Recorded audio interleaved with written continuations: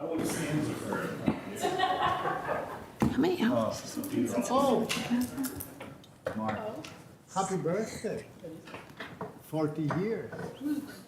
The Arlington Arts Public Art Program. It is, yeah, we are living by. Michelle turned 40 today. Michelle's important. No, Okay, come on. all right. This is 35. Welcome, everybody.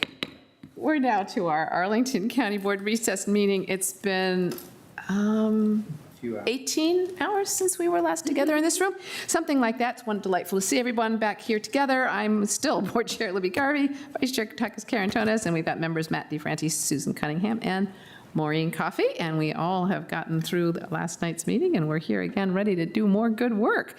And we get to start with recognitions and proclamations, and then we'll have some board reports, but I'm going to turn it over to the manager for a number of fun and interesting topics. Thank you, Madam Chair. We're going to flip the order here a little bit. We're going to start off with recognizing the Arlington Addiction Recovery Initiative Community Volunteer of the Decade, the century, something like that, I don't know. We're recognizing Jim Dooley for 5 years of volunteer service to the county through his commitment to AARI. And I'm going to ask Emily Sickfelin to come up here, and we have a whole bunch of other folks from AARI. But Emily, if you could come up and introduce Jim. Thank you. Good afternoon, everyone. Good afternoon. Having me here. Nice to see you. Microphone. Turn the microphone, push the button. You're good. Can you hear me now? Yes, we can. Okay, so in the interest of not rambling about Jim, which I could probably do for at least an hour, I actually wrote remarks, which I was joking to everyone about, something a little out of character. But so thank you for having me. I am going to read from my remarks. So I have the great honor today of recognizing Jim Dooley for his dedicated service to Arlington Addiction Recovery Initiative, better known as ARI. ARI is our community-wide opioid stakeholders group. And today I will speak about his work with ARI, but I'd be remiss if I don't at least acknowledge all of his other dedicated service to the county. He has years of dedicated service to Arlington CERT, and he currently serves on the CSB Substance Use Disorder Committee. So Jim has a lot of time volunteering with us, but today we're talking about ARI. So back in June of 2019, ARI was just 2 years into its work to combat the opioid epidemic and slowly making progress to expand treatment access, decrease supply, and getting the life-saving medication Narcan into the hands of our community members. Around that time, Jim approached me and asked if he could volunteer.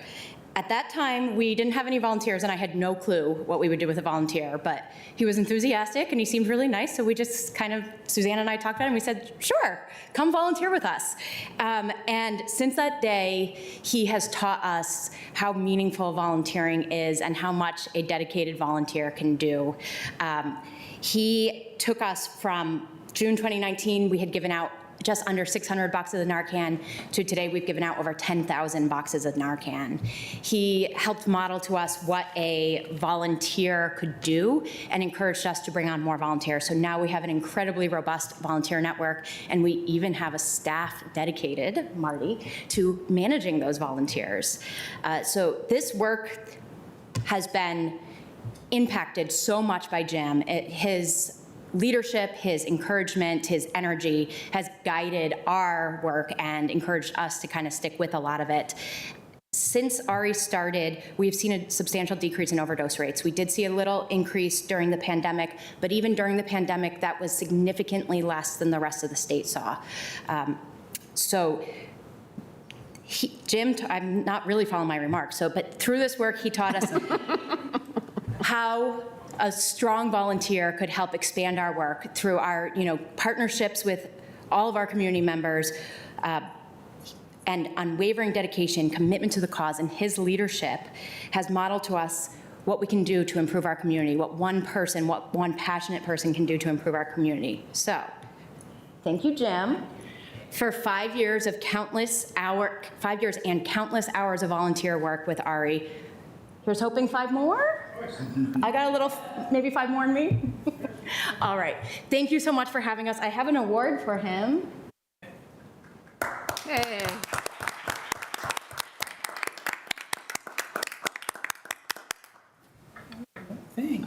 fancy award. Oops, I broke it. I broke it already. I should have hot glued it. Thank you very much. Thank you. Maybe do a picture before he leaves? Sure. Yeah. Okay, picture? Marty. Oh, As I yeah. said- I think he gets to say some remarks, though. Oh, Is that all you're right? gonna let him speak? I would love to hear something from Mr. Dooley, yes. So, okay, so the first thing I just want to say is, as I've said before when I've come before the board, I'm a happy resident of Arlington County. So just take that for what it is. So helping Emily reminds me, on 9/11, after we got out of DC, my wife and I decided we'd walk over to Virginia Hospital Center to donate blood. And there was a nurse in the scrubs, in her scrubs, exhausted, in the median, handing out flyers saying, please don't come to the hospital, go somewhere else to donate. And I'm like, wow, that person should be in the hospital helping people. And then I went to one of Emily's training, and I'm like, well, this person's actually an expert in helping individual people. I could do the training part, and she could do something else. And so, because I'm not that smart, and I thought, well, this would be pretty easy to do. But we're both master trainers for the state.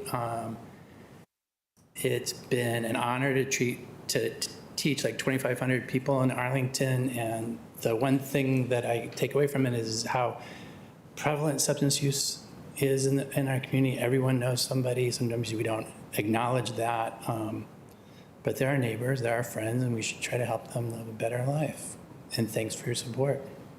Thank you. I have to say, I pull out of my purse here.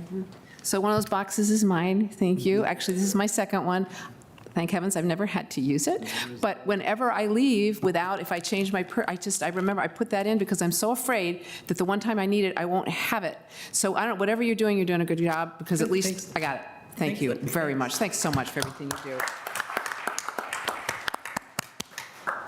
Picture, come on. So if you can, Emily, if you want to come close, we like to be the backdrop. Cool. So you can stand right here and we'll be the background. Yeah. Yeah.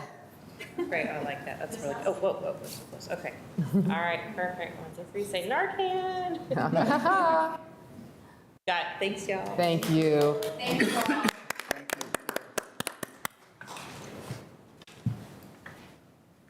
All right. What's up next, Mr. Schwartz?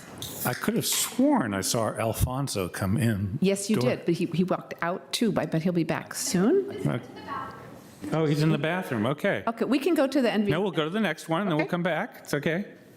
Hot off the presses, I'm excited to share with you all that Samia Byrd, the Director of Community Planning, Housing, and Development, was awarded the 2024 Moser Outstanding Service Award by the Virginia chapter of the American Planning Association. She would have been with us today to honor that, except she's receiving it down in Williamsburg. And this award recognizes a, quote, remarkable planner who has embodied APA's mission statement of creating great communities for all with their individual efforts. In particular, chapter recognized Samia for her contribution to the growth of the profession and the improvement of the community. And they went on to say Samia's accomplishments are moving the needle with great strides to harness the power of planning for a more just and equitable society. Now, you know, all know how sad it was to see Samia leave as our Chief Race and Equity Officer, but I challenged her, and she has actually stepped up and continued her vision and leadership in CPHD to bring the principles of equity to development.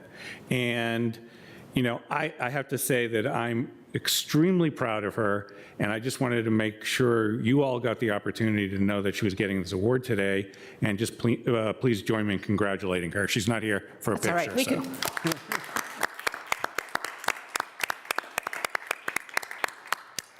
Now, and there should be some sort of trumpet music, the representative from the 3rd District in the Virginia House of Delegates, Delegate Alfonso Lopez, is here to give us an introduction for a special recognition to our poet laureate. So over to you, Delegate Lopez. Mark, are you still working here?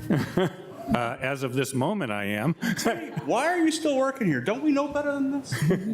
Wow. Hello, how are you? Good. I am so honored to be here today to present a resolution from the Virginia General Assembly on behalf of one of our leading lights in Arlington County. So if I can invite a couple folks up. Come on up, Courtney LeBlanc. I want to say a few words about Courtney and then read a few pieces of the joint resolution from the House and Senate that was passed unanimously about and in honor of this amazing artist. First, let me just say also, this program and the work that you do is so greatly appreciated. And there's so many communities around the Commonwealth that want to replicate what we do. And so thank you for investing in this, thank you for caring about these issues, and thank you for making this a value in Arlington that we embrace. So with that, I want to just, I won't read the entire thing, it's quite lengthy, but I do want to say a few words from this House Joint Resolution number 270, commending, I'll throw this in, the amazing Courtney LeBlanc. Whereas Courtney LeBlanc, the esteemed author of multiple full-length poetry collections, was selected as the third Arlington County Poet Laureate in 2023.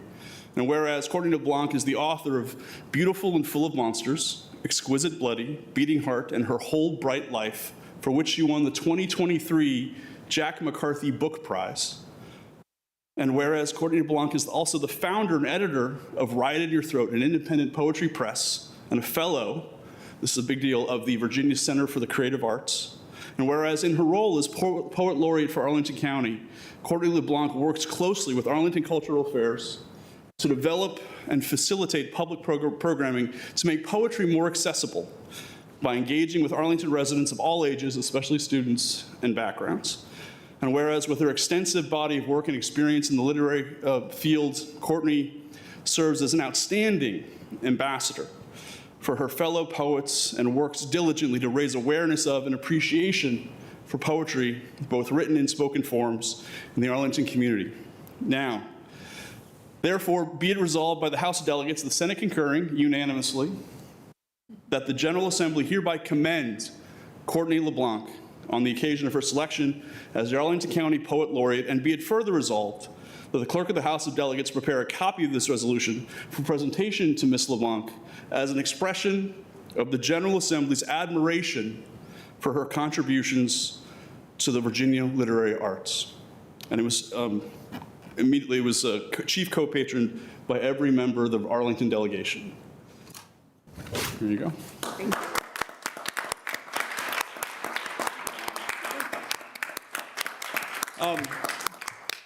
Let me just say that Schwartz should not be here. We should do a poem about that. I'll work on it. But no, thank you very much for this time, and thank you so much for embracing poetry in the community, making it a value, investing so heavily with these kinds of programs. And thank you, Courtney, for doing all that you do. Thank you very much. Thank you much. Come on up, we'll take a picture. Sure. And I just want to say, I don't know where we'd be without Mr. Schwartz right now, so I'm not agreeing with you, just saying. All right, come on up. Say it with love. Thank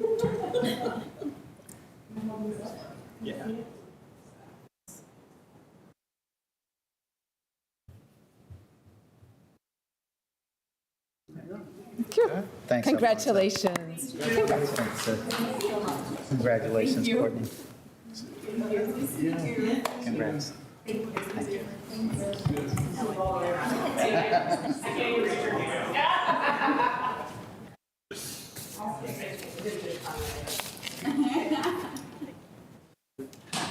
All right, what's Just next? suggest to the General Assembly to employ a poet for the proclamations resolution section.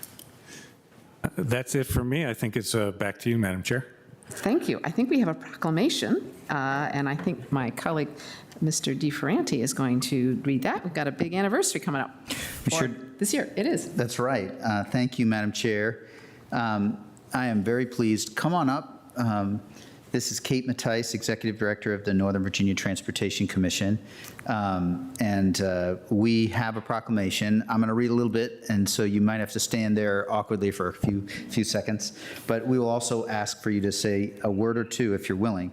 It's the 60th anniversary of the Northern Virginia Transportation Commission, and it so happens that I am lucky enough to serve as chair this year. So whereas the Northern Virginia Transportation Commission, created by the General Assembly of Virginia in 1964, will celebrate its 60th anniversary on September 5th, 2024. And I'll say more about that when we're done. But whereas the Northern Virginia Transportation Commission began with an initial district of 5 jurisdictions, Arlington County, Fairfax, and the cities of Alexandria, Fairfax, and Falls Church, with 11 elected officials from those jurisdictions and the chair of the State Highway Commission serving jointly as commissioners, whereas NVTC membership has grown to include the County of Loudoun and now has 21 commissioners, including 6 members of the General Assembly and a designee of the Virginia Secretary of Transportation, and the NVTC district now has a population of approximately 2 million people in a territory covering 1,000 square miles connected by a robust transit network, providing residents with 1.5 million transit trips each week. Whereas the public transit network serving the NVTC district is a vital component of the region's transportation system that generates more than $1.5 billion, as we said again and again, in a separate study with respect to Metro and Richmond, but in this case, an annual sales tax and income tax revenue for the Commonwealth of Virginia, 160% return on the state investment in these transit systems. Whereas NVTC played a pivotal role in creating the Washington Metro and began to plan for commuter rail service at its first business meeting in 1964, and persevered until VRE began operations in 1992, initiated the first transit service model to run on dedicated bus lanes with the NVT's Shirley Highway Express bus on freeway project, served as a model for future express and BRT corridors, a few other extraordinary accomplishments that I will leave for your imagination. And then whereas NVTC manages financial resources from federal, state, regional, and local partners exceeding $400 million annually while demonstrating sound fiscal management of public funds and establishing a set of stringent internal controls to manage NVTC's complex financial role in the region, resulting in unblemished independent audits. Whereas in 60 years of leadership in transit system development, expansion, funding, and research, each of the current and former board members and staff have played an integral role in building and operating the transit network required to sustain the economy. Now, therefore, Libby Garvey, Chair of the County Board of Arlington, Virginia, commend the NVTC on the occasion of its 60th anniversary and express our appreciation for NVTC's leadership in promoting public transit and other sustainable commuting options in Northern Virginia to the benefit of the region and the entire Commonwealth of Virginia. Thank you so much, NVTC. I just do want to say September 5th, the big party is in Arlington. I think the three of us know that from Maureen and Susan. All of you know. If it's already on your calendars, great, but it will be. Kate's given us a few hints. I would say. So I don't want to be redundant twice. So just a big thank you, Kate, for your work, and over to you for a few remarks, and then we'll take a picture if you're willing. Okay, thank you. Madam Chair, Mr. Chair of NVTC, and the other board members. Something You to do. do going on. You're good now. There's no light that came on, so thank you. So thank you very much. It is really incredible. Thankfully, I was not around 60 years ago, but there are so many residents that have been here and have really benefited from the regional collaboration that has been provided under the umbrella of NVTC. And Arlington County really has been the heart and soul. It's actually been the location of our offices for many decades. In fact, probably the entire time.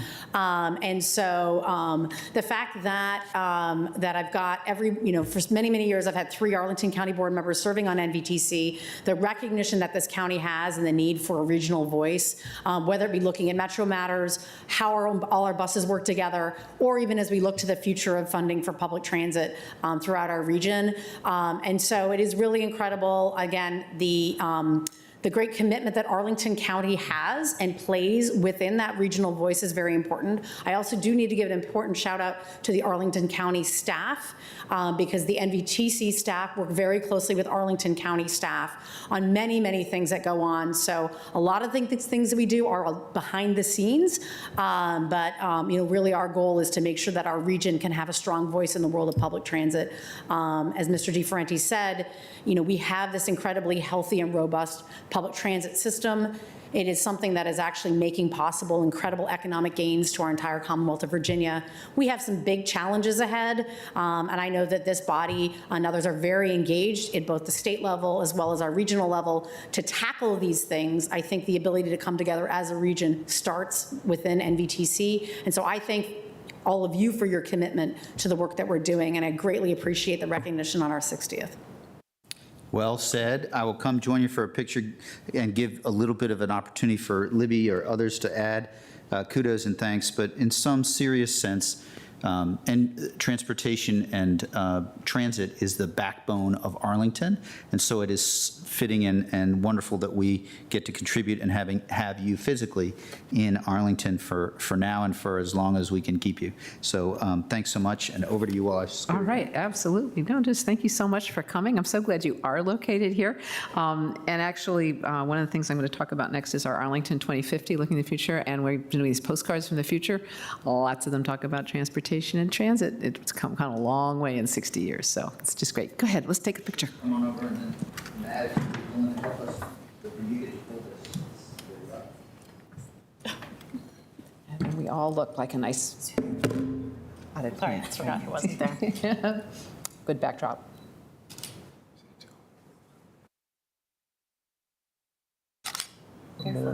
Okay, very good.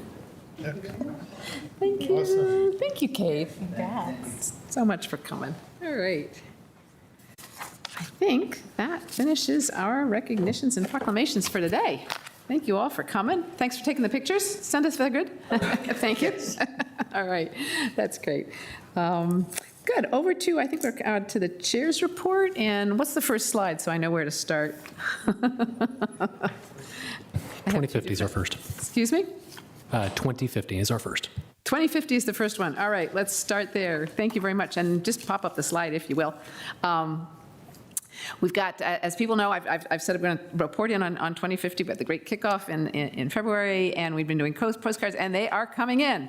Here we go. And I actually had the pleasure of reading through a number of them, and they actually are starting to make kind of gel together in some themes and things, which are really cool. I wanted folks to sort of see these.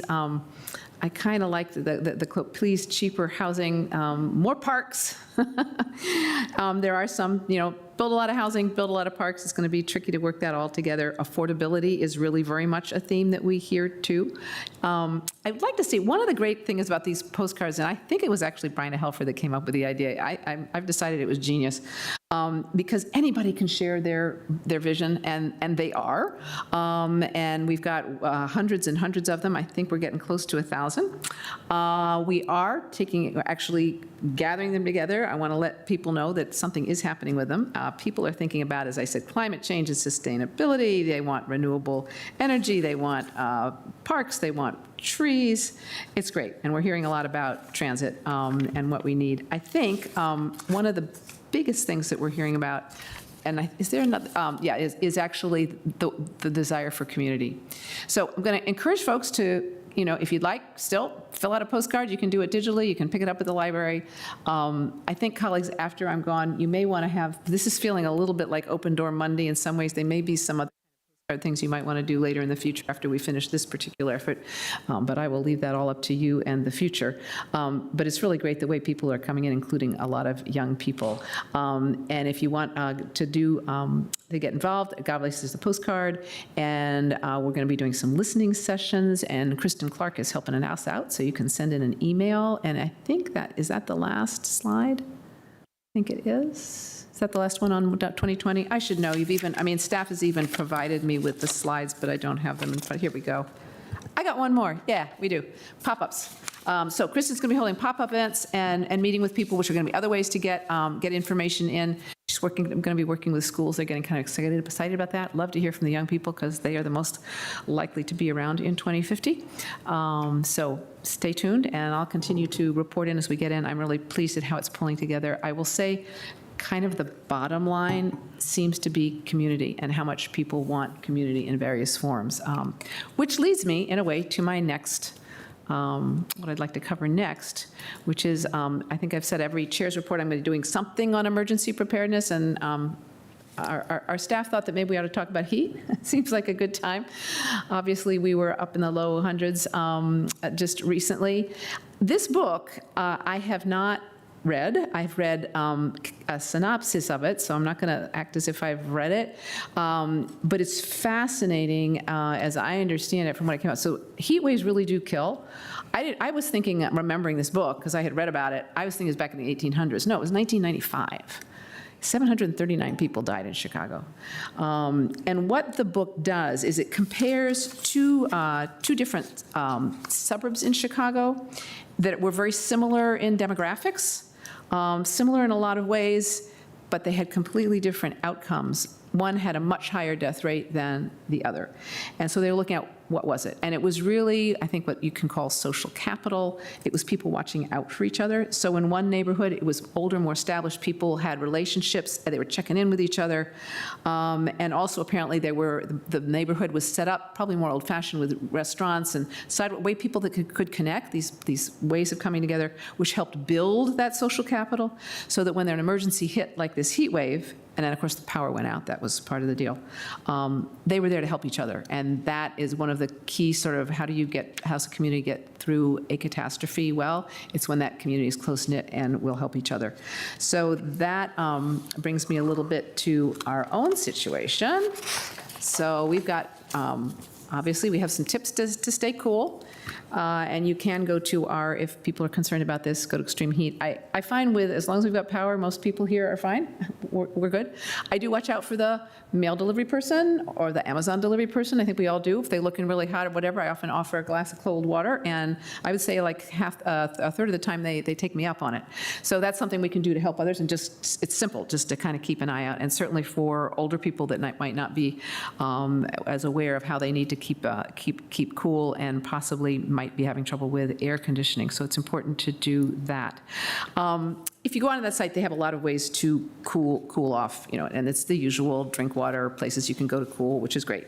The issue, of course, is, and here we go, this is what it looks like on the webpage, so you can check that out. Next slide. The issue, of course, is what happens if the air conditioning goes out? So if the air conditioning, the heat, the electricity goes out, then we're all vulnerable suddenly. It isn't just people that have, that have some issues and tend to be more vulnerable in general. We're all vulnerable.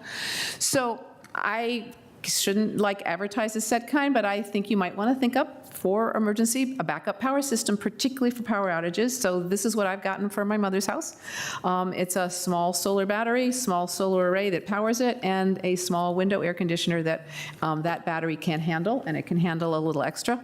And I've got that in case the power goes out, so that my 96-year-old mother, who, as I say, needs the temperature kept at 75 degrees at all times, we can do it. Because if the power goes out for any period of time when it's really hot outside, we would be in really big trouble in our house without that. So would encourage people to think about that.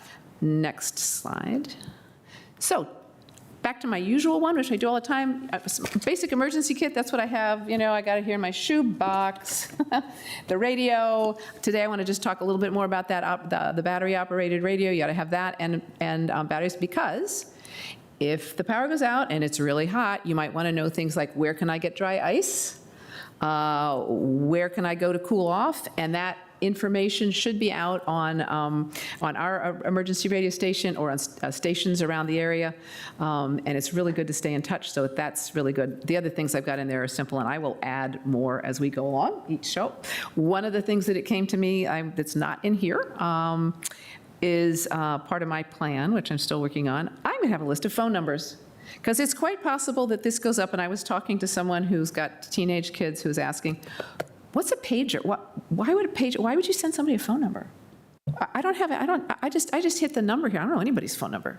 So if this isn't working and you need to call somebody, maybe the power's working somewhere else that you want to reach them and you don't know what their number is, you're out of luck. So good to have some things in old 20th century technology, which would be printed up, and that would be part of making a plan. Last slide, which is, I just do this every time, arlingtonalert.com. Please sign up for it if you have not.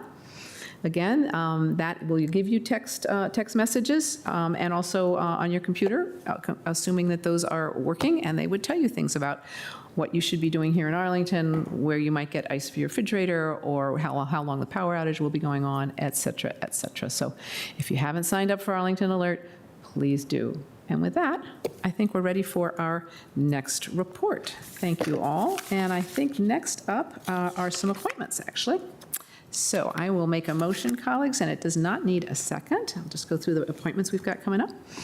I move that we appoint to the Arts Commission Elizabeth Mitchell for a term ending July 31, 2027.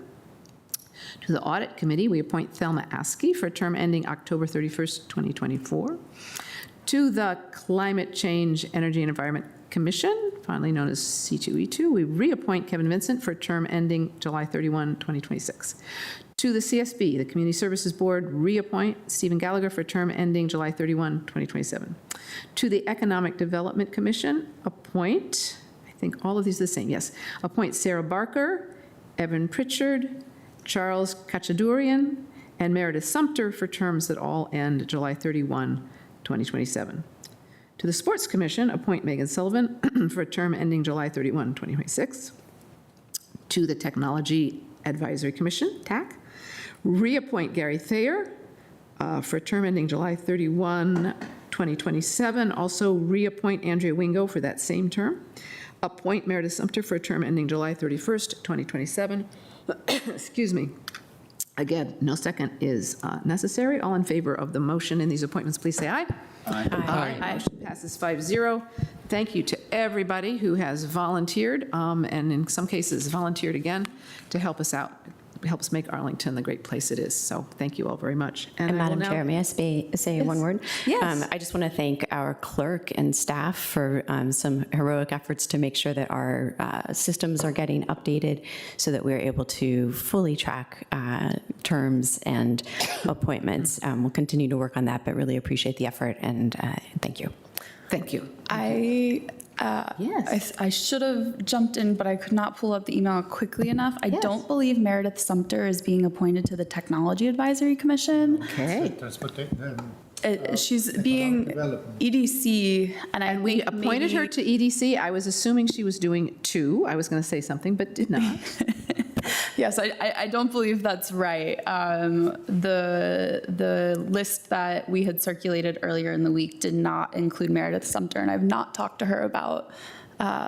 Thank you as our liaison to the TAC. Therefore, colleagues, I would like to move that we remove, would that be the right way to do it? Yeah, we remove Meredith Sumter from the TAC.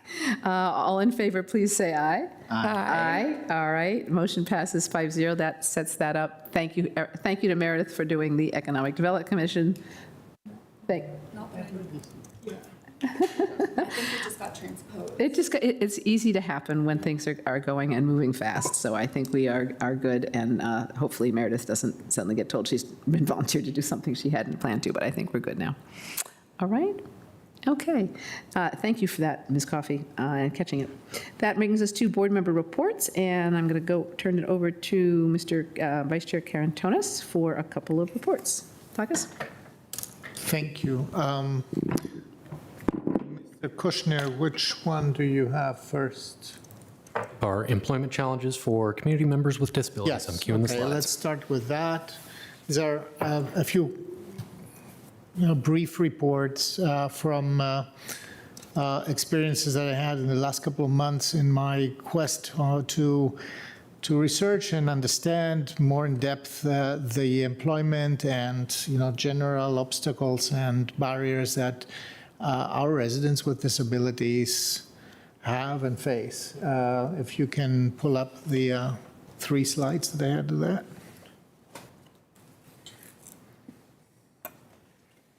Thank you.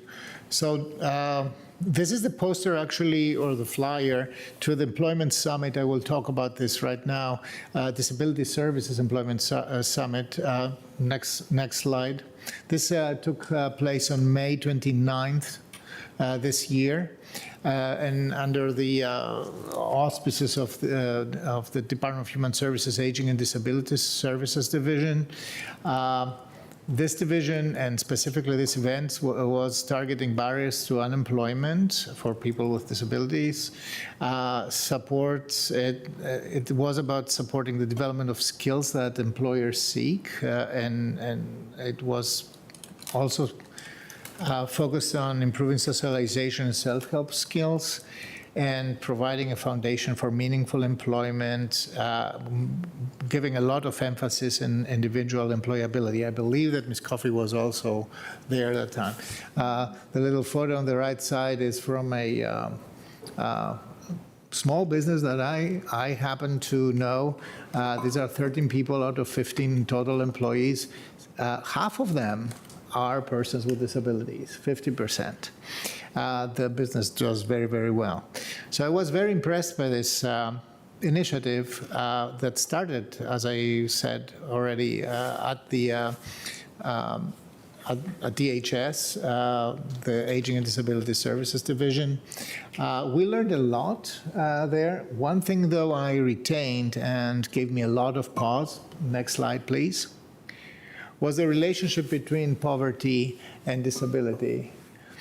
In terms of employment, 19.1% of people with disability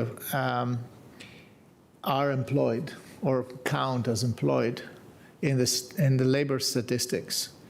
63.7% is the corresponding percentage among the population of persons without a disability. So this is a very stark difference.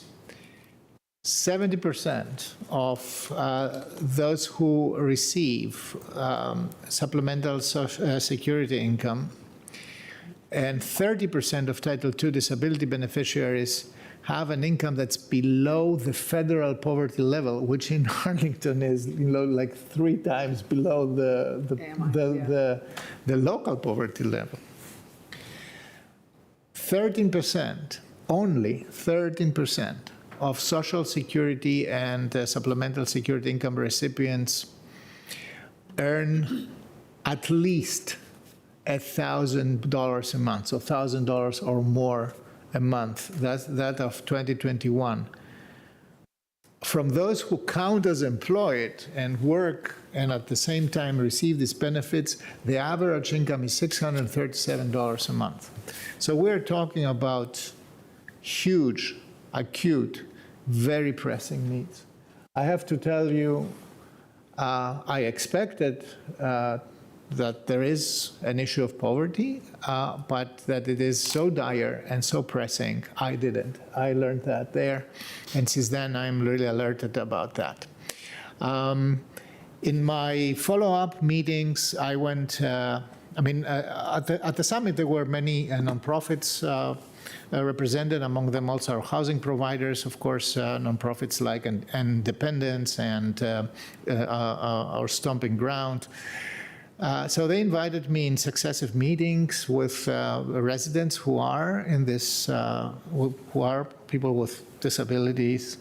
And I went and visited several ones, among them at Gillian Place, for example, the other day. So I got a very long list of needs that emanate and are derived from the very fact that the economic condition of these households are really very, very precarious. So in the following months, I want to really pay more attention to this, and I will be working both with our staff, with our colleagues here, to figure out ways to be more helpful with that.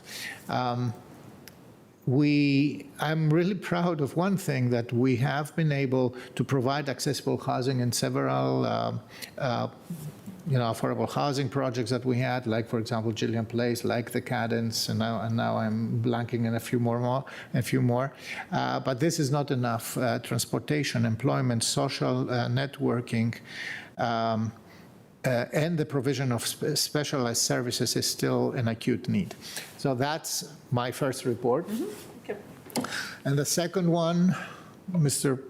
Kushner, you may be able to change the Give me just a moment. Let me see. I have it here too.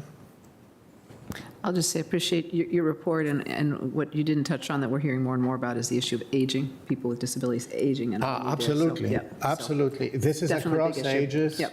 So, And I have to say, I didn't go into the more concerning details of also employment discrimination, age Oh, yeah, discrimination, there's a in lot. addition to disability discrimination. So something that came to our attention because we received, a few more than average, not complaints, but reports about art writer service and performance. So we had a conversation with our staff and about, how users of the Arlington transit service, rapid transit service, can, give us feedback on how the service is performing and help us improve the service in the process. Next slide, please. So I wanted to just to summarize here. First of all, customer comments are received in 3 major ways: by phone, calling 703-228-RIDE, R-I-D-E, by email, or by social media, and through the Arlington Transit website, actually 4 ways. The common process is that the county and our contractor who runs the system, they receive and log all the comments, and there is the understanding and the rule that the customer is contacted within 24 hours to clarify the comment, the issue that somebody raises, and begin to find ways to respond and to clarify what's going on. It may happen that customers that have more complex issues will receive more than 1 call, but in any case, every comment is actually logged and followed up on. Then, when the investigation of a comment, especially a complaint, finds a resolution, then the customer that brought up the issue is updated and on the investigation status and finally on the resolution. We are still working and will continue to work to find better ways and more responsive ways to update riders on how to make it easier to provide comments, but right now several channels are available. I also want to invite those who haven't done it already to visit the Arlington Transit website. It is redesigned. I liked it a lot. There is also a lot of performance stats that are now available through a dashboard. So, for example, you will see that already by May, we have moved more than 1 million people on ART, which is something that I am particularly proud of. Next slide, please. So here are a little bit stats. This is not very well legible. I'm sorry about that, but this is what we had. You can see how passenger comments are tracked and logged. We have the different colors on the bar. And the bars is January, February, March, April, May, and June. And you can see, for example, that most comments that are received are on lost and found, something that I would expect that to be so. Then there are 2 categories that are interesting: missed stop and no show. There are a second and third, and then courtesy. Next slide, please. So here's the bottom line from these stats. The majority of the comments are lost and found, as I mentioned. Service reliability was next in the form of no-show and so-called ghost buses, which are buses that people expect, and I know some of our staff have been expecting ghost buses, and that's based on what is shown on transit apps and real-time trackers, which sometimes is not accurate. So the issue, especially during the winter months and early spring, this issue of ghost buses was isolated and fixed. Real-time technology improvements have been implemented so that transit apps have a better tracking of vehicles. So therefore, there's also a dramatic drop in no-show comments. Art is compiling all that. Art is working on this. There are other areas of focus like courtesy calls and issues of how the bus are operated. This all translates in an active engagement with the drivers and the operators of art buses. And I've been assured that there is ongoing training to improve the performance of the entire system. So all in all, I think that we have several channels for riders and users of art to give us feedback. I encourage everybody to do that. The more you do that, the better we are getting, because we are really digesting all these comments and implementing changes and improvements that make the system work even better.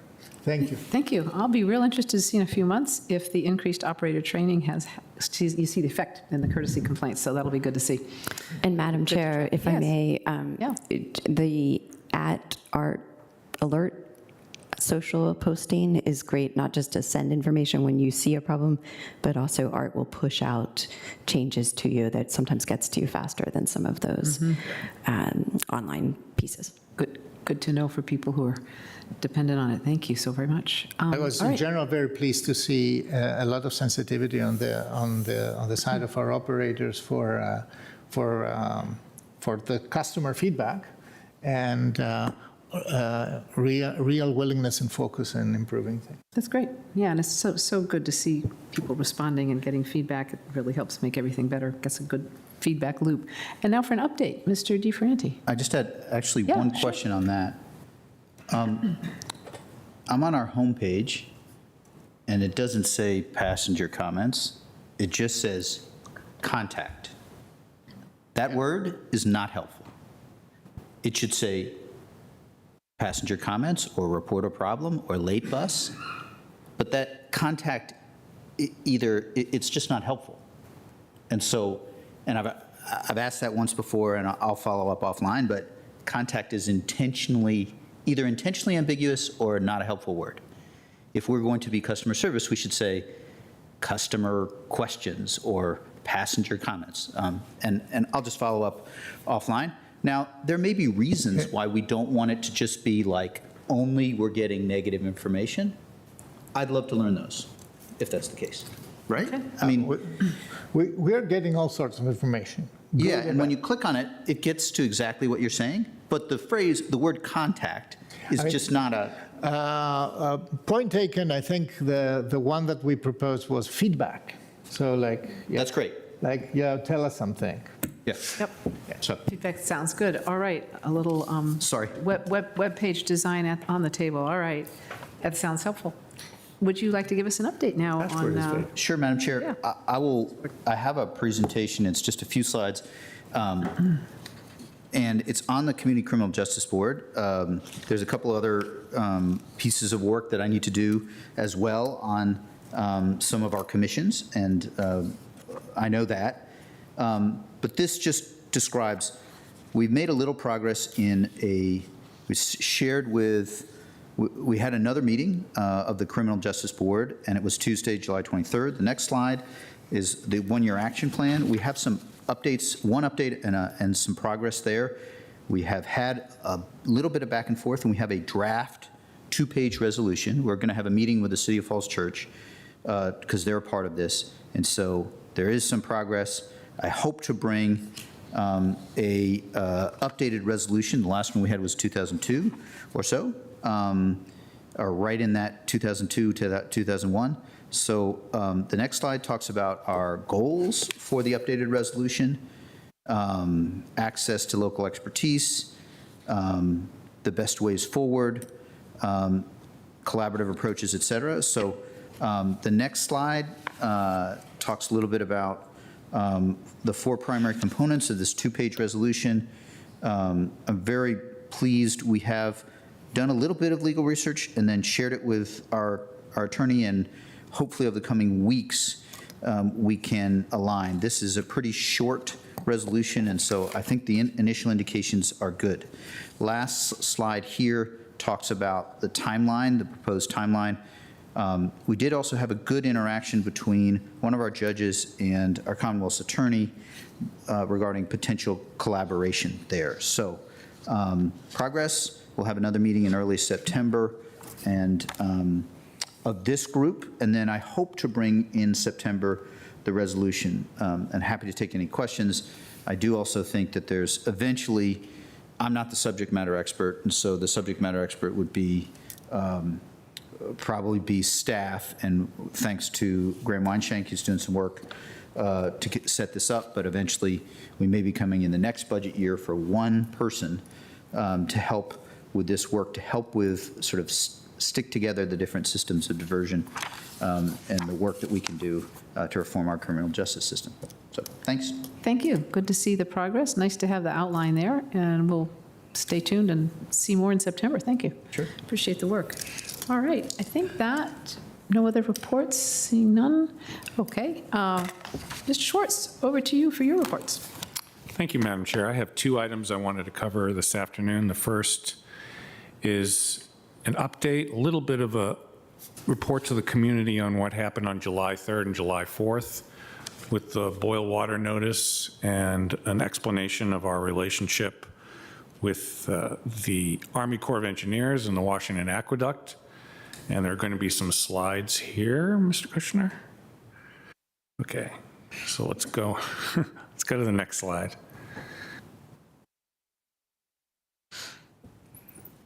I know, Lynn, you can hear me, so we'll go to the next slide. There we go. Okay. So this is a schematic of our water and sewer systems, and the problem for July 3rd and July 4th occurred at the Dalcarlia, I always have a problem with that, water treatment plant, and that's in the upper right corner there. You can see there's this little box that says how your water is treated, and we get 100% of our water supply for residents from the Army Corps of Engineer treatment plant that you see there, that is right across the Potomac. And we do have some limited ability to get access from Fairfax Water and American Water in Alexandria. And as we talked about during our CIP, we're looking to expand that capacity. But if you look at this slide, you can see generally how it works. It flows in one direction, and we try to use gravity to make it all work. And we have all those miles, 500 miles of water mains, and almost the same amount of sanitary sewer. And we have our treatment plant, which is in the southern part of the county. So you can see it comes straight from DC on that. So let's go to the next slide. Okay, so let's first look at the pictures. You can see that if you look at the Dalcarlia sediment basin, which is where the water is, that is the way it looked on July 3rd. And so that is a function of the high temperatures and low flow conditions that essentially created the opportunity for large amounts of algae to bloom in the Potomac River. And that affected multiple utilities. And so the aqueduct and the customers agreed at that point, when we're facing that, you have two things that you always try to juggle as priorities. One is to maintain the water pressure so we can have water going through our pipes so we can fight fires. And then if we're pushing that water the way it looked there, and it's very cloudy and there's a doubt as to whether it's the healthiest water, the choice was made that we would continue to push the water through. And given that, the algae, what happened is the algae continued to, sort of foul up the treatment facility with the filters, and we faced some potential health effects. So that's the reason why there was a decision made to continue to push the water, but at the same time issue a precautionary boil water notice for DC Water in Arlington. So just to remind everybody, at no point, even though that happened, were the water quality limits exceeded. And you can see down there at the bottom, you can see what it looks like on a normal day, which that picture was taken last week. So that's a little bit about, what happened there, and we were following EPA guidance and everything was safe. So, you may ask, and we'll talk about this in a little bit, what's going to happen the next time this happens? We have a few points on that. Let's go to the next slide.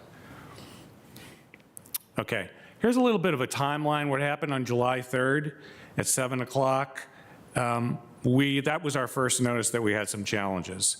And there is a decision that's usually made about then to reduce the amount of pumping that pumps water into the county. And in the mid-afternoon, you can see that there's some challenges. People are starting to smell something bad going on and see something bad going on. So then around 7 o'clock that evening, there's an emergency meeting convened with focusing on all the reports that we're getting.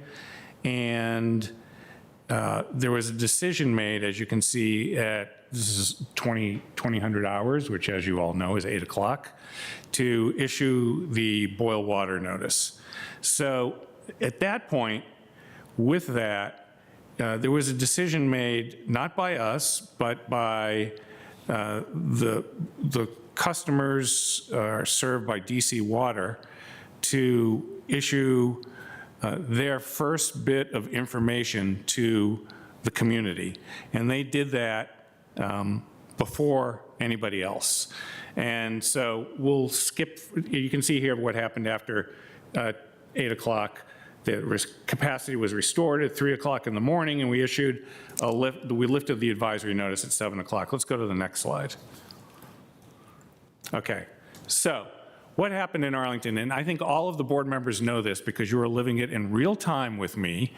We had DC Water pushed out a notice that said, DC Water customers, which include all the residents of the District of Columbia and the Pentagon and Reagan National Airport, were told to boil their water. They jumped ahead of everybody else in the news cycle.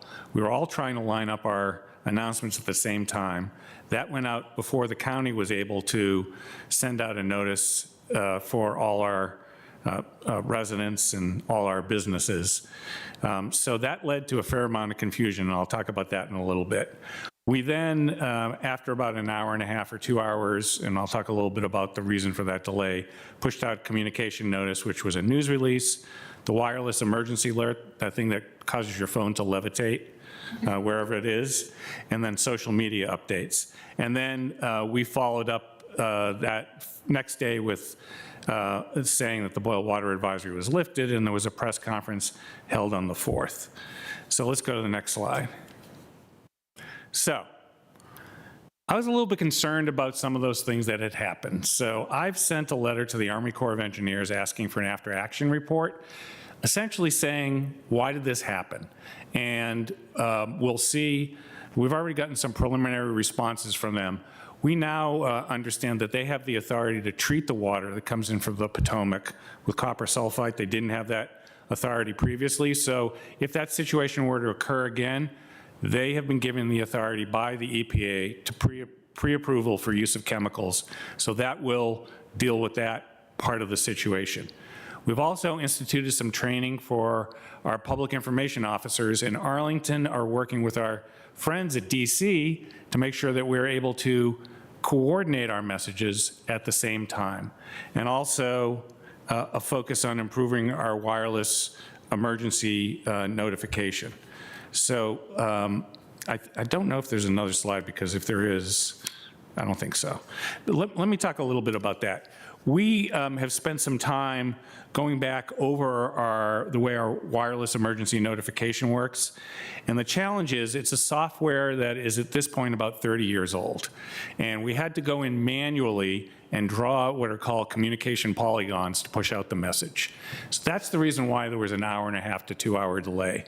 And we are working with the Federal Emergency Management Administration, also the Metropolitan Washington Council of Governments, and our friends in the District of Columbia to try to make sure that if we need to do an alert, again, in the future, that those problems would not occur.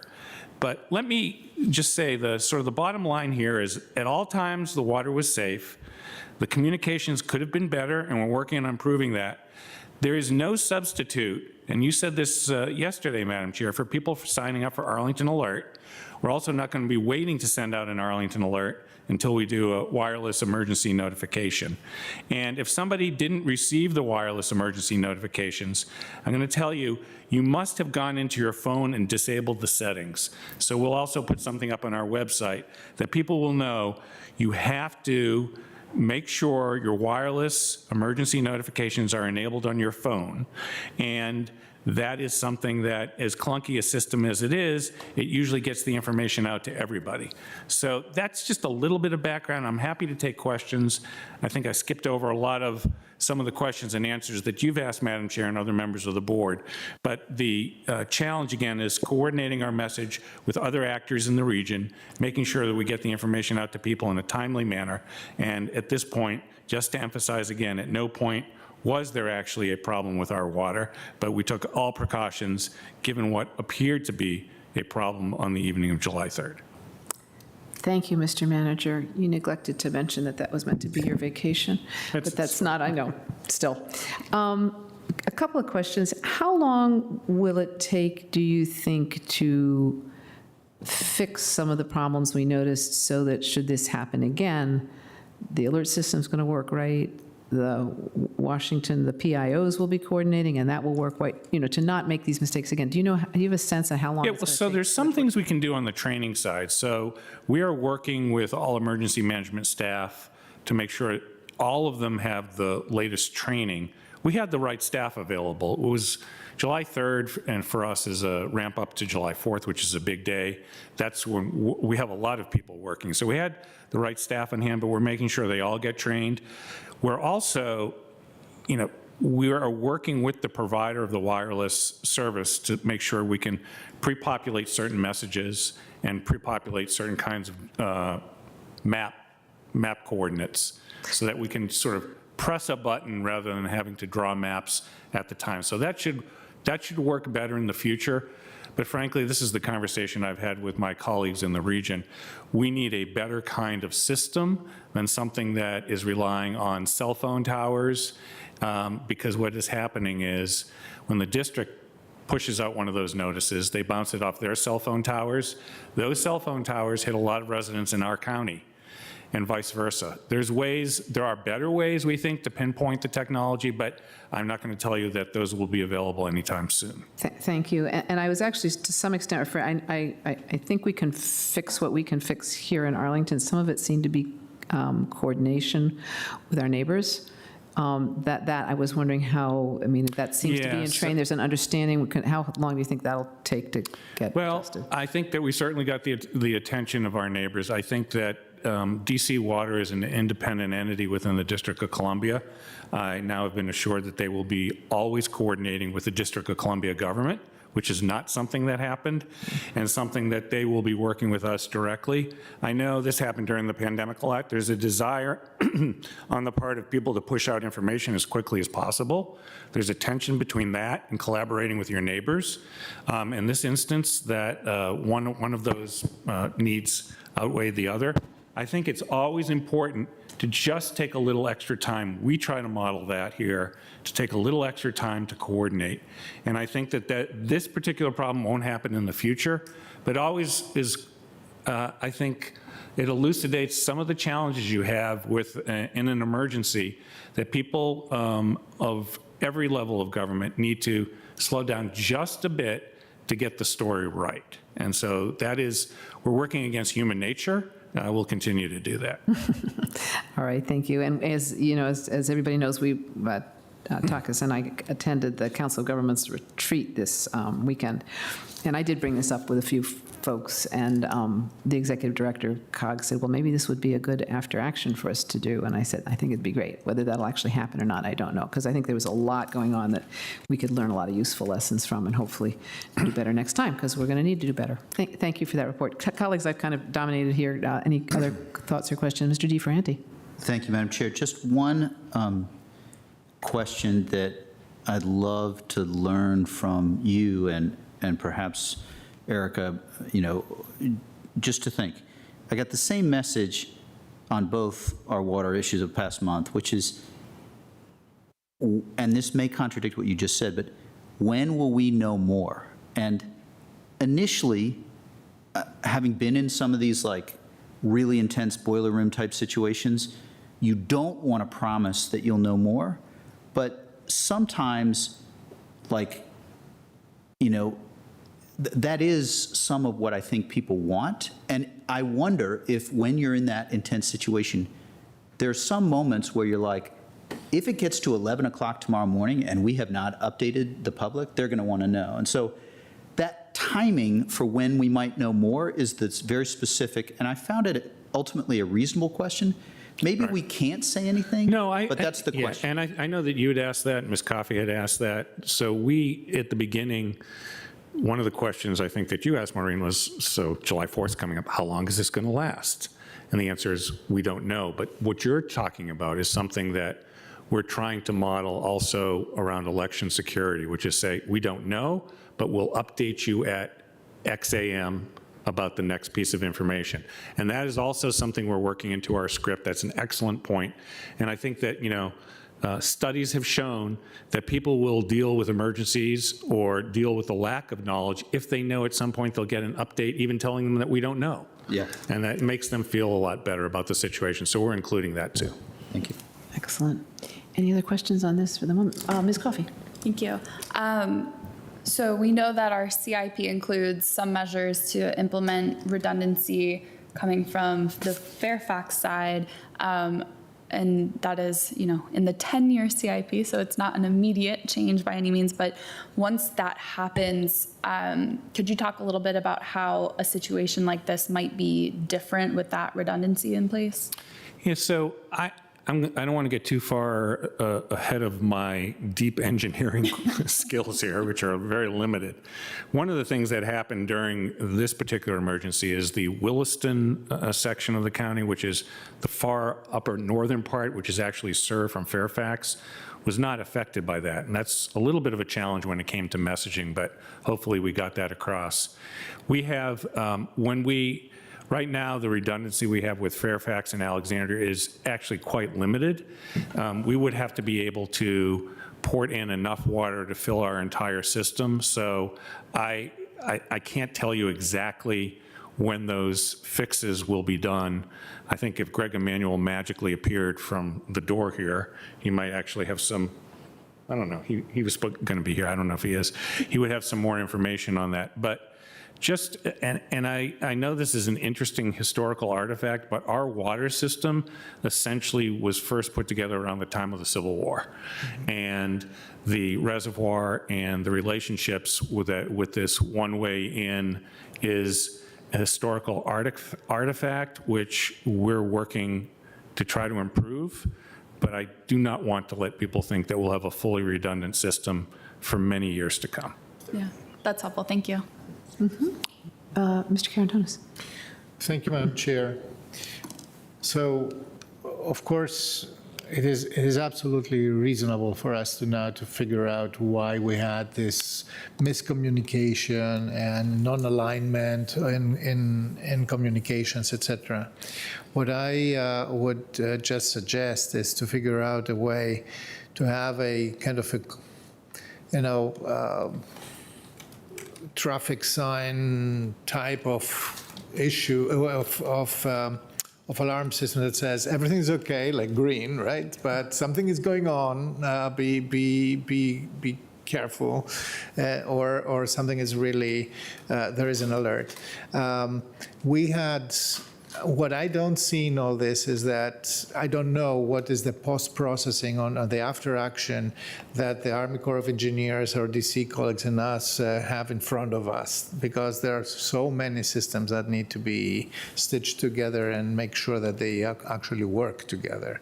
We found out that, you know, after a while, mostly everything was kind of synchronized, but for critical an hour and a half or 2 hours, they weren't. So what are we going to do with our partners? Is DC Water, it is an independent entity, but do they understand what the problem is? So, yeah, so we have had conversations with them, and as I noted, I sent a letter to the Army Corps of Engineers, and we will be getting a report back from them. It is my not only my intent, but I feel like I have an obligation to the residents of the county to give an update on that. And I've had multiple conversations with my colleague in the District of Columbia, the city administrator, and he shares, I can't speak for him, but I know that he shares the desire that that information flow seamlessly internally in the District of Columbia and also over to us. And like I said, I'm actually pretty sure this particular problem won't happen again. It's the question of what's next that we haven't really anticipated. So we will keep that in mind, and maybe when I come back in September for the next board meeting, I'll have more details for you on that. Okay, thank you. Ms. Cunningham. I just want to congratulate staff and share our appreciation for doing the after action so quickly. I think it's really important to learn from when things don't go well. It happens sometimes, and that really just appreciate you having the discipline to do the after action and encourage the region to do so. Yeah, and I would also, I'm going to thank our residents, because I know it was hot and it was July 3rd. People were, the prospect of heading out on July 4th and not having potable water was, as I'll use a budget term, a real bummer. So people, I think, took a positive attitude towards that. The one thing I would like to, the last thing I'd like to finish up on is we did have another boil water advisory that had to do with a water main break. And this gets to one of the questions I think you had asked Mr. Carantonis, which is that for that, there was a definitive amount of time. We knew there was a challenge and there's a 24-hour limit. We could say, we're going to get it fixed, and then you have to do it for 24 hours as a precaution, and that time ends. In this particular case, we did not know when what is called the turbidity terror would end. So that is something that hopefully we'll have a better handle on. Though again, I don't think we'll face this particular situation. And I also did want to thank staff, because they were just as frustrated as I think you were about the inconsistencies on information.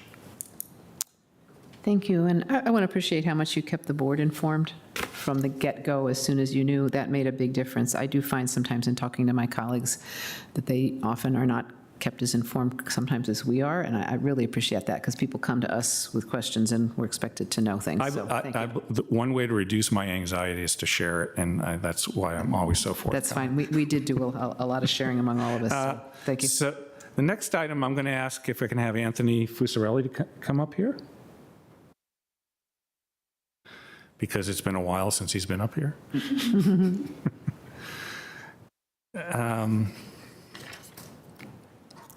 Going to do an update for you on, I know you were all partying very heartily on July 1st because it was the one-year implementation of the expanded housing opportunities, partying under guidance of our council, I'm sure, that we're going to give you an update, and I'm going to do the introduction and then turn it over to Anthony, who's also, I think, going to be assisted by some other staff. But the zoning ordinance changes were adopted by the board in March of 2023 and went into effect on July 1st.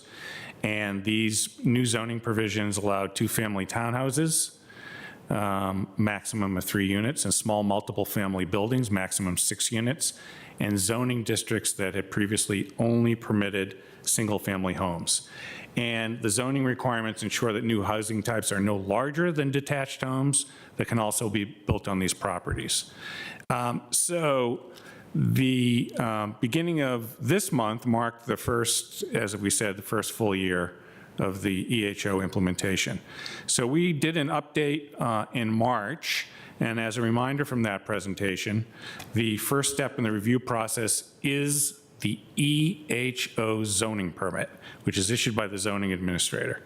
And the EHO zoning permit indicates that the plans comply with zoning, but it does not authorize construction or occupancy. Before any construction can begin, the applicant must receive building, land disturbance, and stormwater permits to ensure compliance with all our codes. We have a 2-page guide for that permitting process, which is on our EHO webpage. I'm going to turn it now over to Mr. Fusarelli, who's going to walk us through a little bit more detail with a little bit more in the way of statistics. All right. Thank you, Mr. Schwartz, and good afternoon. On behalf of Samia Byrd, who Mr. Schwartz noted was receiving appropriate recognition just south of here, pleased to be here this afternoon and am joined by colleagues in the zoning division as well as inspection services to potentially provide additional support in addressing any further questions that you may have. But by way of an update this afternoon, just wanted to provide really the most current permit information we have through a couple of lenses. So the slide you see here really presents by housing type the EHO permit count, and these are approvals between 2023, and that would essentially be July 1, 2023, when the zoning ordinance amendment went into effect, to date. And so I think, if I'm recalling, in the update you received in March, the total permit count at that time was 30. And so since then, we've processed and approved 7 additional permits. You can essentially see here just the breakdown or the distribution of how many permits are associated with duplexes, townhouse projects, fourplexes, and so on. One additional way to look at this information would be EHO units approved by bedroom count. And so if you recall, at the time that the land use and zoning amendments were being progressed, one of the overall goals associated with this work was really to increase the range of housing types across a broader geography of Arlington. And so what we see here, interestingly enough, is that the 3-bedroom units, are comprising the greatest share of unit types that are being approved or that have been approved through the EHO permits to date. And you can see the balance ranging from 1-bedrooms to 5-bedroom units approved since July 2023. In the March update, we also, staff also reported out on really some initial and common learnings that we've all experienced or our partners in the development community have experienced with application review and permitting. And so not to belabor these, but really as a way of refresher, I think a good news story is that we are seeing, continue to see increased interest and tendency among prospective applicants in pre-application consultations. And I think that's a great thing. And I think it's also reflective of the collective learnings that are happening more broadly. And some of this relates to the fact that many of the applicants that have pursued this type of development have either little to no prior experience with commercial construction, and types, subsets, or certain types of the EHO development does really kick in the commercial code application, or the commercial code regulations associated with development. And so that is a shift. That's a change for developers whose primary experience to date has really been single detached units where they would need to adhere with the residential code. So for existing dwellings, one of the interesting learnings has been that potential conversions to EHO dwelling units, the floor to ceiling height in basements has appeared as a challenge in a number of applications. But I think that most importantly, going forward, we continue to see educational opportunities related to the code requirements. I know our chief building official, Shahriar Amiri, works closely, and as does his team, with prospective developers and applicants in Arlington to ensure that they have the best information available to be able to pursue a development under this option.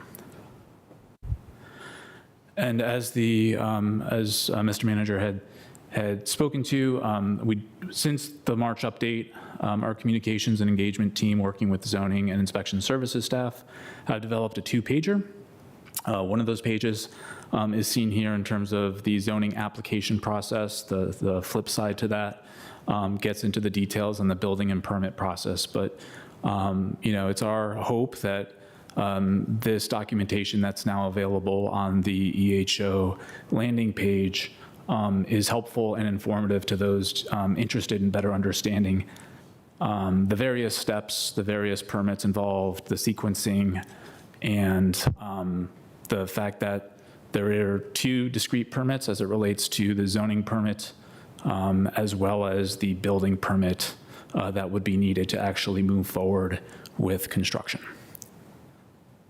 So in closing, in terms of the annual report, now that we have past June 30th, we have the data that we need to account for an entire year's of EHO permitting activity.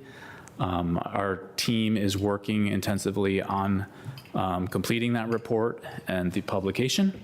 We'll look forward to following up with the board in this fall timeframe, and happy to address any questions or follow-up as needed. Thank you. Thank you. Thank you very much. I'm guessing there may be a few questions. Ms. Coffey? Yeah, I'm happy to kick us off.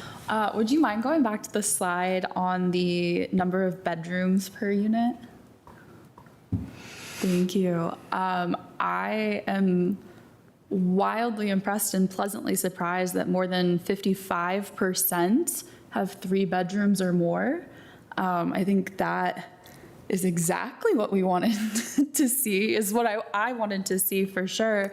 We are already getting many 1 and 2 bedrooms in our larger multi-family buildings, but we aren't seeing those 3 and 4 bedrooms.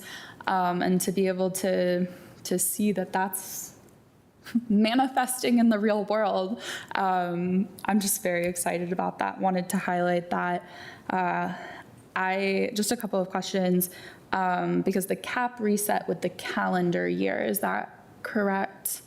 Where are we at for the calendar year in terms of applications we've received for EHO permits? Yeah, thank you for that question. I might actually turn to my colleagues in zoning who are on the call, either Kim Kalaha or Jacob Alexander, to see if they can speak to that. Sure. Good afternoon. I'd actually need to go and look up that data. I'm not exactly sure of the numbers right now, but we haven't met the caps for any of the zoning district as of yet in this calendar year. Gotcha. Do you know, generally speaking, are we even 50% of the way to a cap in any of the zoning districts? Probably the closest one would probably be R5, because that's the smallest amount. But we haven't met any of them as of yet in this calendar year. Okay, thank you. And then how many of the EHO permits that have been given out have proceeded to a building permit? I do believe there have been 2 that have been issued building permits. We have several under review right now that haven't gotten approval yet, because like Anthony mentioned, they go through not just the zoning review for building, they have to go through the building review, they go through like their trades review, they go through DES permitting review. So I believe that it's been 2 so far that have been issued, several others under review. Gotcha. Thank you. That's really helpful. I think that'll be all for me for now. Could I follow up just to clarify for me? Listen, it's my understanding that of the cap, that only obtains to finally permitted buildings that can go forward and be built, so that it doesn't cut off the applications. Is that correct? And I know I voted on this, I should know. Once, say that we would reach a cap for the R5, we wouldn't be able to accept any new applications for this calendar year. It's an application, doesn't count to that. You could have 100 applications, but if you only have 2, oh, I get it. No, you would. Okay, yep, fine. We did have this discussion before when we adopted it. Thank you for the reminder. Sure. Yep. Okay. Other questions, Mr. Karantonis? Yes, very similar to Ms. Coffey. I'm also quite impressed that we see more bedrooms, and actually the one bedrooms, the smallest ones, are only 8% of the total. This is the equivalent, what we saw on this table is the equivalent of, a mid-rise building, 145 units, but it's an extremely family-friendly building distributed across the territory in Arlington. What I wanted to ask you is, do we know more or less how many HOs are right now in construction?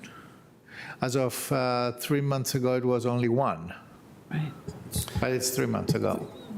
Yeah, the latest information that I have in front of me is we have, at this point, we have 2 projects that have received building permits that authorize construction. And so there's one of those projects is a new semi-detached home, or 2 units in a semi-detached building, and the other is a conversion of an existing house into a duplex. Okay.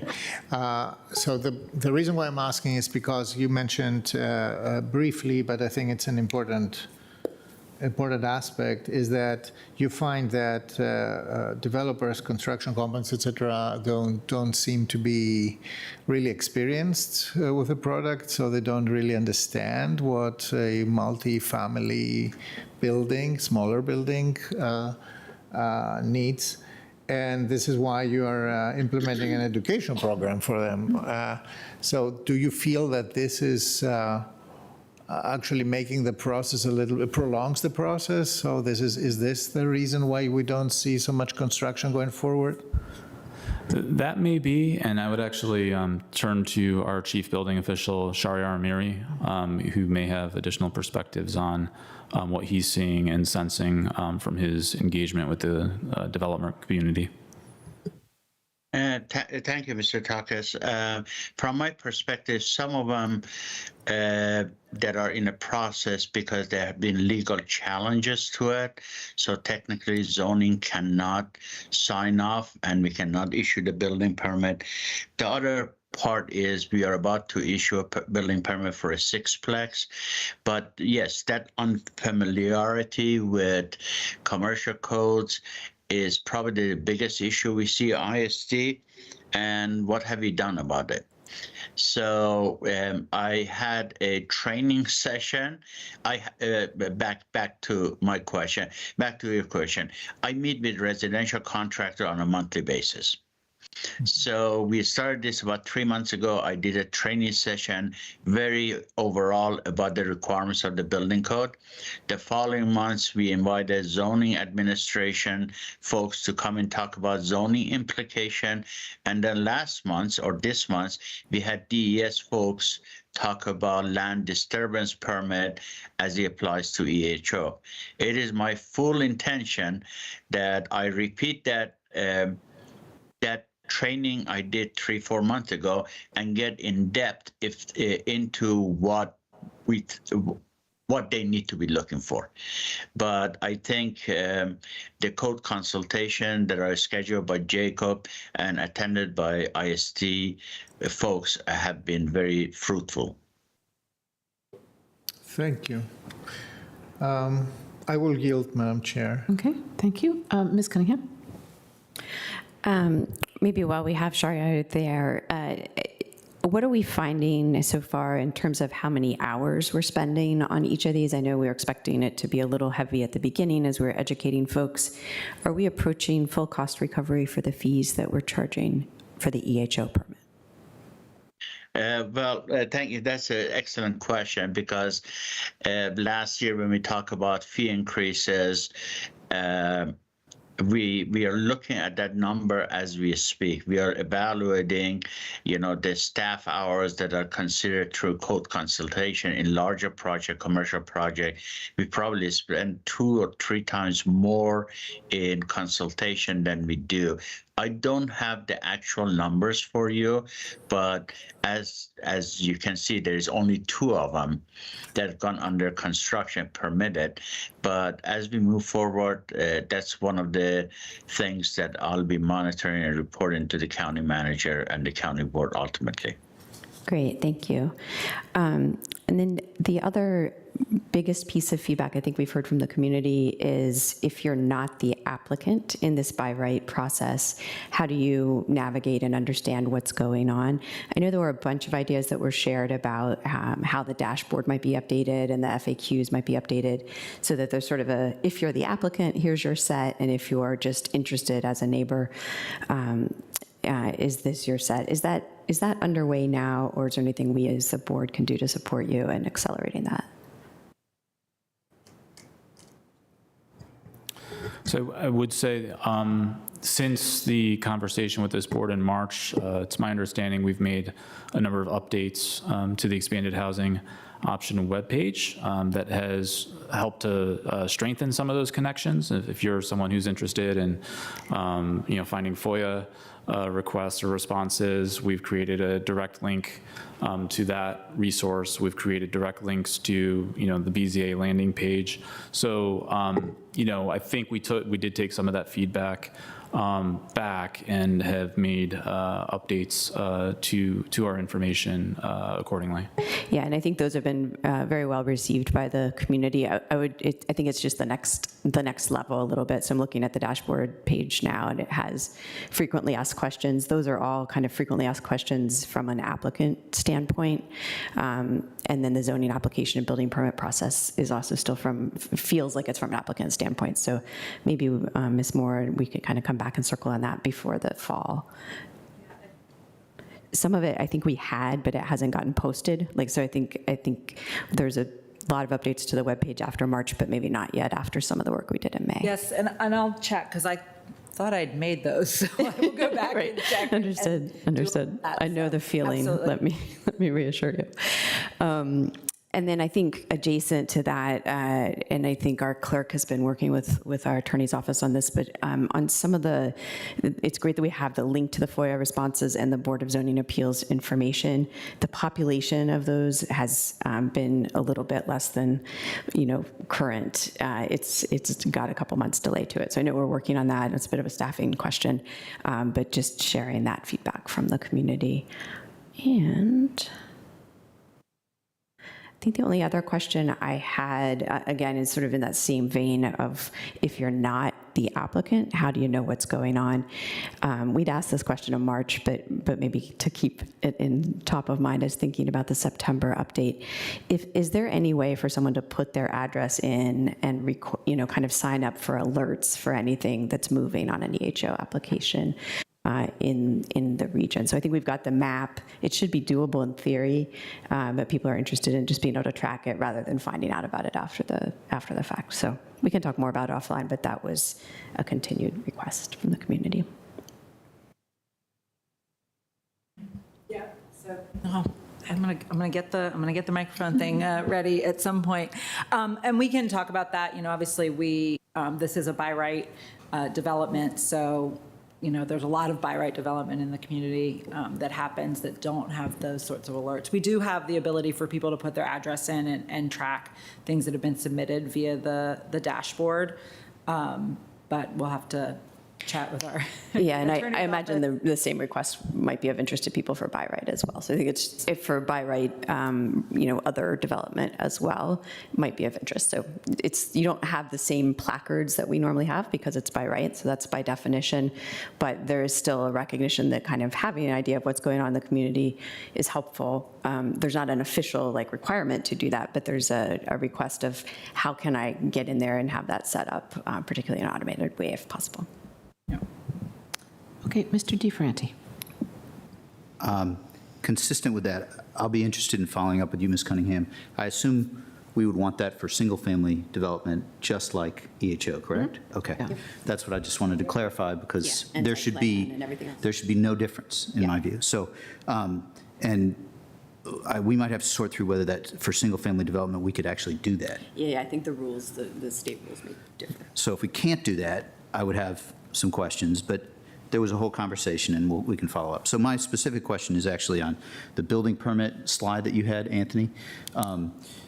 And you mentioned, Mr. Schwartz, that there are 3 pieces, right? There are multiple pieces. There's building, land disturbance, and stormwater. And so it would help me with a little clarification. I think the two process was EHO permit and then building permit. And I think implicit within the building is the 3 different parts. I'm just, and I'm not alone in this. Some people go through the process. So under 2, building ISD permit, does that mean that all of those different pieces, building, land disturbance, stormwater, would be components before you get the building permit? Or I'm just, because I know it gets sent around to the various departments, they check off, but I just wondered if you could help clarify a little bit for me because of what Mr. Schwartz mentioned in this slide. Yeah. Yeah, if I could for that question, also maybe turn back to perhaps first Kimberly to speak to the reviews, the more specific reviews that are really part of the zoning application process and permitting, and then if Mr. Amiri can speak to the reviews that are involved on the building permit side. Sure, absolutely. So like Anthony mentioned, the EHO zoning permit comes first. When it comes in for review, it's obviously sent to zoning, and it's also sent to DPR staff to review for the tree requirements. And then if necessary, it's also sent along to historic preservation. We haven't actually had any of those yet, but that review is in place if historic preservation needs to review. So that's on the zoning permit, and then you said maybe helping to, is it Mr. Amiri on the other part? Yes. Yeah. Thank you, Kim. And, oh, you're on mute. Yes, Mr. Different. As part of building permit, it's not just for EHO, for everything else, high-rise multifamily. Part of the process is that the land disturbance permit has to be approved before we issue the building permit, along with other components. For example, zoning looks at it twice, once during the EHO approval for the land use portion of it, and then during the building permit for other things, zoning ordinances related to that particular site itself. So during the building permit process, we call it that, but there are multiple agencies, historic preservation, if it's a restaurant, is public health, depending on what it is, there are multiple agencies involved before I can issue a building permit. Great. I hope that answers your question. Sure. And EHO, there's a chunk of things inside number 2 on the bottom of this page, and that really helps. And I'm mindful that process, I should work with the FAQs a little bit more to understand it in more detail. But thank you, Madam Chair and colleagues. Yeah, thank you. Any other questions on this one? No? Thank you for the report. As promised, here we are. Thank you very much. And we'll, So I forgot to mention, we're going to wrap up with one piece. I asked Erica Moore to come here because each month we're going to do a little bit of an update that will be focusing as we lead up to November. Today we're going to take a little, it's not a detour, but something a little bit more pedestrian, which is if you have questions about what's going on, whether it's about the election or anything else, what's the best way to get in touch with the county? So I'm going to turn it over to Erica for that. Thank you. Great, thank you, Mark. So give me a second and I will share my screen because if I'm not coming with a graphic, what am I doing, right? So for the record, my name is Erica Moore. I'm the Assistant County Manager for Communications and Public Engagement, and I'm here today to walk through one of the resources that we have here in the county for residents to try and help them to find out who they need to contact, where they need to go, and for what. As you'll see, this is a magnet. So this is what I'm showing here. It was developed by the Communication and Public Engagement team a few years back. With help from many of the departments, and it has many of the county's key phone numbers as well as translation in English and in Spanish for residents. And what I will show you here is, of course, down at the bottom, you've got our main number, that extension 3000 number there, which is the main one. That is the one that is answered by our Welcome Center team down on the first floor in the lobby. And that is, of course, a great way to reach the county, but we have a lot more of options for folks that are looking for some specific information, and so wanted to share those with you. And then you'll see, let me go back. See, I'm getting really excited. So you'll see 703-228-5150, I'm going to slow down, is the number that will get you to the behavioral health and substance abuse services that folks may need. The second one that I got excited to star is one we used a lot during the COVID-19 pandemic, which is extension 1300. And that is really for services like food, housing, jobs, health clinics, has a lot of different resources there for folks. If you need help with trash, utilities, street services, water, sewer, you can reach those teams by using extension 5000. And again, that is with the 703-228 beginning. And then if you are interested in parks, you have the 4747 extension, which is both your parks and your sports leagues, but is also where you're going to find all of your opening statuses, field statuses, things like that that are really important for folks as they're planning. And then finally at the bottom, not a 228 number. This is an important distinction. This is the non-emergency number, 703-558. 2222. These are for things, nighttime noise, which we know is something that our community cares a lot about, towed cars, graffiti, and this is a way for you to report those, again, without calling 911. These are for those non-emergency situations. We do recognize that not everybody wants to call us, so we do have online resources as well. We have both our Reporter Problem webpage, which you can reach via the QR code on the left, and we have our county directory of services A to Z. Both of those are also accessible on the website. Reporter Problem is one of those very top links on the top of the homepage. It's actually right dead in the center under the search bar.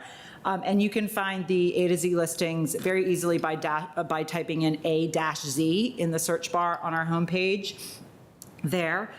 These magnets are available right now at the First Floor Welcome Center. They also have been distributed at almost every event that we go to in the community. We take them just sort of as a standard thing to make sure that the community has. They also were part of an information package that Community Planning, Housing, and Development did, working with one of our nonprofit partners to get information and resources to every resident. They went door to door in every resident in our committed affordable housing communities, and this magnet was included in there. And we are just about to place another order for a few thousand for distribution at the county fair and at a lot of different events that are coming up. So really looking to get this information out there, but hopefully this kind of helps people understand where they can go and how they can easily find what they're looking for. Happy to take any questions. Questions, colleague? Yeah, Mr. DeFranti. Thank you, Madam Chair. The bottom number, if I remember, every time I'm going by a polling place, I mean, there's a separate number for that. And is this a separate month that we're going to cover that, or, okay. Yeah, so I mean, I guess I can give a little bit of preview ahead of September. We are working furiously with our elections office to get a lot of those communications I talked to you about in June ready to go. We do our first filming next week for all of our videos. I'm hoping in September we should be able to actually come and bring you some of those videos, but also that will include some of the resources. So the election site is its own site on ours. That is actually vote.arlingtonva.gov.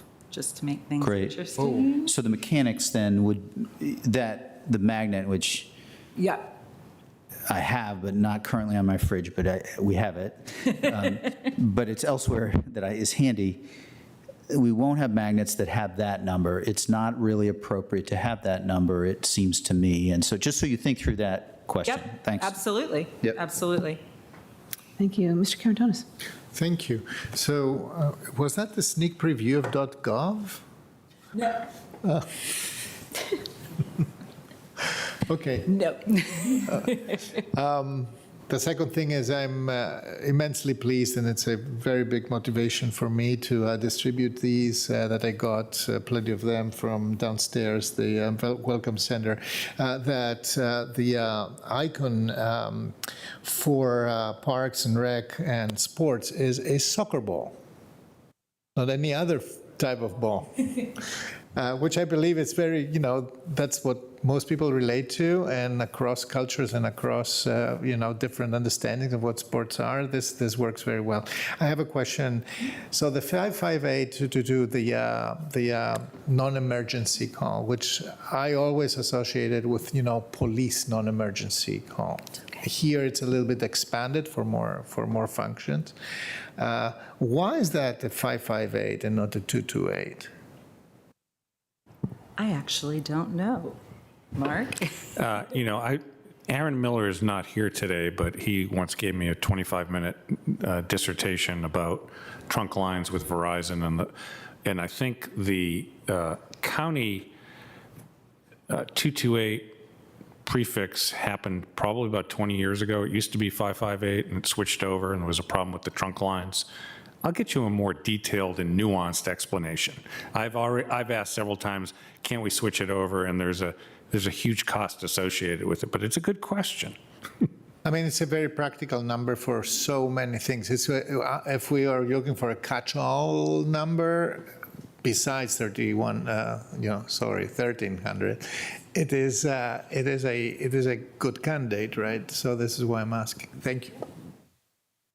Okay, any other questions? Ms. Cunningham? I think you may have just asked this question, but I wasn't paying attention in class. For having a single number, I think was your question, and 311 is the typical that you have in some cities.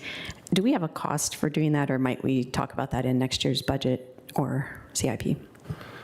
So, okay, this is, I'm just going to say, and this is a little bit of inside baseball, and I apologize, but CMAP and STARS, I think you all know what those are, the internal systems that we're working on between the board office and the manager office. They are the template for what could become that system. And you know how well that's working. I'm trying not being facetious, but we have to work out. We know it's getting there, and we need to work out some of the bugs on that. So that is based on I guess it's okay to say it's a Microsoft platform, and we all know how well that's done over the. No, that was CrowdStrike, but that is the intention.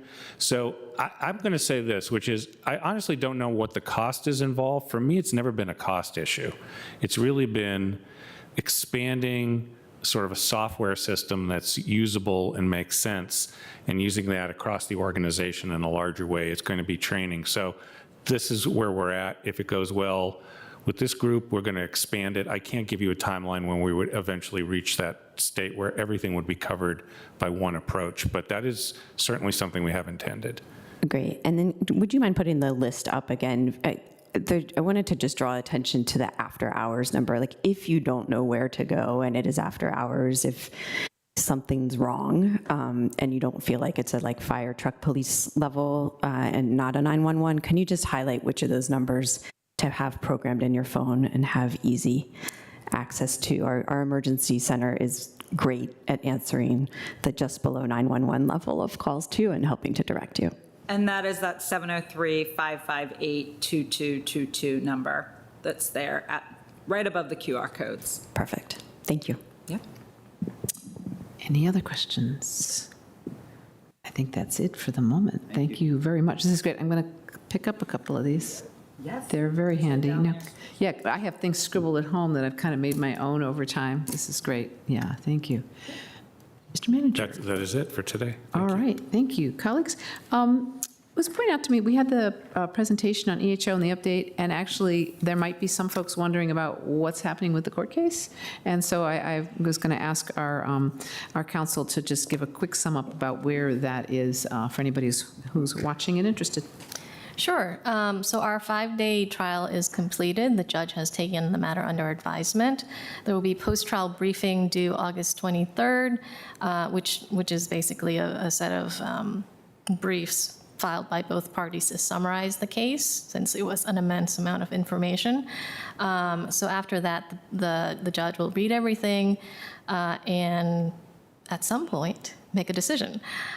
In the meantime, part of the function of a trial is to take the immense amounts of information and package it in a way that a judge, who is a not a layperson, but someone who's not intimately familiar with the issue can look at and understand and judge. So as a part of preparing for our trial, we have some really great information that I think would be informative for the public to see.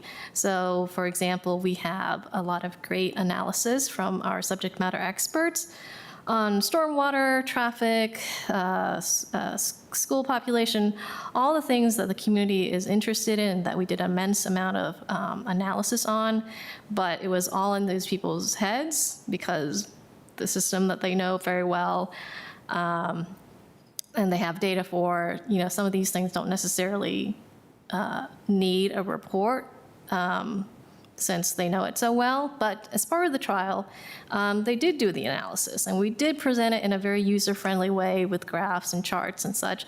So we are waiting for all the trial transcripts, and at some point, pending vacation schedules and such, we will be packaging all of that and presenting it maybe on the website, I don't know, somehow. And I think it will be very informative and a good way for people to kind of see a holistic view of what we did, of the years and years of work that went into this.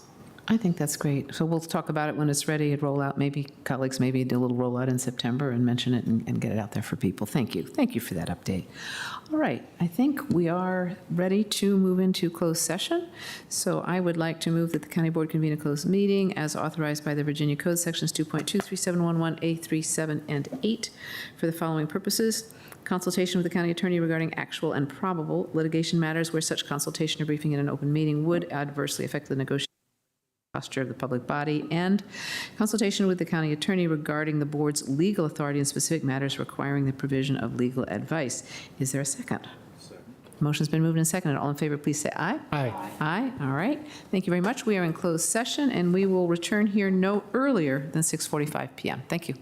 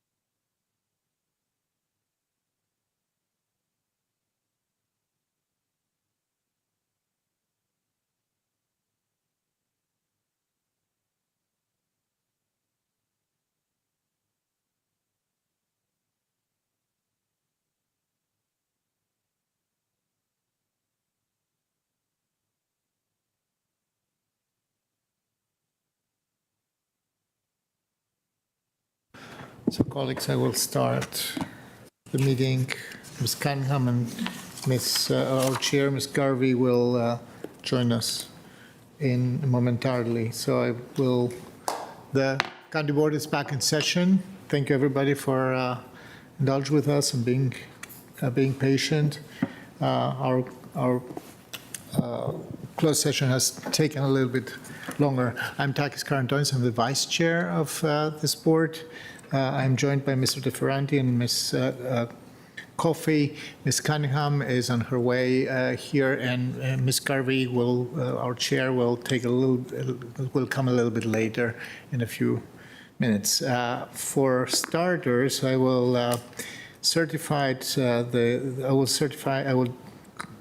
need to certify the closed session that we just have. I move that the members of the county board certified that at the just concluded closed session, first, only public business matters lawfully accepted from open meeting requirements under Chapter 37, Title 2.2 of the Code of Virginia, and second, only such public business matters as were identified in the motion by which the closed meeting was convened were heard, discussed, or considered by the board. Mr. DeFerranti has seconded. Mr. Kushner, can you please call the roll? Yes, of course. Mr. Karantonis? Yes. Mr. DeFerranti? Yes. Ms. Coffey? Yes. And we will We'll hold leave the this, certification open pending the availability of Ms. Cunningham and Ms. Garvey to certify. Exactly. So I'm going to jump directly into the agenda. We have pulled items, Mr. Kushner, if I'm not mistaken, from the consent agenda. The first item on the list is number 19, Pentagon City Sector Plan. Mr. Manager, are there any remarks or brief presentations? I think typically, don't we take public comments on all the items first, or we've changed that? That's fine, we're ready. At the advice of our attorney, we decided to take public comment. I'm going to ask Mr. Fusarelli to join me, because he is in the ready room. Here he is.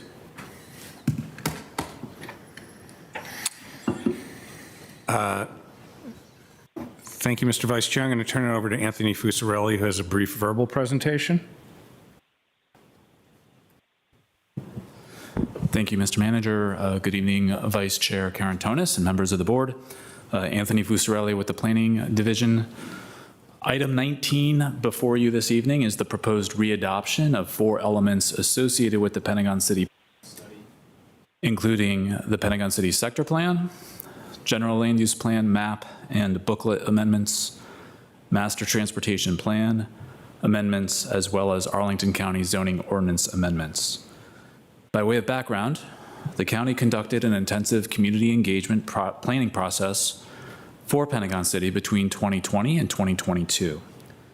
At the conclusion of that study in February 2022, the board unanimously approved several items, including the sector plan and the related GLUP, MTP, and zoning ordinance amendments. Subsequently, residents of 2 condominium buildings filed an action in the Circuit Court of Arlington County, challenging the board's actions, and after the trial court sustained the board's demur, the plaintiffs appealed.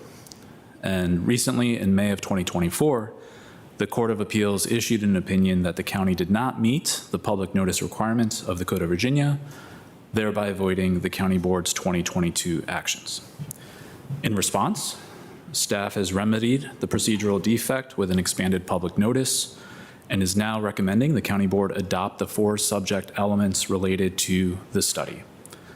As proposed, the materials proposed for readoption do not include any new content beyond that which was previously considered and approved by the board in February of 2022, and through the staff report for today's meeting are presented by way of reference to the materials at that time. This item was heard by the Planning Commission at its hearing on July 11th, where it was unanimously recommended for approval, readoption of all 4 items. Therefore, staff is now recommending the county board adopt the 4 resolutions attached to the staff report to adopt the Pentagon City Sector Plan, General Land Use Plan, map, and booklet amendments, amending the Master Transportation Plan, map, and amending the applicable sections of Arlington County zoning ordinance, including amendments to Article 6, Article 7, and Article 9. Thank you. That concludes my presentation. Thank you, Mr. Fusorelli. Mr. Kushner, are there any advisory groups presenting? Yes, I believe we have Mr. Berkey on the line with the Planning Commission. Mr. Berkey, thank you so much for being patient and waiting for us. The floor is yours. Of course. Sure, of course, Mr. Vice Chair. So the Planning Commission heard this item at our July 11th, 2024 public hearing. Without discussion, the Planning Commission unanimously recommended the 4 staff recommendations as described by Mr. Fusorelli, and that concludes my presentation. Thank you. Thank you, Mr. Berkey. That was remarkably short. Do we have any public speakers to that? We do, if you give me just a moment. And then just a quick moment to acknowledge that, yes, we are doing this slightly out of order from how we normally would for our consent agenda items, the thinking to hear our public speakers in conjunction with board discussion on each item. So with that, we'll be calling our speakers for the Pentagon City Sector Plan. Beginning with Richard Rebb, followed by John Musso. Thank you. There's a little button on the base of your microphone. Exactly. And you can also adjust the height of this, not of the microphone, but of the entire assembly, on the right side, on your right side. Exactly. Well, I hope it's a little bit more convenient. Does that work? Yes, absolutely. So, why do 100 Arlingtonians sue their government?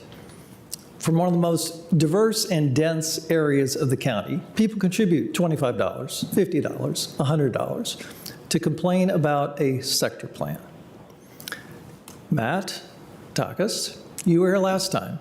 Quick fire. I'll give you 15 seconds each. Why? Takas. It's not a dialogue with the county board. We can talk about that later when we deliberate. So if you can proceed with your... Libby Garvey asked the right question in December, I think it was 21. She said, can River House be removed from the Pentagon City Sector Plan? She asked the planning staff.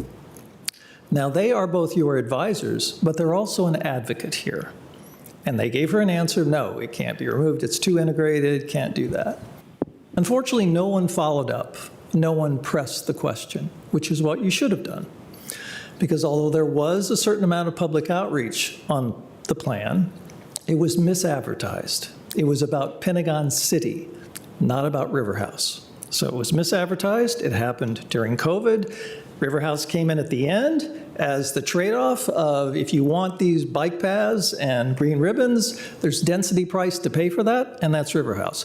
There was no attempt to get any consensus of the people that were there who knew this was being discussed of what was the right level of density, okay? Last time when we were here, 100 people spoke. Sure you remember it well. We spoke, you asked staff a few questions, you voted. You never asked us any questions. Again, staff is both an advocate and your advisor. So last night, Libby said, on the ballot this fall, democracy's on the ballot. What about Arlington? When did reaching consensus go out of style in Arlington? That's supposed to be the Arlington way.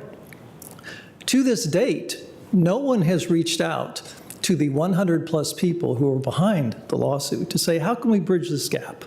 How can we move forward together? Because we're not against all development. We're saying it was a flawed process. We did not know River House was going to be included, and therefore, we were excluded from the process. In summary, the Pentagon City Sector Plan includes many good planning ideas. It came out of the Livability 2220 study, which was citizen-initiated. There are good transportation initiatives in there. There's modernized building standards for sidewalks and other things.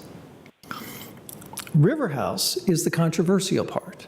It doesn't need to be part of it. It should be removed, and you should pass the rest of it. Thank you, Mr. Rebb. Mr. Musso. Mr. Kushner, I assume Mr. Musso is the next one, Mr. right? Musso is the next one. Correct. Good evening, members of the County Board. John Musso, Government Affairs Manager at the Arlington Chamber of Commerce. On behalf of the Arlington Chamber, I would like to express our strong support for the readoption of the Pentagon City Sector Plan. This sector plan was the product of extensive collaboration and extensive engagement with the Pentagon City neighborhood and with Arlington as a whole in the lead up to its initial adoption back in 2022. And this sector plan, as designed, as drafted, will lead the way for a more dynamic, more modern neighborhood of Pentagon City in a manner that satisfies so many members of the community. It's focused on diverse housing options, on sidewalks and green space, on robust multimodal transportation options, represents the types of goals and values of our community, in addition to ensuring that Pentagon City in the 21st century is an attractive place to live, to do business, to work, and to play. Specifically, focused on the diverse housing options, the transportation sectors are beneficial not just to residents of that neighborhood, but all those who would work there, all those who would do business there, and all those who would wish to move there. So we strongly urge you to please we adopt this sector plan, and we look forward to seeing the implementation, the fruits of these labors in the future. Thank you. Thank you, Mr. Musa. I believe the next one is Ms. Weiser. Our next speaker is Carol Weiser, followed by Tina Muse. Good evening. I urge the board to step back and re-engage with the community regarding the Pentagon City sector plan, specifically with regard to the plan for River House. Due process.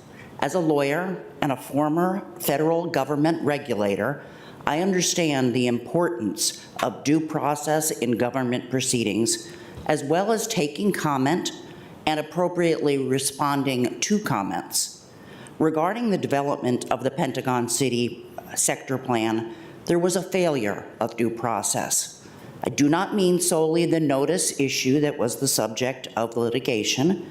Instead, I mean regarding the manner of advertising concerning the content of the plan, specifically the inclusion of River House site and the timing of that advertising during the pandemic, as others have already noted. The bases for the Pentagon City sector plan has changed. The need for increased density in Pentagon City per the plan was premised on the arrival of the Amazon headquarters. However, a significant portion of that development is on indefinite hold. Further, a June 2024 paper published by the Bureau of Labor Statistics cites to 3 recent surveys that indicate that remote work or work from home is here to stay. Redevelopment is inevitable.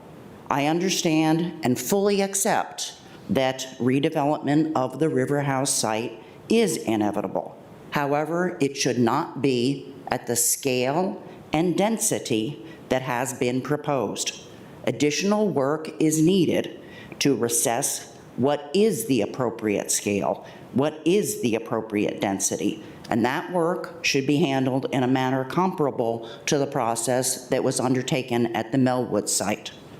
Once again, with litigation still pending and with significant concerns still prevalent in the community, this is not the time for the board to proceed with approval of the current proposal. I ask the board to listen to your better angels, postponing further action on the current proposal and consistent with the Arlington way, taking time to work with the interested parties to get it right. Thank you. Thank you, Mrs. Weiser. Our next speaker is Tina Muse, followed by Mark Capistrant. Good evening. I have been living at River House for almost 24 years. I request that you readopt the elements but with the proposals for River House removed, and instead direct CPHD to conduct a special land use study for the River House site.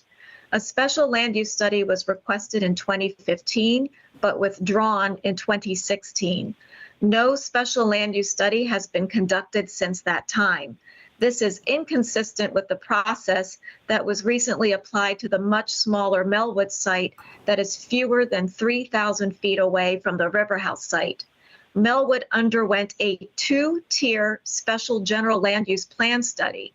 Why not at least the same for River House, which is the 4th largest apartment complex in the greater Washington area?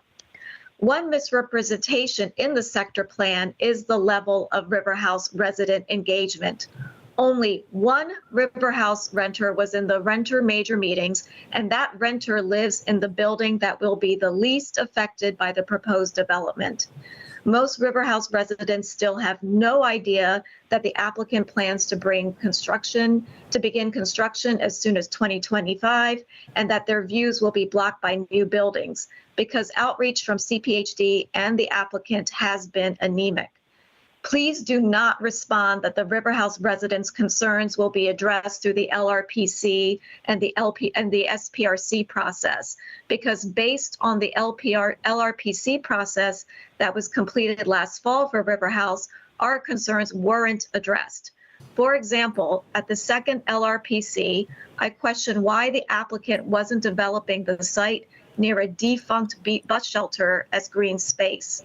Neither the applicant nor DES were aware that the bus line had long been discontinued.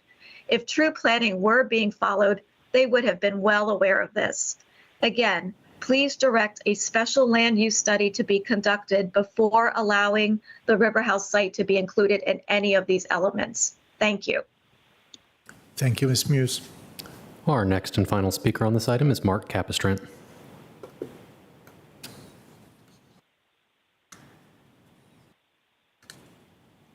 Mr. Capistrant? Last call, Mr. Capistrant. I will see if we have him on the line.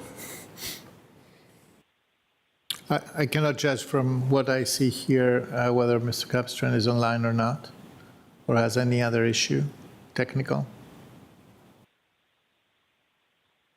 I don't see Mr. Capistrant on the line, so. Okay, then We have no further speakers on this item. We proceed in case Mr. Capistrant reappears in the next couple of minutes. We may make an exception and allow him to provide his testimony, but the discussion is now with the county board. Colleagues, if there is no objection, and for the purposes of discussion, I would like to go ahead with a motion that will offer myself. I move that the county board adopt the following elements associated with the Pentagon City planning study. First, resolution to adopt the Pentagon City sector plan, attachment 1 of the staff report to this item. Second, resolution to amend the general land use plan, GLUB, map and booklet, attachment 2 of the staff report. Third, resolution to amend the master transportation plan, MTP, map, attachment 3 of the staff report. And fourth, ordinance to amend the Arlington County zoning ordinance, paragraph 6.5, area 6 to 15, multifamily dwelling district, and paragraph 7.12, CO 2.5, mixed use district, and paragraph 9, special planning area regulations, attachment 4 of the staff report. Is there a second? Second. It's moved and seconded by Mr. DeFerranti. Is there any discussion or questions to staff? Yes. Mr. DeFerranti. Thank you, Mr. Vice Chair. The legal components of this is actually for Mr. Fucirelli, but well, it's probably first to our attorney. The legal components at issue here is narrowly focused on the advertisement. There was a ruling that the advertisement wasn't sufficient, and we are rectifying this by this action. Is that correct? Correct. Okay. So that's on the pure legal piece of this. Getting to some of the testimony and the concerns. It was a long day, one of the longest days that I've had on this dais. But I wanted, what I said then is, one of the speakers mentioned LRPC and site plan is not the stage. That is, in fact, a lot of what I shared that day. But I believe, Mr. Fusarelli, and if this is not the case, one of the concerns most articulated both by several of the condos on the ridge was views. And there's also concerns with respect to density. Could you provide a little update as to, I believe that some plans have been filed that lead to lower heights and lesser density since the time of that adoption? Is that correct, or am I mistaken in that piece of things? Because I don't think we're, I just love an update on that.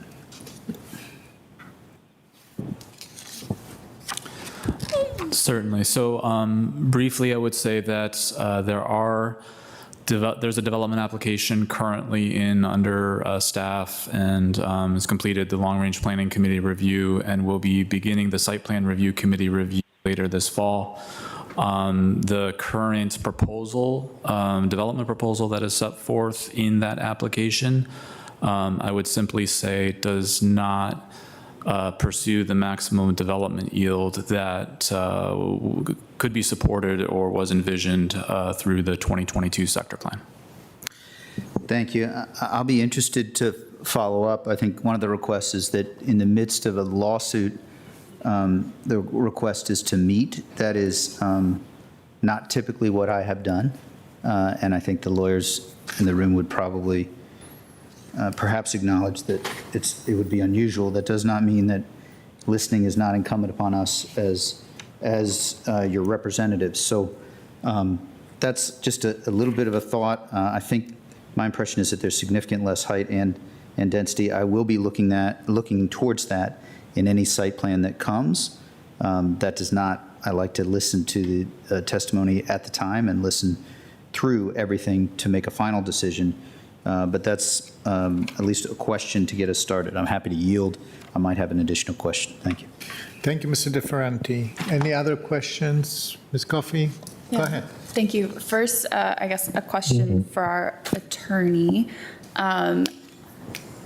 Is there any ongoing legal action you are aware of that would make this move tonight risky or otherwise a bad choice for the board to make? No, so the Court of Appeals upheld the substance of the plan. It was just the procedural error that needs to be rectified, which is what we're doing today. I know the appellant have filed an appeal with the Supreme Court, but it has not actually been accepted yet. So that's still an open question, and then it would go through. If it got accepted, then we would go through and see if it got reversed. But that could take years, and it's my judgment that it's unlikely that the court will accept this appeal. Thank you. And Mr. Fusarelli, in your experience in planning and housing over the last couple of years since the original adoption, has there been any lessening in the need for housing?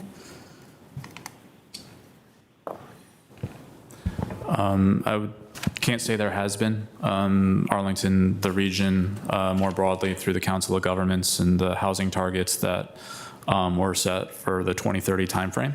The latest data show that collectively as a region, we are not meeting the targets or on pace to meet the targets for 2030. So it would be my opinion that that need is still there, and the plan, the vision set forth in the Pentagon City sector plan provides one avenue to help us get there. Great, thank you. I'm all good. Thank you, Ms. Coffey. Ms. Cunningham, I see. Mr. Fusarelli, could you tell us, remind us for the proposed density at River House now versus what would have been available by right? How big a difference is it? I remember even with the sector plan, as we are adopting the River House proposal, doesn't max that out at all. Can you just remind us of like those 3 levels of density or height? Does the question make sense? What it was by right before, what it is proposed in River House in its current process, and then what the sector plan would have allowed? So if I could, I'll start out the response, and I see that my colleague, Mr. Matuzik, is on the call, and he may be better situated to speak specifically to those density specific questions. But the site is currently zoned RA 615, which would have permit a by right, maximum by right density of 48 units per acre. Based on the existing development that's on the site today, it's my recollection that there's some remaining development potential, but probably in the range of 100 units plus or minus. But I would see if Mr. Matuzik is available to speak to what the sector plan recommendations would allow for. Thanks, Anthony, and good evening, everyone. Matt Matuzik with the Planning Division. The sector plan incorporated densities ranging up to 150 units per acre on the entire property. The densities and heights that are permitted are significantly lower than the rest of Pentagon City in relation to the surrounding context. And I believe you were mentioning the proposed development that JBG Smith has put forward and that we are actively reviewing is significantly lower below that threshold. Thank you, Mr. Matuzik. Is that? I think so. Can you quantify how much below, or like, is it, between, it was roughly 50 before, it's roughly 150 allowed. Is the current proposal splitting the difference? The current estimate, I believe, is somewhere in the 80 units per acre, between 80 and 90. And again, it's an evolving application. We are continually, since last summer, reviewing it to make sure that it meets all of the other requirements set forth in the sector plan, particularly in the public realm and public space environment. And as that happens, and as the entire property meets fire access and other regulations, that density will continue to evolve depending on the proposed heights that are submitted by the applicant. Thank you. Mr. Fusarelli, would you mind walking us through a little bit, since two of us weren't here at all, the timeline of the when the sector plan, maybe three of us weren't here, no, two of us, when the sector plan was advertised the first time and how River House was added? Kind of what, can you just walk us back through the timeline there? Certainly. What I'll speak to in first, just to share confirmation that the latest proposal to your earlier question on River House is proposed at approximately 92 units per acre. But in terms of the inclusion of the River House property in the Pentagon City planning study, that was actually a decision, or that was a question and point of direction presented to the county board in a work session back in April 2019. And there were exhibits in that presentation that presented, I believe, two options for a limited study area and an expanded study area for that planning study. And coming out of that work session with the county board, staff did receive direction to move forward and include include the River House property as part of the Pentagon City planning study. And so we took that direction. We commenced the community process, and after approximately 18 months, the sector plan that we brought to the county board for consideration did have recommendations for the River House property based on that direction. Okay, and so it was before COVID that decision was made. Did the community process also start right away? You said it was 18 months long, but would the community have been aware that River House had been included at that point? Yes. Yeah, okay. Again, I may see if Mr. Matuza can correct me if needed, but we had characterized it as an 18-month process, so if adoption was in February of 2022, that would have meant that the process would have begun in the, I think, late summer, early fall of 2020, but could be corrected if needed.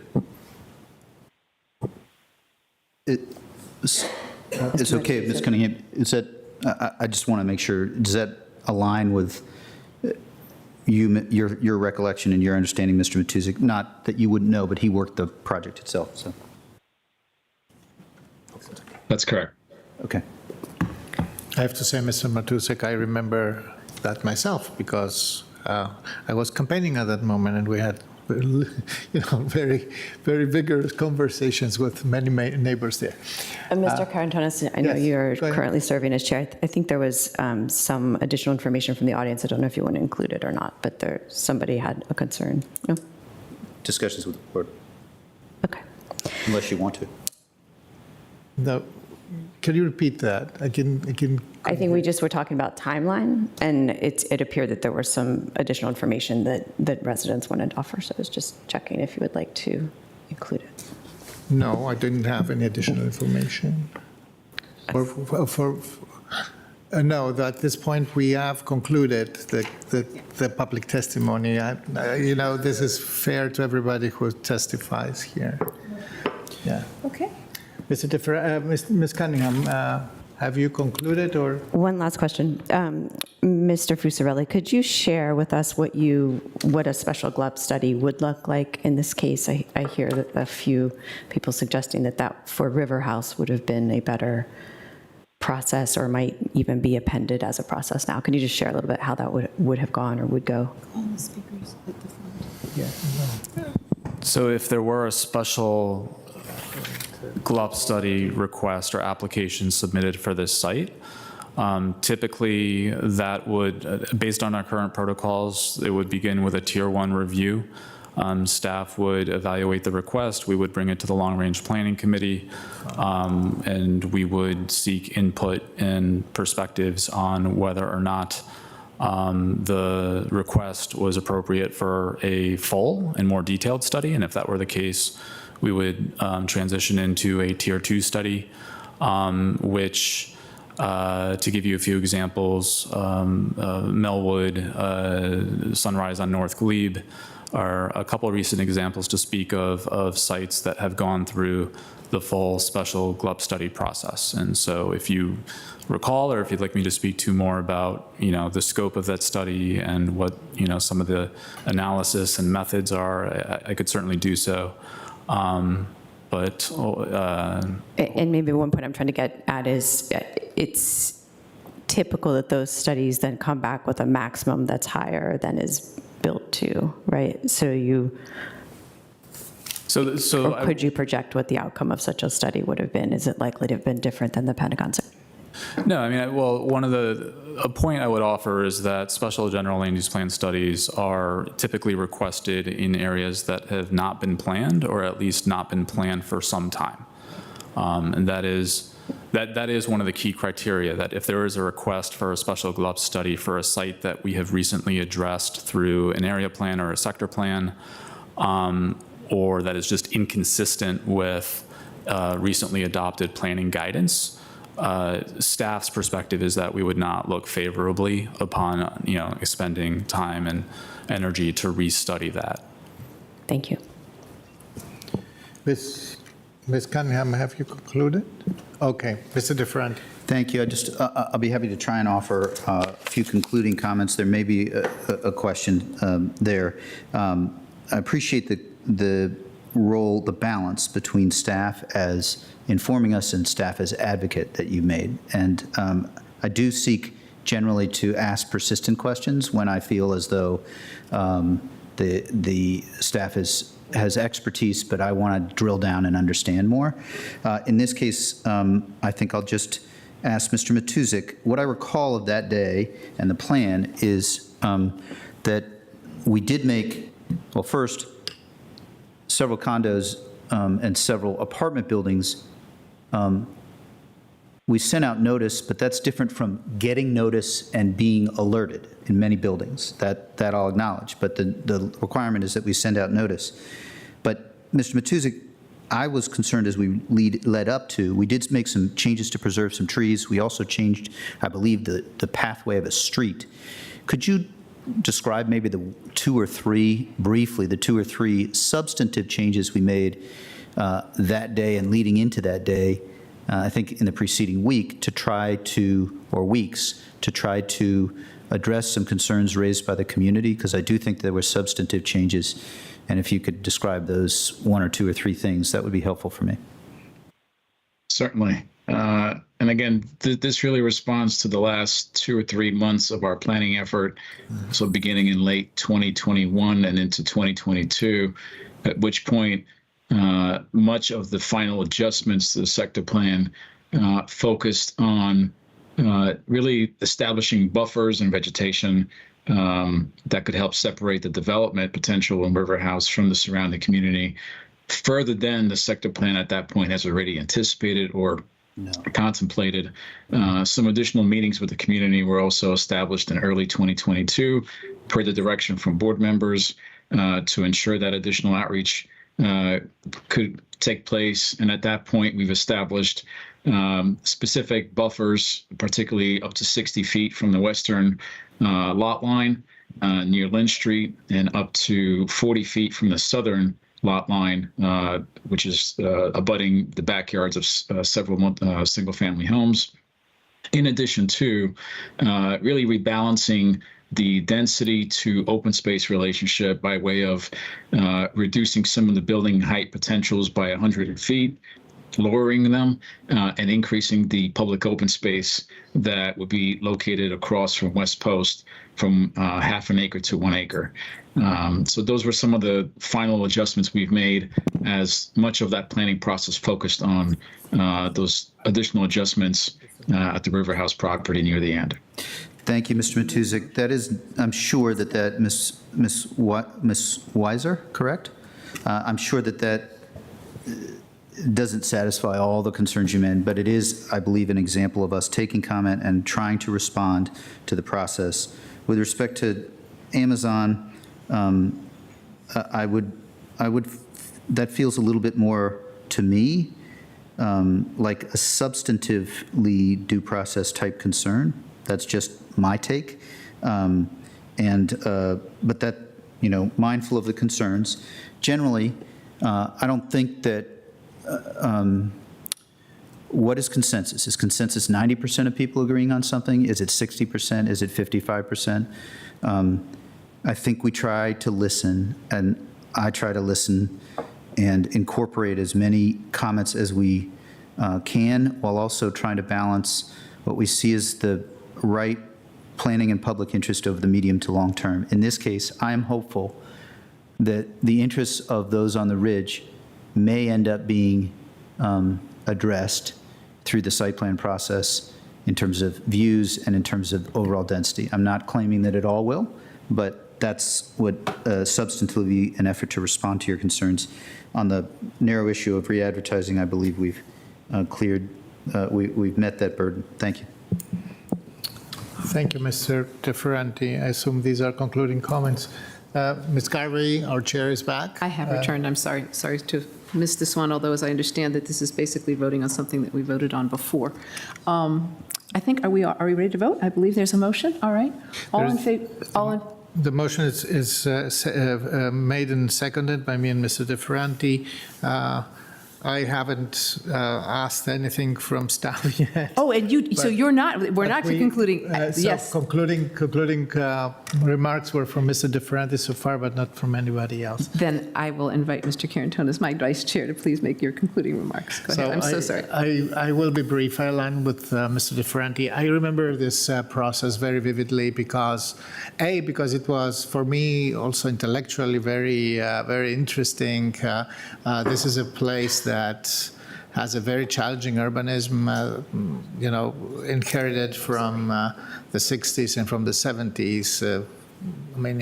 There are buildings on top of the hill that are of a size and a type that we would never agree today.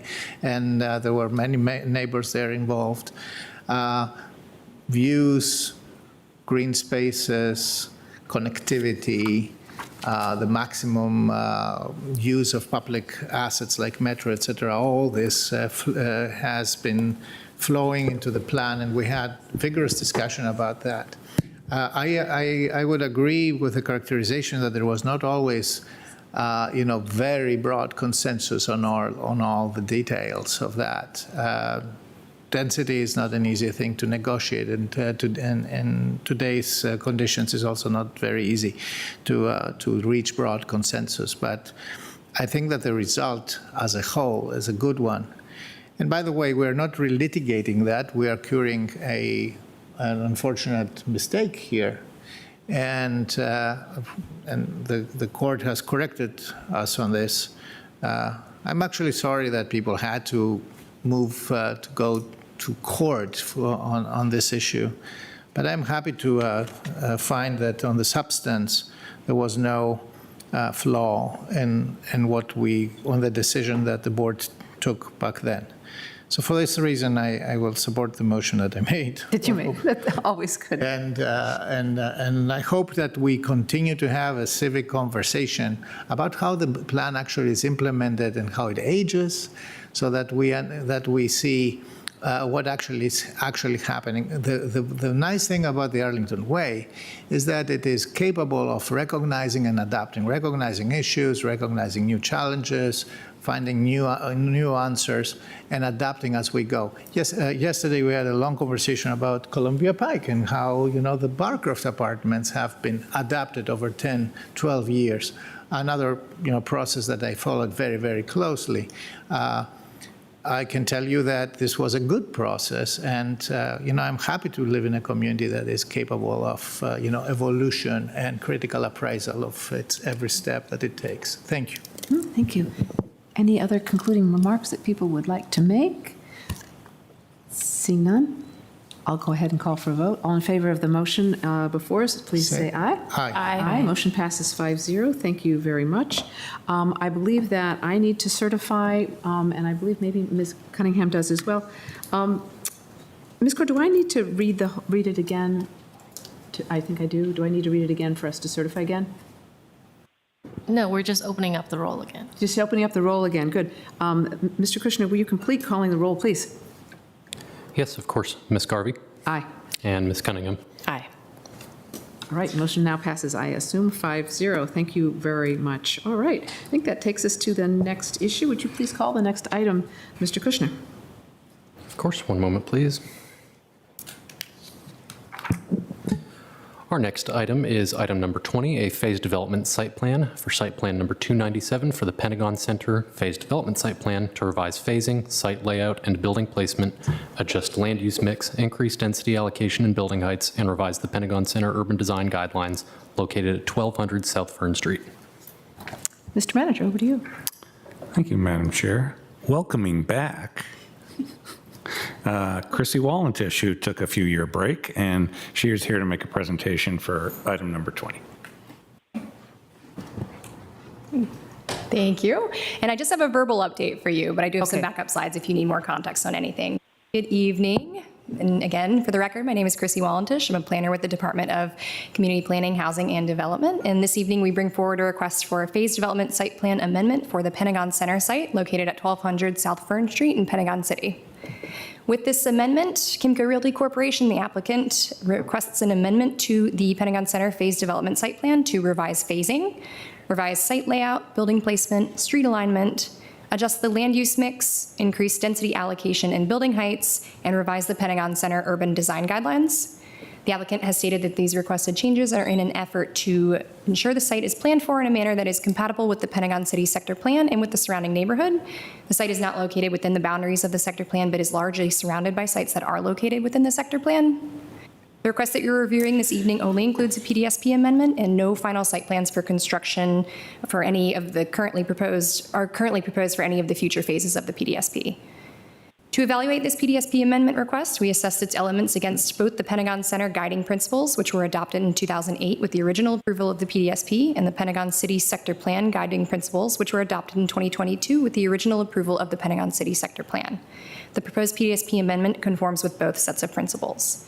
The Transportation Commission voted unanimously to approve the project at its June 27th meeting, and the Planning Commission voted unanimously to approve the project at its July 11th meeting. Given the project's conformance with the Pentagon Center guiding principles and the Pentagon City sector plan guiding principles, as well as its conformance with other county regulations and adopted plans, policies, and guidelines, staff recommends that the county board approve the county manager's recommendation to approve SPLA 22-00054 for phased development site plan amendment for the Pentagon Center PDSP to revise phasing, site layout, and building placement, to adjust the land use mix, to increase density allocation and building heights, and to revise the Pentagon Center urban design guidelines located at 1200 South Burn Street. The applicant team is here this evening, and we both are available to answer any questions. Thank you. Thank you very much. Welcome back. Yeah. And as I understand it, you all are here in case we have questions, but you do not have a presentation. Correct. Thanks. Thank you. All right. That's great. Mr. Kushner, do we have speakers? I believe Commissioner Berkey is on the line to present. Yes, our commissioner. Mr. Berkey, sorry, I didn't see you. No, no worries. I promise to be brief, maybe slightly less brief than the last item. Good evening again, Eric Berkey on behalf of the Planning Commission. So the Planning Commission heard this item at its July 11th, 2024 public hearing. There was unanimous support for the phased development site plan amendment and appreciation for the applicant genuinely listening and talking with community members and making some substantive changes in response to feedback, given really the long timeline of this proposed development. Just a few things of note. A lot of questions about Costco, and I'm sure the applicant could speak to that if that is a question, but answered those questions for the community and the plan for the block there. And the plan to eventually break up that super block where the store is currently. Some local commissioners were also in favor of the tapering of the building heights within the site, and there was discussion about the interim open space, and commissioners encouraged the applicant to communicate the vision for that space at an appropriate time. Accordingly, the Planning Commission unanimously recommended that the County Board adopt the attached ordinance for the phased development site plan amendment to amend the Pentagon Center phase development site plan as reflected in the staff report, and that is my presentation. Thank you. Thank you, Mr. Berkey. And did we have any citizen comment? We do have one speaker, if you give me just a moment.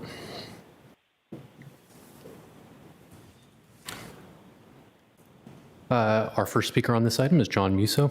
In keeping with our rules of procedure, we have 3 minutes to speak across all items pulled from consent. I noted you as having 1 minute and 30 seconds remaining. Good evening, members of the County Board. John Musso with the Arlington Chamber of Commerce. On behalf of the Arlington Chamber, I just want to briefly express our strong support for this phased development site plan amendment. The amendment before you really speaks to the these goals and the intention we were talking earlier with the Pentagon City sector plan, the increase in the residential footprint proposed here, the increase in green space, all in line with the goals of the Pentagon City sector plan and better suit this particular site for the 21st century of Pentagon City and its overall evolution into an even more dynamic, even more attractive place to live, work, and do business. So thank you very much, and we hope that you please adopt this. Thank you, Mr. Musso. And that's our final speaker on this item. All right, fine. The conversation is now with the board. I thought we might start with a motion. Mr. DeFranti, are you? Thank you, Madam Chair. I'll move that we adopt the ordinance attached to staff report for a phased development site plan amendment, SPLA 22-00054, to amend the Pentagon Center Phase Development Site Plan, SP number 297, to revise phasing site layout and building placement, adjust land use mix, increase density allocation and building heights, and to revise the Pentagon Center urban design guidelines located at 1200 South Fern Street, subject to the conditions of the ordinance. Thank you. Is there a second? Second. All right, motion has been moved and seconded by Vice Chair Karantonis. I will. Would you like to speak to your motion? Yeah, I'm going to speak to it in a way that I hope can lead to brevity from all. I think out of an appropriate abundance of caution, our county attorney advised us that we should wait to adopt this until we had readopted item 19. Therefore, this would have been on consent, but for that caution. And since it was on consent, and we've also heard from Mr. Berkey, I think we should pass it. Thank you. Any other comments or questions? Seeing none, in the spirit of brevity, all in favor of the motion before us, please say aye. Aye. Aye. Motion passes 5-0, I believe. That brings us to our next item. Would you please call that next item? Of course. Excuse me, of course. Our next item is item number 44. It is a request to advertise public hearings by the Planning Commission and the Arlington County Board on an ordinance to amend, reenact, and recodify Articles 4, 5, 6, 7, 12, and 18 of the Arlington County Zoning Ordinance to modify existing residential use provisions relating to recovery residences. Thank you. Mr. Schwartz, over to you. Thank you, Madam Chair. With me tonight, I am pleased to say, is Debbie Albert, who will make this presentation. Debbie? Thank you. And good evening. I do have a brief presentation.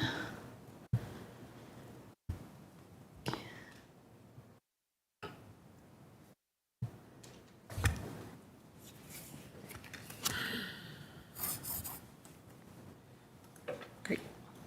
Good evening. I'm Debbie Albert. I'm a Deputy Zoning Administrator with the Department of Community Planning, Housing, and Development. And I'm here on behalf of Cliff Hogan tonight with a request to advertise a proposed zoning ordinance amendment. By way of background, the proposed request to advertise is presented in response to a reasonable accommodation request that was received by the zoning administrator in 2022 under the Federal Fair Housing Act.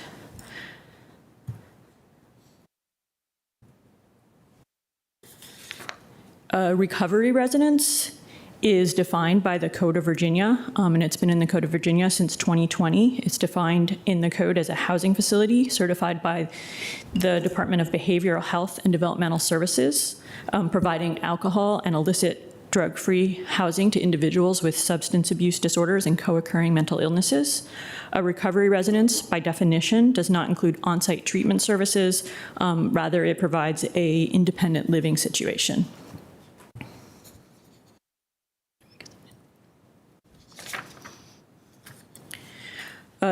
Again, the reasonable accommodation request received by the zoning administrator in 2023 was by Oxford House, Inc., which is one of the certification organizations for recovery residences. And the reasonable accommodation request was seeking a waiver of the strict application of the zoning ordinance to allow a recovery residence with 8 residents. And also citing a 1988 amendment to the Fair Housing Act defining persons in recovery as handicapped individuals. In response to that reasonable accommodation request, the proposed request to advertise would allow the county board to consider amendments to the zoning ordinance that would define a recovery residence as a dwelling certified by the Virginia Department of Behavioral Health and Development Services, providing alcohol-free and illicit drug-free housing to persons with substance abuse disorders and/or co-occurring mental illnesses, but where no clinical and/or substance abuse treatment services are provided on premises. It would permit recovery references by right in single-family detached dwellings for up to 8 unrelated persons, and would allow them by special exception use permit approval for either more than 8 individuals or in dwellings other than single-family detached units. And finally, it would modify the use classification in the zoning ordinance to categorize recovery residences as an example of household living. The proposed request to advertise could be considered by the county board and the planning commission at their regularly scheduled hearings in September. This proposed request to advertise was shared with the zoning committee of the planning commission at its meeting last week on July 16th, as well as in a memorandum transmitted to the Disabilities Advisory Commission on July 10th. That concludes the staff presentation, and I'd be happy to answer any questions. Thank you. Thank you. Thank you very much. Mr. Krishnan, I believe we do not have any advisory groups, but I think we have some speakers. Not to the best of my knowledge, but yes, we do have 2 public speakers. Okay, give me just a moment. Call the speakers, please.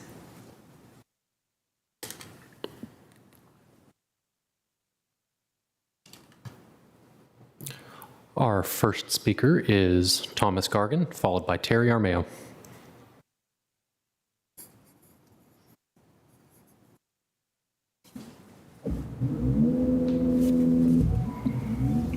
Oops.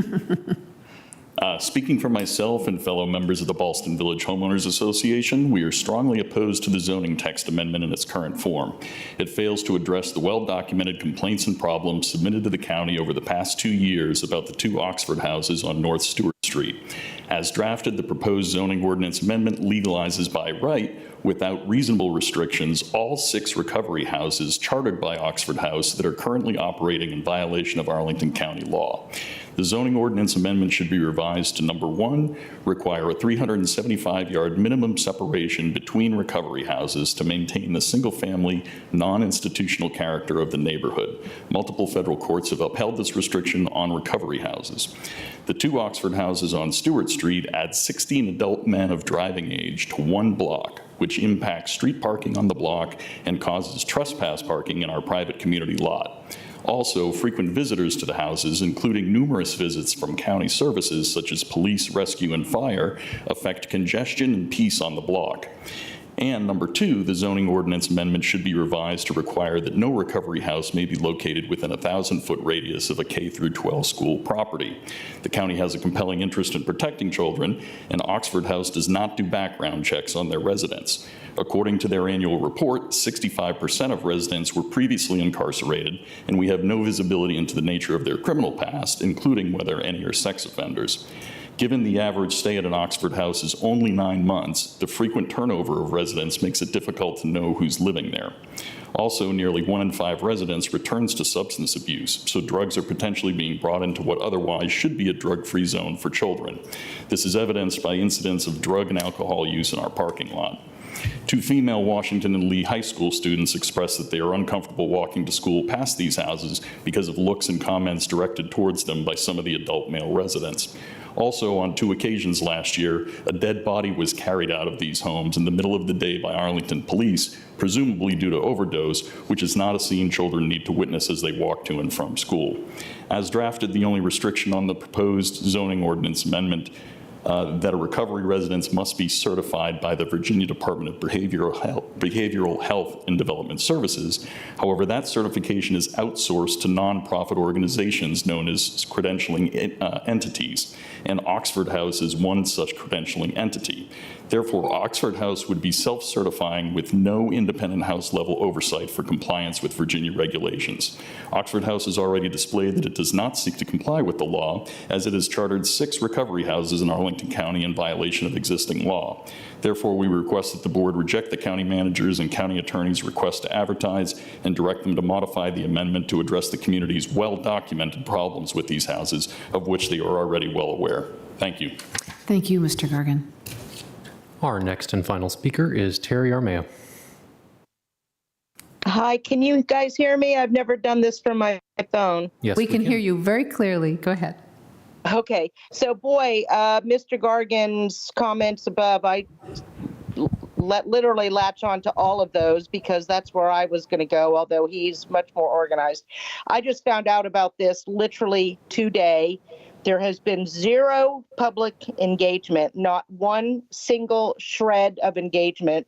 The only reason I heard about it was from an Arlington Now article, and it said it was voted on yesterday, and I had to call only to find out that it was, in fact, today. So no background checks, no supervision. Why don't we just allow vape shops and pedophiles to set up housing in our school? We might as well. The fact that here we are again with the same exact things that got us into this divisive, contentious state of Arlington County now is shocking to me. I'm so disappointed. How could staff even get this far without going through a community engagement process? I got to tell you, I sent you an email, and I hope you guys look at it, because we had one of these houses, it was not from Oxford House, in Penrose. And this poor people that lived next door to it, in a 2.5-year period, there must have been 30 or more police reports, gang fights, stabbings, drug dealing right out of the home. When they would put their carts out on the street, 3 enormous black carts filled with liquor bottles, and they were supposed to be monitored and supervised. So this is a non-starter. This has got to go back to square one, and we got to do this the right way. We cannot keep going down this road. Please do not authorize a request to advertise. This is a mistake. Thank you. Thank you, Ms. Armeo. That's our final speaker. No further speakers on this item. All right, thank you. Conversation is now with the board. I think I still will go ahead and call for a motion, and then we will have discussion if that's all right with you, Ms. Coffey. Thank you. I would move to adopt the resolution attached to the staff report to authorize the advertisement of public hearings by the Planning Commission on September 4th, 2024, and the Arlington County Board on September 14th, 2024, to consider proposed amendments to the Arlington County zoning ordinance to modify existing residential use provisions relating to recovery. Thank you very much. Is there a second? A second. It's been moved and seconded. Do you want to speak to your motion before we go, or would you like to do that, or have some questions? I'll start. I'm a little bit shocked at the lack of empathy towards those struggling with substance use disorder that has been expressed in this room. This is an issue near and dear to my heart. I have lost family to opioid overdoses. This is heart-wrenching, and I am obviously a little emotional. Recovery homes are places where people are going to get better, where they are going to make their best effort. Substance use disorder is a mental health condition. It is a disability. It is protected under the Americans with Disabilities Act. I think it is reasonable to ask that people comply with all degrees of the law, and that means not selling drugs. It means not exposing children to things that they are not meant to be exposed to. It does not mean that they do not deserve to have housing in our neighborhoods, whether they have a history of sexual offenses or not is a separate part of the law that still is required to be complied with, regardless of if they are in a recovery home. I think we have a known substance use problem in Arlington County and beyond, and there is a need for safe places for people to go where they are committed together to getting better. Not everyone succeeds. That's the reality of substance use. It is horrible. It is horrible to watch, but it's a lot less likely that they're going to succeed if they are not in a supportive environment with other people who are working to get sober. And that's one of the realities of why this, in my opinion, is a fair housing issue, is because it is really challenging to find a reasonable accommodation that is to ask everyone around you to not be partaking in drugs or alcohol, which is behavior that easily leads to relapse in the vast majority of people. And so working for that collaborative environment where everyone is bought in, everyone is hoping for the same outcome, working very, very hard every single day. I mean, substance use rewires your brain to make the substance you are addicted to as important to you, if not more, than water and food. That is the reality of it. You're working to literally rewire your brain back to its natural state. That is hard, and we should be respectful and empathetic of the people who are struggling with that. I think there are reasonable zoning issues and questions we can ask about that. This is a request to advertise. It is not an adoption of the code, and so there will be hearings and there will be engagement. But I think the lack of empathy and understanding and the equating that someone with a criminal record is inherently a bad person, I really take deep offense to that, and hope that we can focus on the legitimate zoning question that is before us tonight. Thank you, Ms. Coffey. Before we continue, I'd like to just check with our attorney. We're advertising, and so this is going to come before us in September, and at that time, as I recollect, we could make amendments that would make it more restrictive but not less restrictive. Is that correct? Yes. Yes. Okay, so that some of the concerns that people have about possibly there may be some more requirements that we put on that would be okay. It's taking off requirements that would not be okay.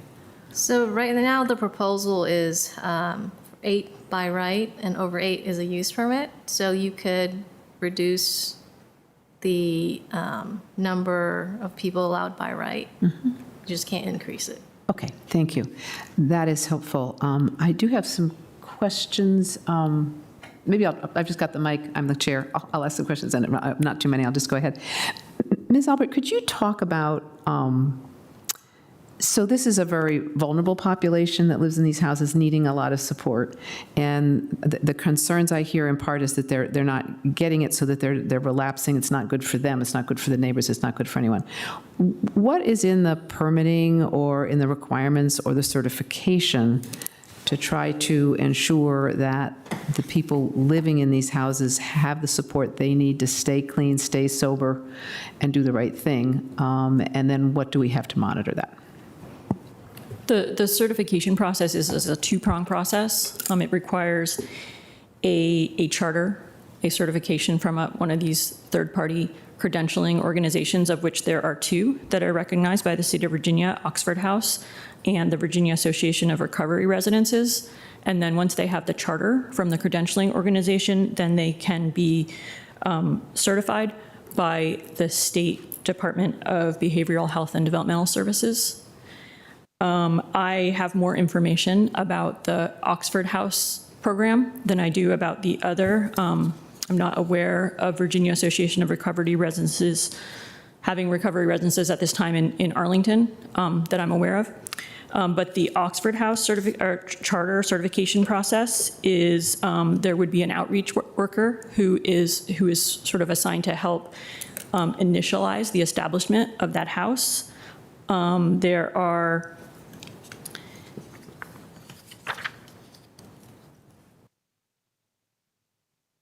the house, once it's chartered by the credentialing organization, is really independently and democratically run by the residents of that house. They are not under the supervision of Oxford House or the state.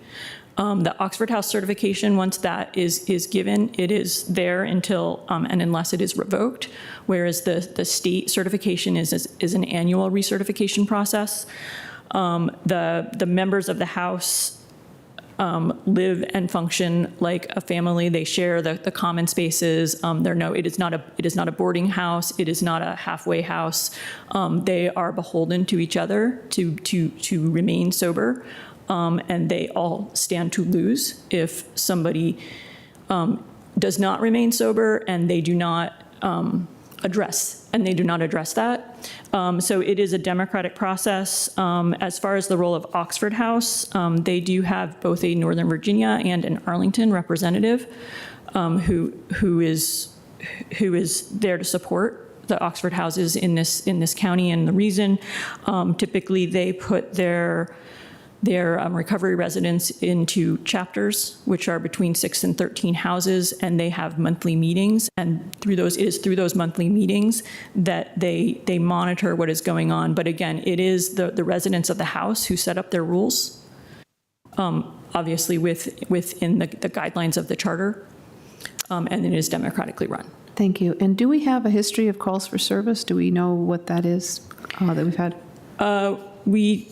Of the 6 recovery residences that we are aware of in Arlington County, there have been 2 zoning complaints since 2022 with the 2 addresses. I think that with the one address that the one speaker has referenced, and those were actually the complaints that led to the request for a reasonable accommodation and resulted in this zoning ordinance amendment. There have been no other zoning complaints over the last 10 years related to any of those properties. There have been a number of police service calls to 2 of those residences that we were made aware of.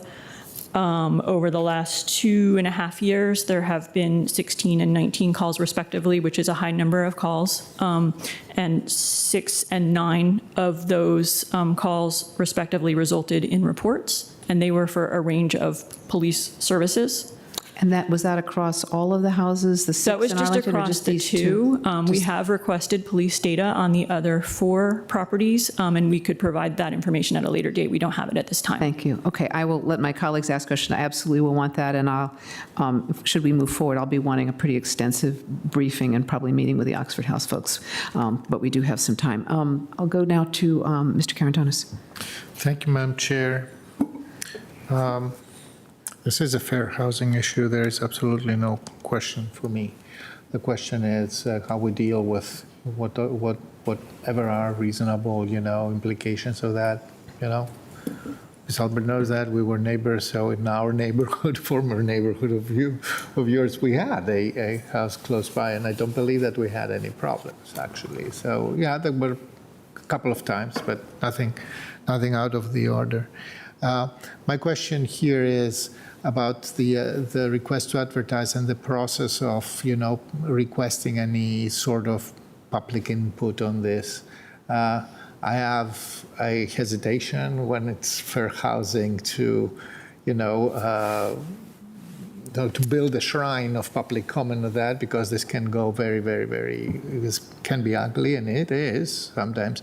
But, this is a public process, so how do we digest any input that we get? Staff had to date kept the public process on and the proposal rather narrow because it is in response to a fair accommodation. At this time, we had not had specific plans for public outreach, but that's certainly something that we could explore. Okay, I mean, just because we hear it today, and I would really like, if possible, to deal directly with, immediately impacted people like Mr. Gargan, for example, and explain as good as we can the framing conditions of what accommodation, a request for accommodation is, and how we go about that. Do you have any insight on how neighboring jurisdictions are handling that? Same, like Alexandria. I'm not aware that our neighboring local jurisdictions have regulations in their zoning ordinance at this time. We do have some other examples from the state of Virginia and the city of Harrisonburg, the city of Newport News, and another county. And is it usually Oxford House making these requests? I'm sorry? Is it usually Oxford House making these requests? I believe that Oxford House is the more commonly used credentialing organization. And I do know that they were making the request in the city of Harrisonburg. I believe that the provisions in place in the city of Newport News have been there for a long time. And they predated the definition of recovery residences in the Virginia Code. And in substance, they are similar than the one that we are advertising for today. The city of Harrisonburg has very similar regulations where they had actually added the recovery residence to their definition of family and allow it by right for up to 8 people and require a special use permit for more than 8 people. The city of Newport News, who again has had regulations in their zoning ordinance for a longer time, has gone the completely opposite route and has it by special exception with a number of conditions associated with it. And the other county that I looked at that I can give you the name of momentarily also has taken a similar approach to what we're proposing here and what the city of Harrisonburg has done. Okay, just stating my interest to see what the experience there has been, because as we see, there is some variation in the way this has evolved. This is why we advertise. We are not voting today on this, just we are putting it on the table, and I understand that we have to resolve. Thank you. Yeah, but not perhaps until September, but there's a lot to learn, I think. Mr. DiFranti. So, thank you, Madam Chair. I really appreciate Ms. Coffey focusing on the humanity here. I think most every family has someone who has been in recovery, and my family is one of those families. My question, though, it goes to the zoning pieces that were described, and I haven't fleshed this out or thought this through entirely. There may be Fair Housing Act provisions that would make it difficult to do these things, but I do want to just check. The two that we heard was the 375 yards between 2 different houses, and then the 1,000 feet from a K-12 school. My impression is that we could not add those conditions at adoption based on the way we've advertised here. Is that correct? Yeah, I think those are so specific that you should give some notice to the public of them. So, and this, I try to ask questions being formerly a lawyer. I try to not surprise, but I'm looking down towards page 11 and page 12. If we wanted the flexibility to do those two things, I think we would have to add some language, somewhere there, and I am not ready with that language now, but is that correct that we would probably have to add language to provide notice so that those possibilities could be within scope for us to adopt in September? Yeah, you would need to add language to the proposed ordinance. So, I'd be interested in seeing, I'm mindful that we have other agenda items, and I don't like to draft on the fly, but I do like flexibility in adoption. And if I'm not the only one that would consider either or both of those, then I'm open to trying to draft that language while we go on to another item or whatever is necessary. Thank you. I'd like to, I see where you're going, and I am sympathetic. Ms. Alpert, if this should come to us in September, and we have decided by September, there's some other things that we want to do, and we don't pass it in September, we could re-advertise. This is for Ms. Korchak. We could re-advertise in September and then adopt in October with other things that we add. And this isn't time sensitive, what we're working on here. Is that correct? It is.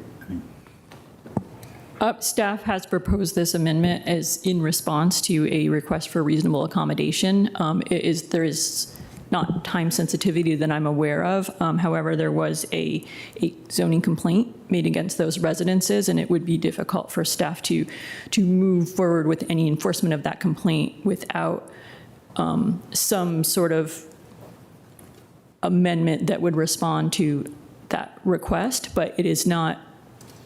Yes, so I'm just check with Ms. Corr, because I thought we could, it wouldn't be unreasonable, and it seems to me, Mr. DiFranti, if you're amenable, and my colleagues are amenable, that we will be talking and thinking about this when it comes in September. If we decide we want to do some of these other things, we could add them in September and then re-advertise for October. And is that a reasonable approach? Yes, you could do that. Yeah, okay. Are you okay with that, Mr. DiFranti, rather than trying to do it tonight? Yes, absolutely. I don't love to draft on the fly. I would love to hear a little bit, more from, perhaps colleagues, Ms. Coffey, regarding this, because I do, the empathy piece of it is strong. I'm open to those two things, but I'm not committed to those two. No, I think, and I think we'll have some time to process that when we get to September. We've got at least an extra month where we're going to be able to think about a lot of things. Ms. Cunningham. Yes, can I ask, I think I heard enough in the public comment that there was at least an allegation that perhaps we have houses that are not meeting our current zoning law today, so this would be sort of fixing up behavior that's going on right now. I heard there might be 2 houses, each with roughly 8 people who are unrelated. Is there a use permit for those houses today, or is this in a gray zone?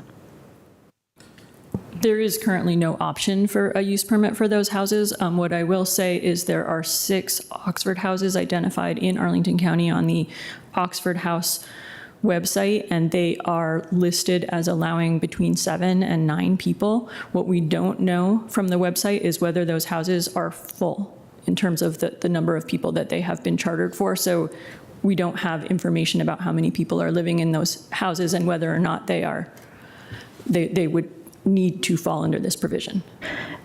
Okay, so that's one point I'll come back to.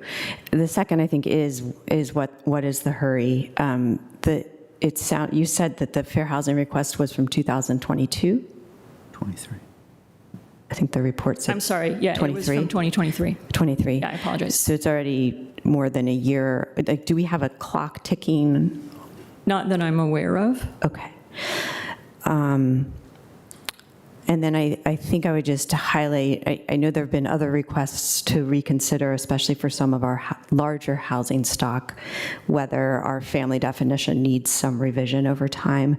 Mr. Fusarelli, are you able to share a little bit about whether that is on the work plan and how that might intersect with the residences.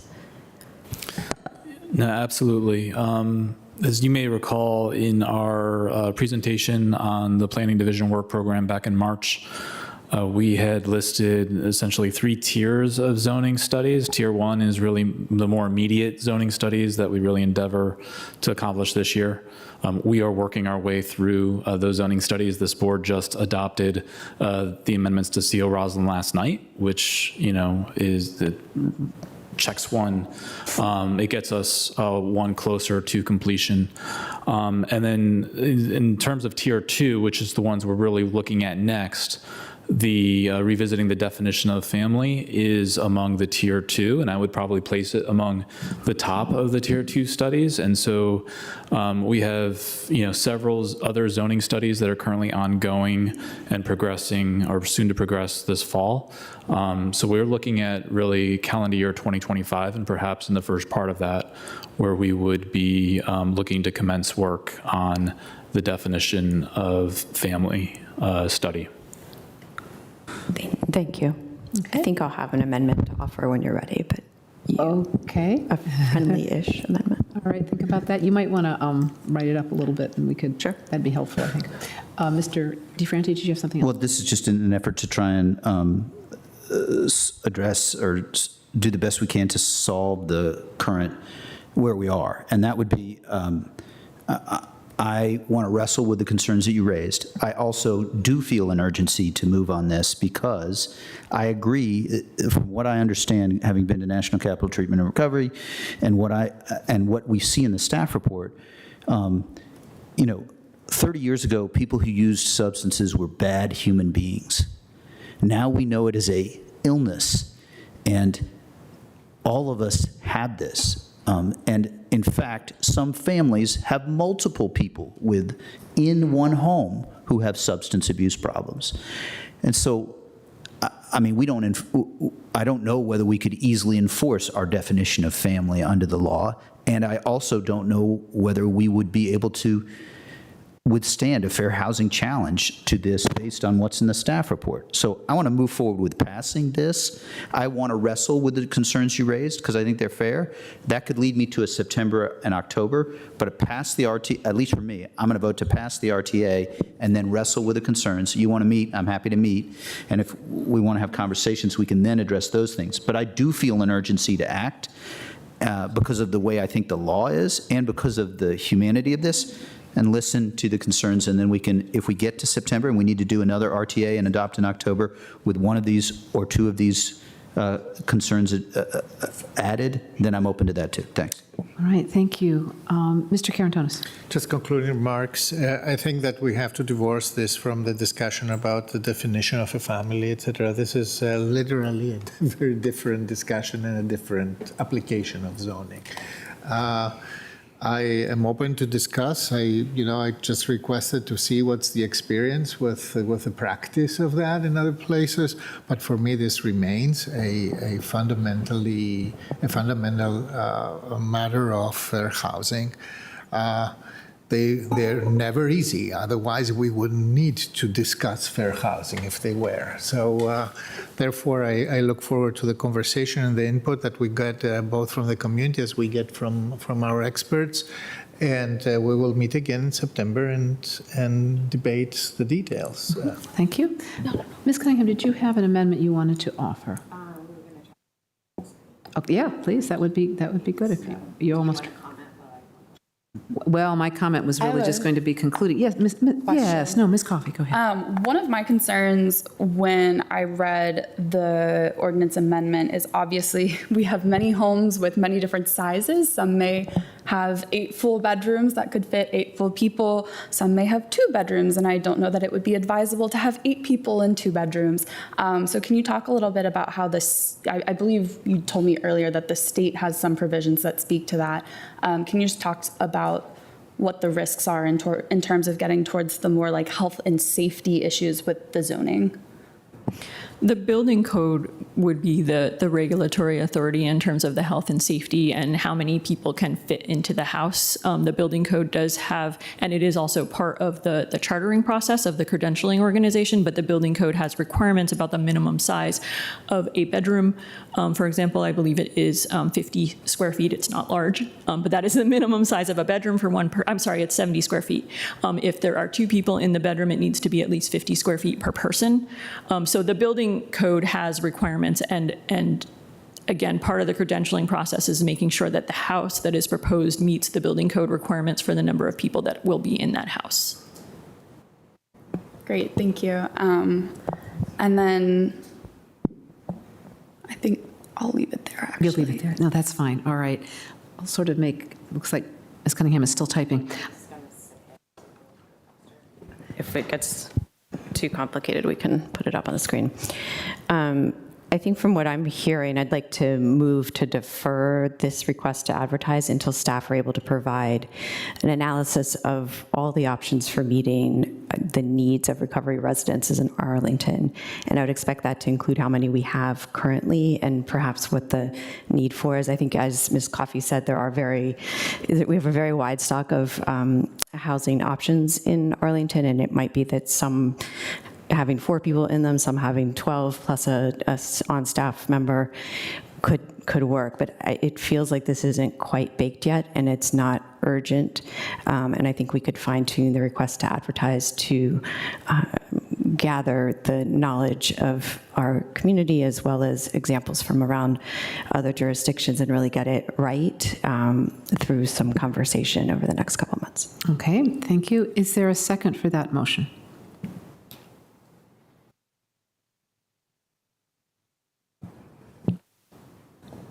I'm not in a place to second that motion. I'm happy to engage in that conversation as we approach September under the other approach. I think you don't have a seconder. No, you don't. All right.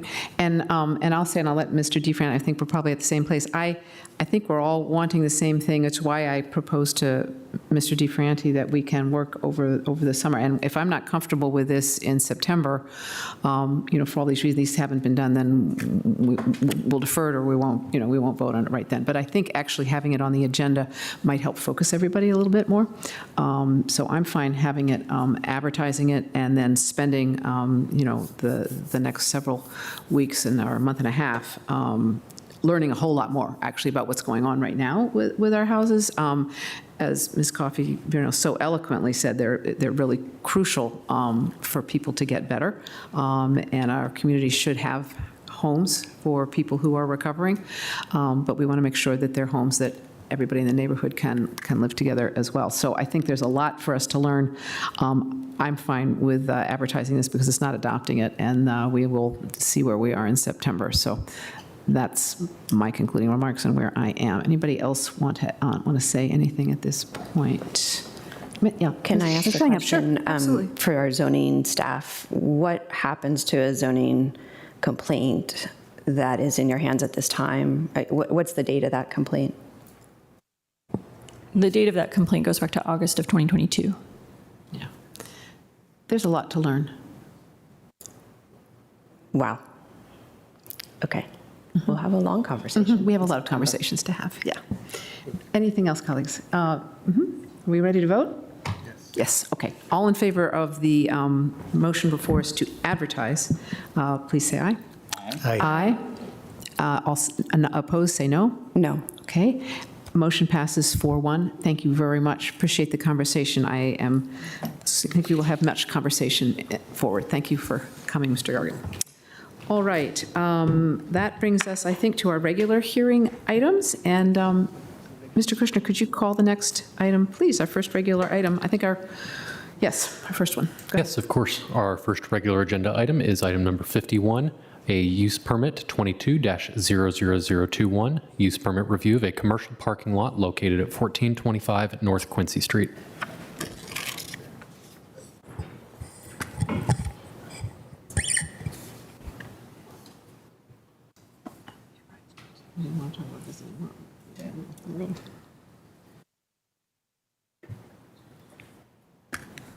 Okay.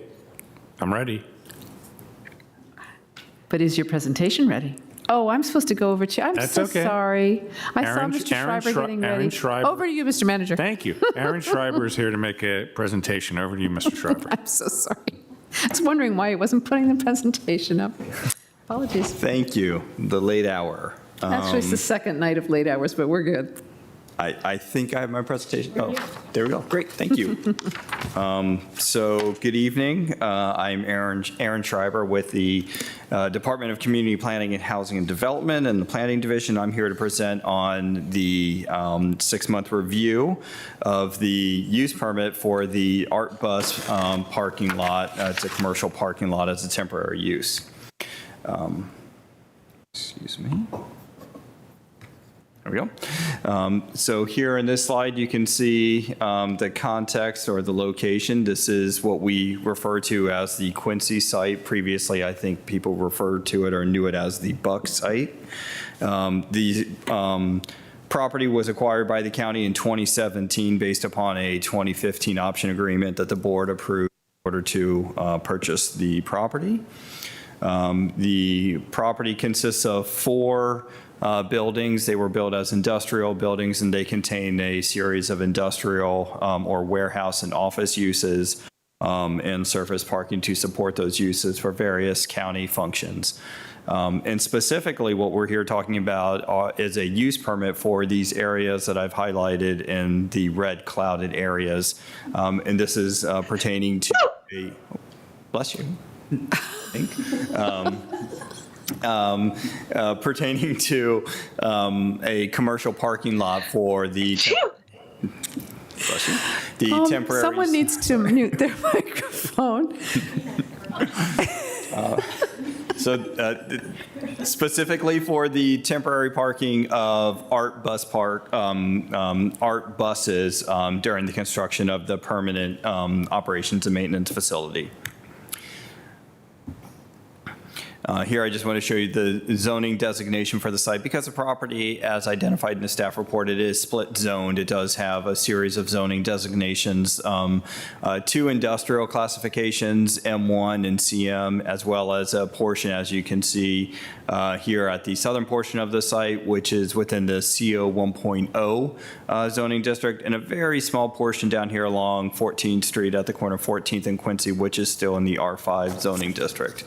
This area in the CO 1.0 area that pertains to mainly the southern boundary was part of a site plan approved by the county board in 1985 and is subject to a restrictive covenant regarding permitted uses there. The property is designated by our general land use plan for low residential uses, but it's also indicated for the fact that it is under public ownership.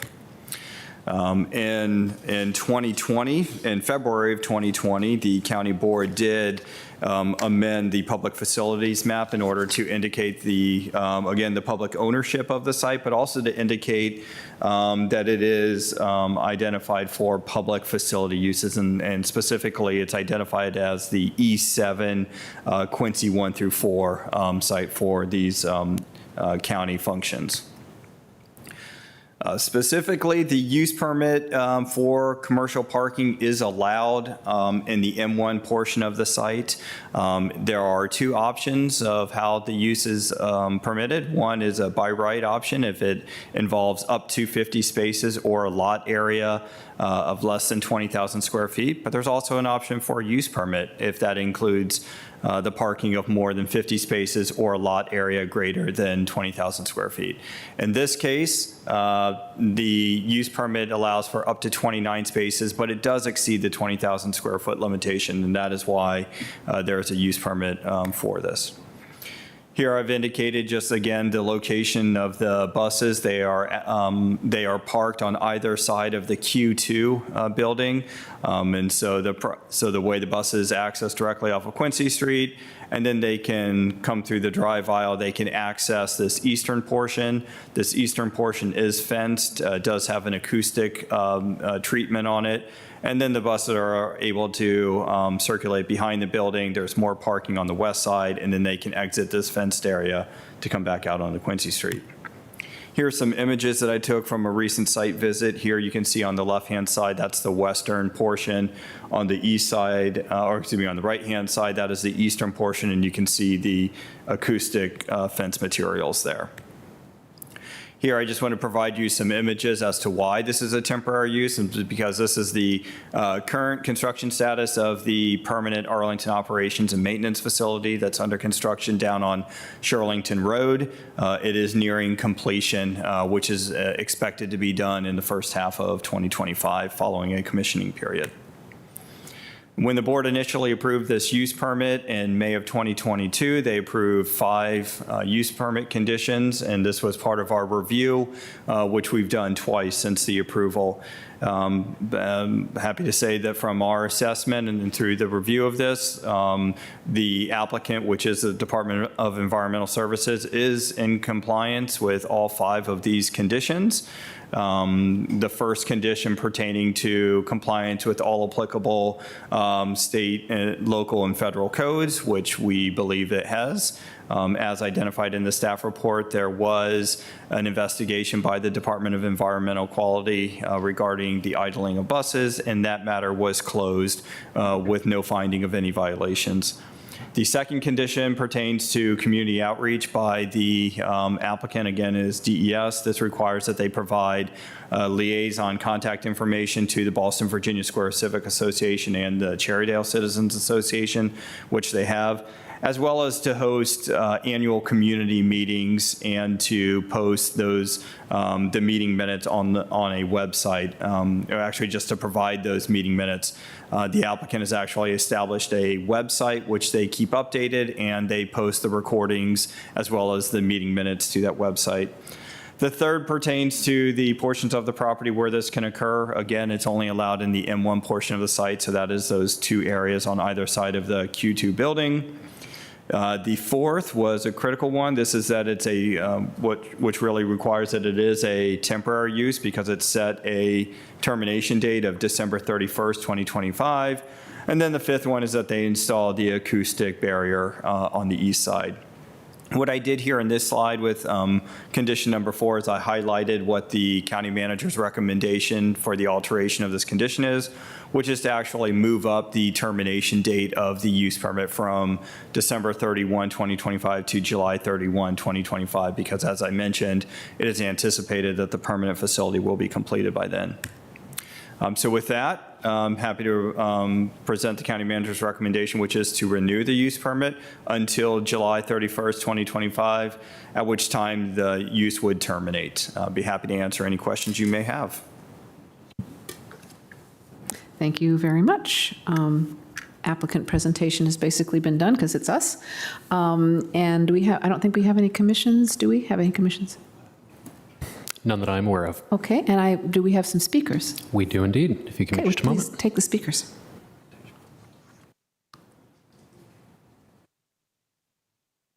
Our first speaker on this item is Robbie Woodson, followed by Tom Biles. Good evening. Good evening on this late hour. I'll wait for the timer. It's ready, I think. Are you good for the time? Yeah, okay. I would give you. All right. We would first like to thank you for accommodating the change to your schedule from last night to tonight due to our Civic Association last night. Thank you for that. I would also like to reference the letter that the Boston Virginia Civic Association presented to you July 21st on this particular item. It provides links to the videos that we have been taking as neighbors to show what's been going on at the site. While the county presentation was lovely, I would also like to say that that was taken clearly at 1 o'clock, not at a time after hours, nor at the beginning or starting of any of the idling times. It was very clear that that lot was very underused, and I would say the majority of use is during the morning and late evening. Even around this time, if we were to take a trip right now, you would see something very different. With that said, I would also like to refer you to the website that we have created, which is quincy-site.org, which you'll see some of the pictures located up here and some of what was provided. I hope the videos give you a taste of what we are seeing as neighbor residents that are bordering. Once again, I would not say Arlington County is like a good neighbor. State Farm is there. I would not use that in your marketing materials.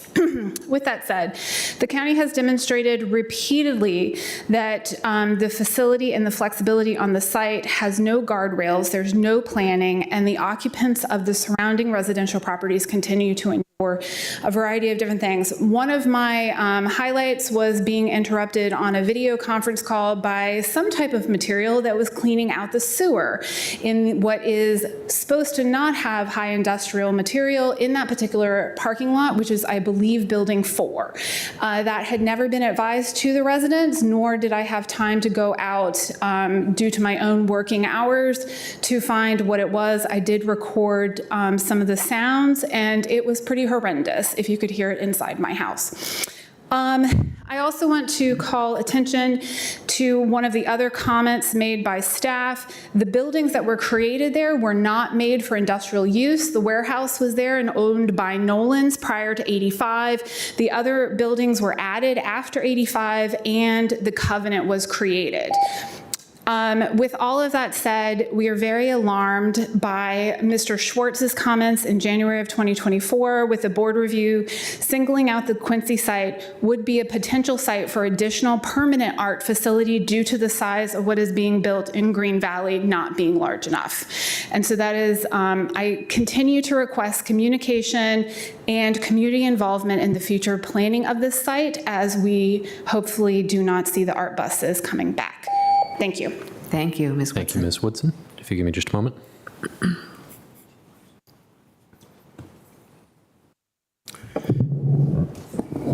Good evening. For as many times as the record... Just one moment. I think our clerk's not quite ready for you. All right, Mr. Kushner? All right, you can go ahead. For as many times as the record of this matter obfuscated, we seek to set it straight, and this is an excellent opportunity. When I last had the privilege of addressing you, I denounced the slap suit that some of you, members of the county board, filed against your own citizens in connection with this matter. At that time, you solicited the county attorney's comments. The county attorney said that your suit, and I'm quoting here, was filed and served after the plaintiffs, clearly by plaintiffs here she meant to say the residents and their civic associations, the one you sued, was filed and served after the plaintiffs filed their suit. We had filed it, she continued, but not served it in anticipation of not having to. But once the plaintiffs, again she meant the residents, but once the plaintiffs filed their suit, we filed ours. Then she explained that she filed the suit as a defensive measure, but did not serve it in anticipation of not having to. How problematic this all is. Putting aside the always present risks run of waiving the attorney-client privilege implicit in your asking for and receiving legal advice in public, even for the sake of political cover, and putting aside the potential abuse of court resources implicit in filing a lawsuit without an accompanying intention to bring it forward, it's simply untrue that people in the neighborhood initiated your slap litigation, contrary to what 3 of your number have said. And as many times you assert it, we will correct it for the record when the opportunity arises. You filed a lawsuit against people living in Ballston, Virginia Square, and against their civic association in May 2022. The residents didn't do anything until weeks later in June 2022. Court records plainly reflect this. Why it took you weeks to serve your complaint, whether it was due to fecklessness or ineptitude or some other reason, I cannot say. But it's a matter of public record. Now, why is it so important to be clear about this? Because it's perverse to say that the people started it. Because it's a serious matter. And because, next to physical violence, the most traumatic thing a government can do to its own people is to prosecute them, criminally or civilly. Denying that was done here deserves the people who got involved in this, and it deserves the public record. Thank you. Thank you, Mr. Faust. Our next speaker is Mariah Mears, followed by our 5-minute speaker, Randy Painter.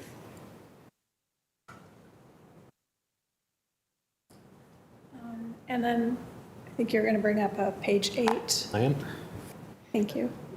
It's cold in here.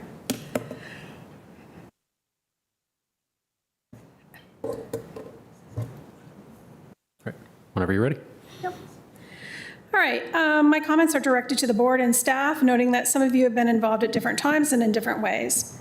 I'd like to recognize Ms. Cunningham, Ms. Coffey, and Mr. Karantanis for pursuing lines of questioning of staff that got more deeply into some of our concerns at the January review. I ask that you terminate the use permit immediately and reject the renewal request in the staff report.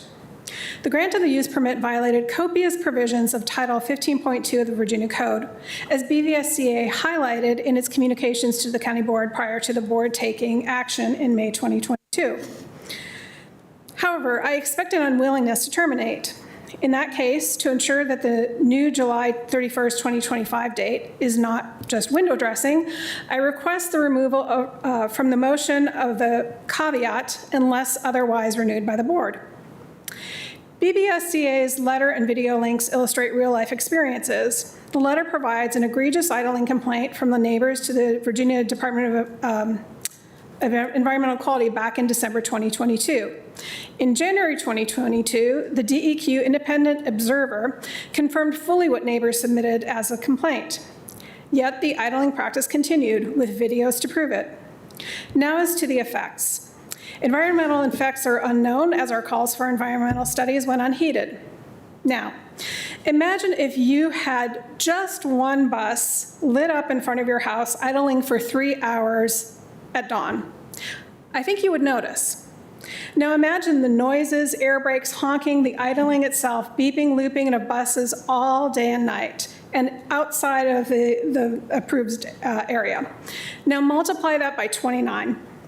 And the justification for ignoring laws is that the property owner, who is both the applicant and the approver, really has a need. So neighbors not responsible for the lack of planning must shoulder all of the pain. Now add to this the aggressive actions by those in charge in denying our rights by doing things like denying the BZA appeal applications in direct violation of Virginia Code Section 15.2 and other legal tactics. Now, imagine you and your neighbors have stains on your property such that the Board of Equalization, having reviewed some of the videos, gave a 30% reduction, basically unheard of. Now, imagine the lack of sleep, enormous amounts of stress, and time, and all sorts of other health effects, including for the first time ever needing prescription sleeping pills to stay asleep after noise reduction mechanisms proved of limited benefit. And you know that county decisions and actions have caused you direct and particularized harm. And finally, again, you're told, endure this because there is a need. Well, you're looking at that person. Our neighbors know the next crisis and need is around the corner. And the same thing will happen again, and all because of those responsible prioritize expediency over compliance of the rule of law. Thank you, Ms. Mears. Our final speaker is Randy Painter. Great, thank you. Sorry, are you ready for me to start? Yes, See the timer set 2 minutes. Yes, okay. we're all set. And thank you. I'm Randy Painter, president of the Ballston Virginia Square Civic Association, where the Quincy site is located. We submitted a letter for the record and provided links to videos about the activities on the Quincy site. We appreciate that the county board agreed to review this matter tonight. We opposed the board's May 14th, 2022 approval to use the Quincy site as a bus facility, and we continue to oppose it. We ask that you discontinue the use permit, as we also requested at the January 2024 board review. I assume you will vote tonight to continue the use permit. I respectfully request that you commit to a final board review whether or not the buses leave the site next year. We agree with Mr. Karantanis that an after-action review is needed and should include us. Our neighborhood has long had a collaborative relationship with you. We have worked with you on numerous issues that have benefited the greater Arlington community while placing additional burdens on our neighborhood. We've seen some modest improvements regarding the buses with the recent turnover of the board, and we believe this helps to reset our relationship and to conduct it with mutual respect. We need a board liaison who can work with us. It's important to recall the board members raised some important issues in the May 2022 discussion, including the board gave a clear commitment that this was a temporary, not a permanent use permit. Please publicly reiterate that commitment today.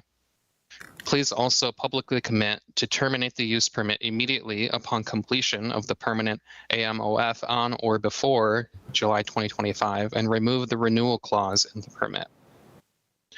We were encouraged by the nearly unanimous commitment by board members in May 2020 to the greatest possible level of mitigation regarding environmental impacts. We appreciated concerns about monitoring the impacts of the art buses, including on air quality and noise. The videos you've seen and our letter detail the continued problems with the lack of monitoring.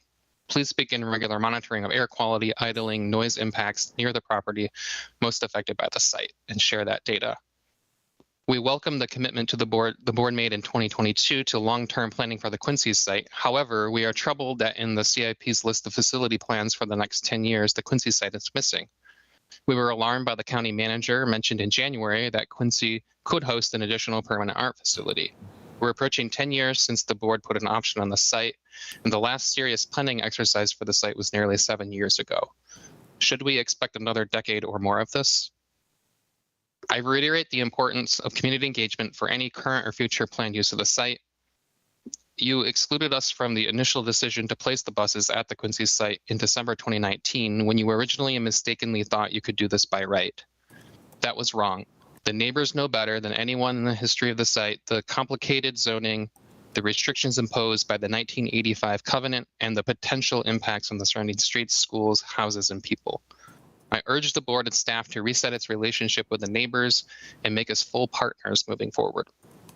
In summary, I request that you discontinue the use permit for the art buses.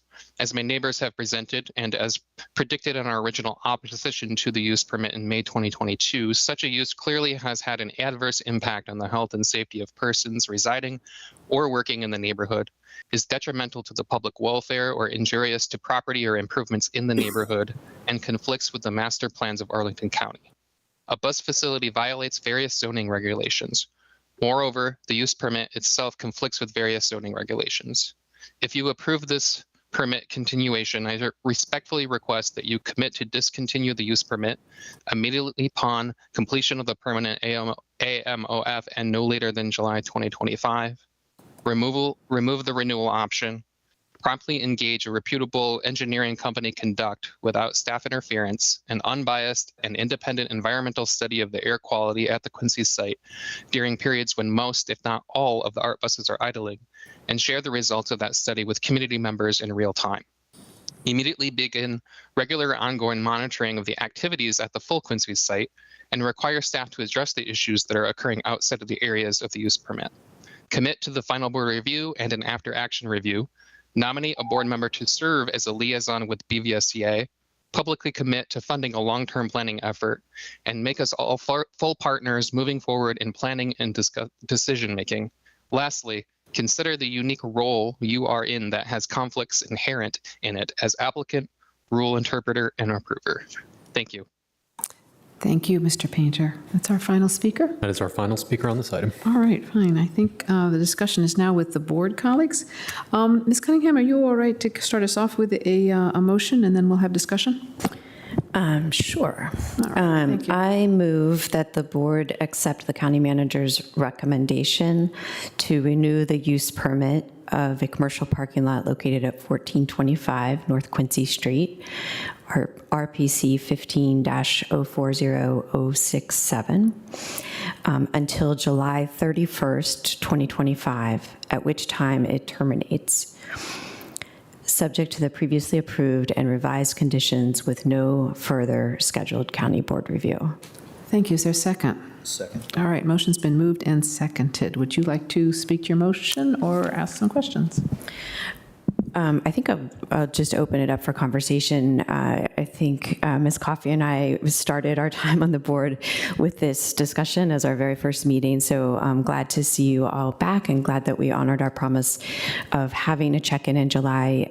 My understanding from staff is there's been continued efforts made to mitigate and to improve things, but I know there are still challenges as well, so I appreciate you coming this evening, and I look forward to a little conversation up here before we close out.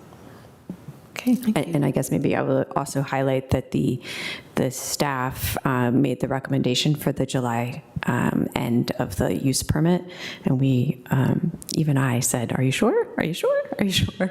But I think that really does reflect the commitment and the enthusiasm for moving off the site and back down to AOMF as soon as it's both completed and certified occupancy, which we hope will be in the early part of next year. Oh, thank you.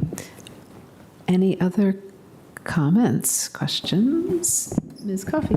I would just love to ask staff kind of, we would love to be off of this site. And we're setting July as our discontinuance for sure. What is our timing? What is our thinking on timing right now in terms of the permanent? I see DES staff moving. In terms of the permanent move to our new permanent home, and whether that could feasibly, potentially, possibly be even before July, maybe. Well, we're certainly hopefully it would be earlier in the year. We can't guarantee that at this stage. We've got to get through the building completion and the commissioning process. Sometimes things go wrong at the end of construction that you don't want to go wrong, so it's just out of an abundance of caution, having had that happen on other projects before. Great, thank you. Yeah, I think I am eager to discontinue this use permit, as I think we all are, and so the earlier the better. If we did get in before July or out, in and out, would we need, this may be back for planning staff, would we need to take any action to discontinue earlier, or is it just kind of moot because we would no longer have a use for the use permit? The way the recommendation is structured and also per the condition at that later date, so. Gotcha, thank you. Mm-hmm. I think that's. Okay, thank you. Mr. Karen-Thomas. Thank you, Madam Chair. First of all, thank you for your patience in the big scheme over so many years and in the small scheme today, this evening. I want to follow up a little bit on Ms. Coffey's line of questioning. So, is it possible, because, you know, the issue is to reduce as much as we can the impact from the 29 or 30 buses that are today stationed on the Quincy side, while the new facility down in Green Valley is commissioned. Is it possible to begin to use the parking there, or is it impossible and the facility has to be commissioned first to receive any use? I may ask Lynn to come up and help me out here, but I think the short answer is the facility and the parking all work together because it has the dispatch and the management of people within the facility, the employee parking, all those things kind of go together. We actually have two different structures down there under construction in Green Valley, the parking structure and then the combined maintenance and operations facility. So they kind of go hand in hand, the buses with the operations and the staff that will be in there dispatching and have their break area and all those things in that new facility.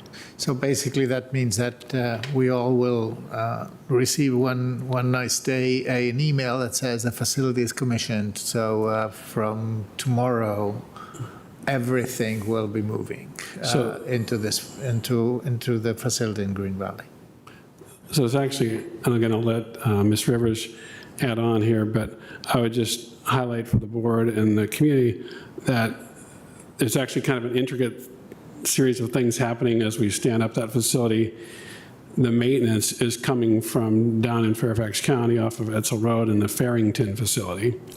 So that whole maintenance function has to come up and get integrated and operational. And of course, we have to keep the buses going 24/7, and not 24/7, but every single day of the year that we provide that service. And we want that all to be a seamless experience for our riders in the community. So there's the maintenance piece that has to come up, and then there has to be the buses that are currently up at the Quincy site have to come over, and all those have to come and successfully integrate into the site into a phased way as we provide the service every day, and hopefully a seamless way experience. Because we don't want to, for example, our current plan is, not to say, hey, we're moving, we're not providing any bus service next week. That is not the game plan. So to make that all work in a seamless way for the rider, it's going to take a little bit more time to be phased. We'll probably take advantage of the weekends, maybe some evenings. There's a lot of planning to do to make that work. Lynn, is there anything else you'd add there? No, I would say that you've covered it well. We really are trying to consolidate 4 locations into 2. So therefore, there's going to have to be a lot of coordination to have that all happen at the same time. And as Greg said, to be able to continue to provide operations at the same time. I guess you understand what I'm after. What I'm after is to hear that we have the ability to provide some sort of priority in relocating the buses from Quincy down to Green Valley, being conscientious about a complicated operation of moving functions and services. Yeah, I do understand your question. Yes, Quincy is our priority to get the buses moved and get them onto the new facility. Okay, I take note of that. Madam Chair, I don't want to hog the conversation. I can yield for now. Let's see if there are other questions or comments. Ms. Cunningham, your light is on. Did you have some more? I spoke already once, so if you all want to go. Yeah, I just go by the lights. Mr. DeFranti. Thank you, Madam Chair. One of the requests in Mr. Painter's letter is regular and ongoing monitoring of the activities at the full Quincy site, and ask that staff address the issues that are occurring outside of the areas of the use permit. Wonder if maybe either of you can speak to the monitoring and the work that you do. I think this might be referenced in the staff report, but it would just be helpful if you can speak to the monitoring you do. There's the monitoring of the idling time, which I know that you've done, but then there's additional monitoring, and maybe you can describe a little bit of the work that you and your team does to monitor to make sure that the site is complying with all the provisions of the use permit. Yes, we do have ongoing monitoring with both our contracted staff and the county staff. And the county staff being made up of the Transit Bureau as well as our zoning inspections department as well. So we're constantly monitoring. The contractor monitors on a daily basis. We're monitoring on a weekly to bi-weekly basis. This has been going on for the last 6 months, and we're making note of where there of anything that's happening on the site.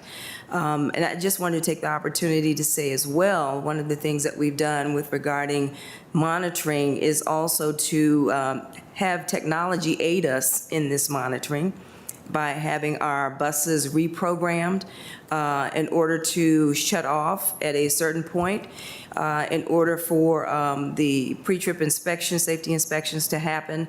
And at that time when buses are shut off, the bus should never shut off before that operator leaves. And so the way that is programmed, it really diminished the time of a bus being idle before it leaves the yard.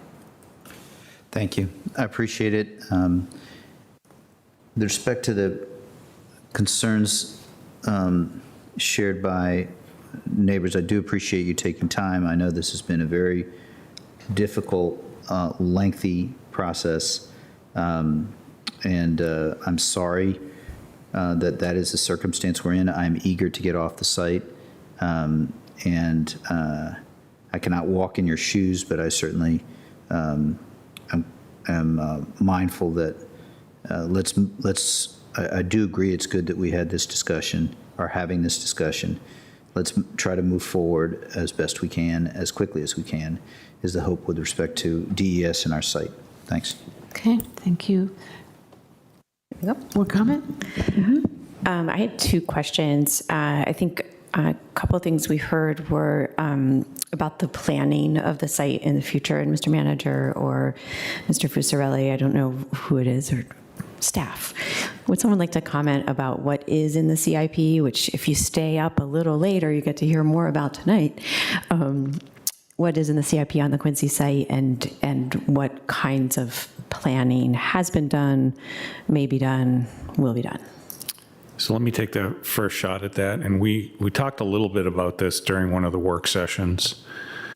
So currently in the CIP, the only investments that we're making that are either medium or long-term have to do with Quincy 1, which is the warehouse space. There were a number of discussions that were held internally that came to me in preparation for the CIP, and I rejected any ideas there were about investments that were needed in any of the other buildings, and they are needed. I'm going to say that because I think that in order to do those, that implicates a future planning process. I mean, I think since 2017, we've had, when we first had the option and exercised it, we have not done any more planning other than specifically around Quincy 1.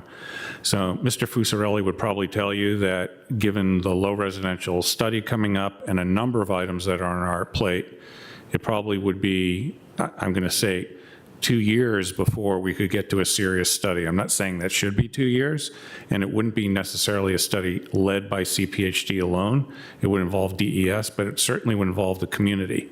And I did want to take this opportunity, though, not to clarify, but to further amplify a comment, which I understand would cause a lot of concern on the part of the neighbors about how this could be the potential location for additional buses.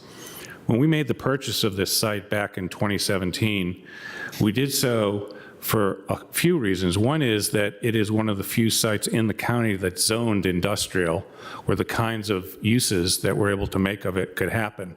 And at the time, we had a conversation, both internal and external, about what kind of planning should happen for that site. And I admit it's been far too long for us.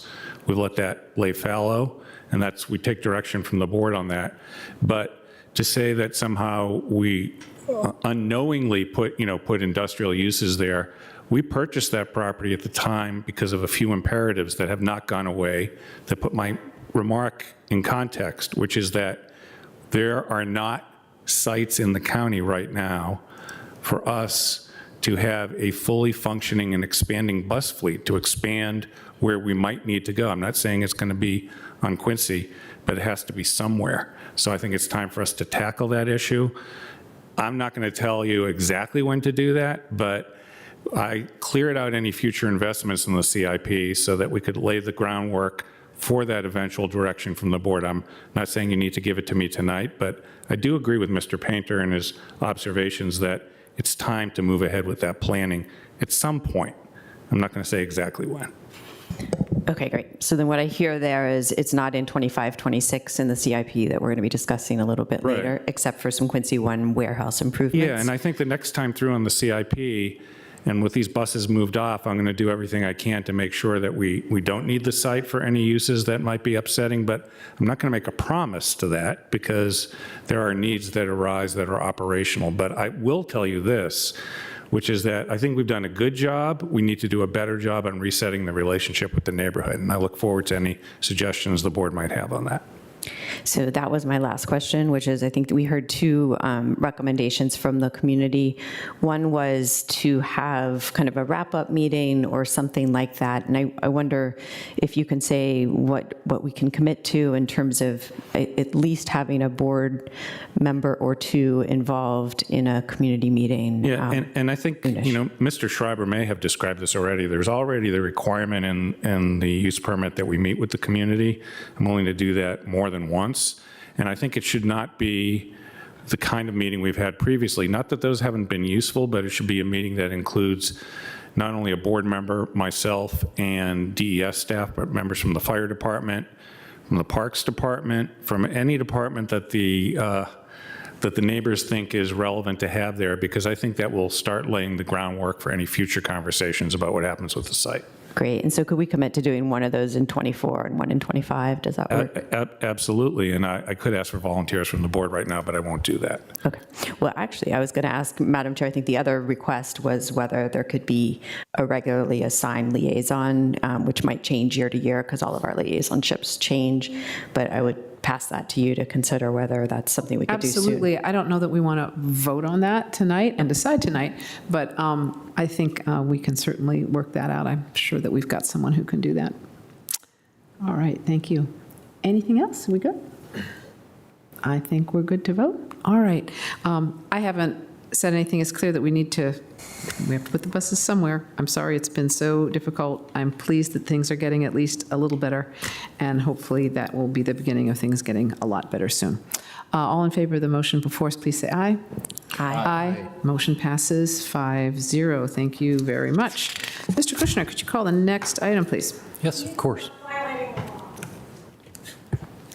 Our next item is item number 54, the fiscal year 2025 to 2034 capital improvement plan adoption.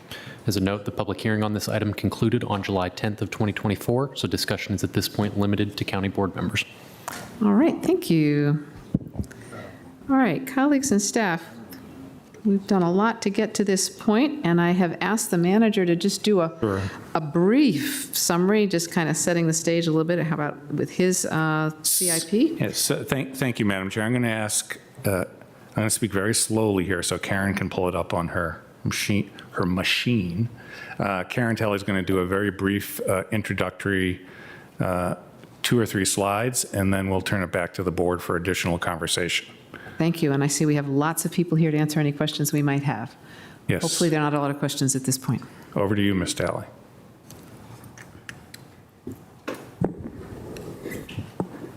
Okay, thank you. So we are adopting our CIP for $4.5 billion. As we've discussed over the past couple of months, it includes everything from transportation, our public facilities, parks, technology, and public safety, our neighborhood programs, as well as stormwater management and our regional commitments with Metro. Our referenda for 2024 is $174.4 million, and that includes the $14.2 million for utilities. And with that, we'll get started with our conversation. Thank you. Thank you very much. So colleagues, we have had, we've got the manager's CIP that we started with. We had a number of work sessions, a public hearing. I asked Mr. Kushner if he could just put up a slide just kind of going over that lists the work sessions that we've had and actually how to get to the people can watch them if they would like. So these are the discussions that we've had. It's been, we spent a lot of time together and gotten a lot done. And Mr. Kushner, if people want to watch these videos, are you able to show real quick how they should do that? I may have misunderstood the assignment. My apologies. I was looking at how to access the CIP meeting materials, but if you give me just a moment, I can pull that up. Okay. I recommend the manager is very good on internet searches. All right. I think in fact, I don't know if I guess we want to do that. I think there's been some concern that people don't, it's hard to get to our site, our website to see. Oh, not entirely. I can pull it up right now. You're almost there? Okay, because I don't want to take too much time. No, of course. So from our meetings there and we go. agendas So here's how it page, goes. Go. Yep. Our meetings and agendas page. This is accessible through the county board homepage. Top search bar of our county board homepage will bring you directly to this site. Once here, we have a couple of options that you can use to search for our meetings, filtering specifically on meeting types for capital improvement plan, work sessions, and public hearings. You apply these filters, and that'll give you a running list of all of the board's hearings from this last year. You can feel free to view the videos, agendas, once they're adopted, approved minutes, et cetera, from each of these meetings. I'd also like to note that all of these meetings are recorded and are available on the county's YouTube page. Happy to answer any further questions on that. Thank you. All right. Colleagues, does that sort of settle? I think I know there was a concern. Ms. Cunningham? Maybe at the end, if we could pull up how you get to the place where all of the questions are answered, because I think a lot of community members like to follow along where the questions are. I do, in fact, have a slide on that. Oh, he's got it. He's got it. We'll do it. And there were a lot of questions.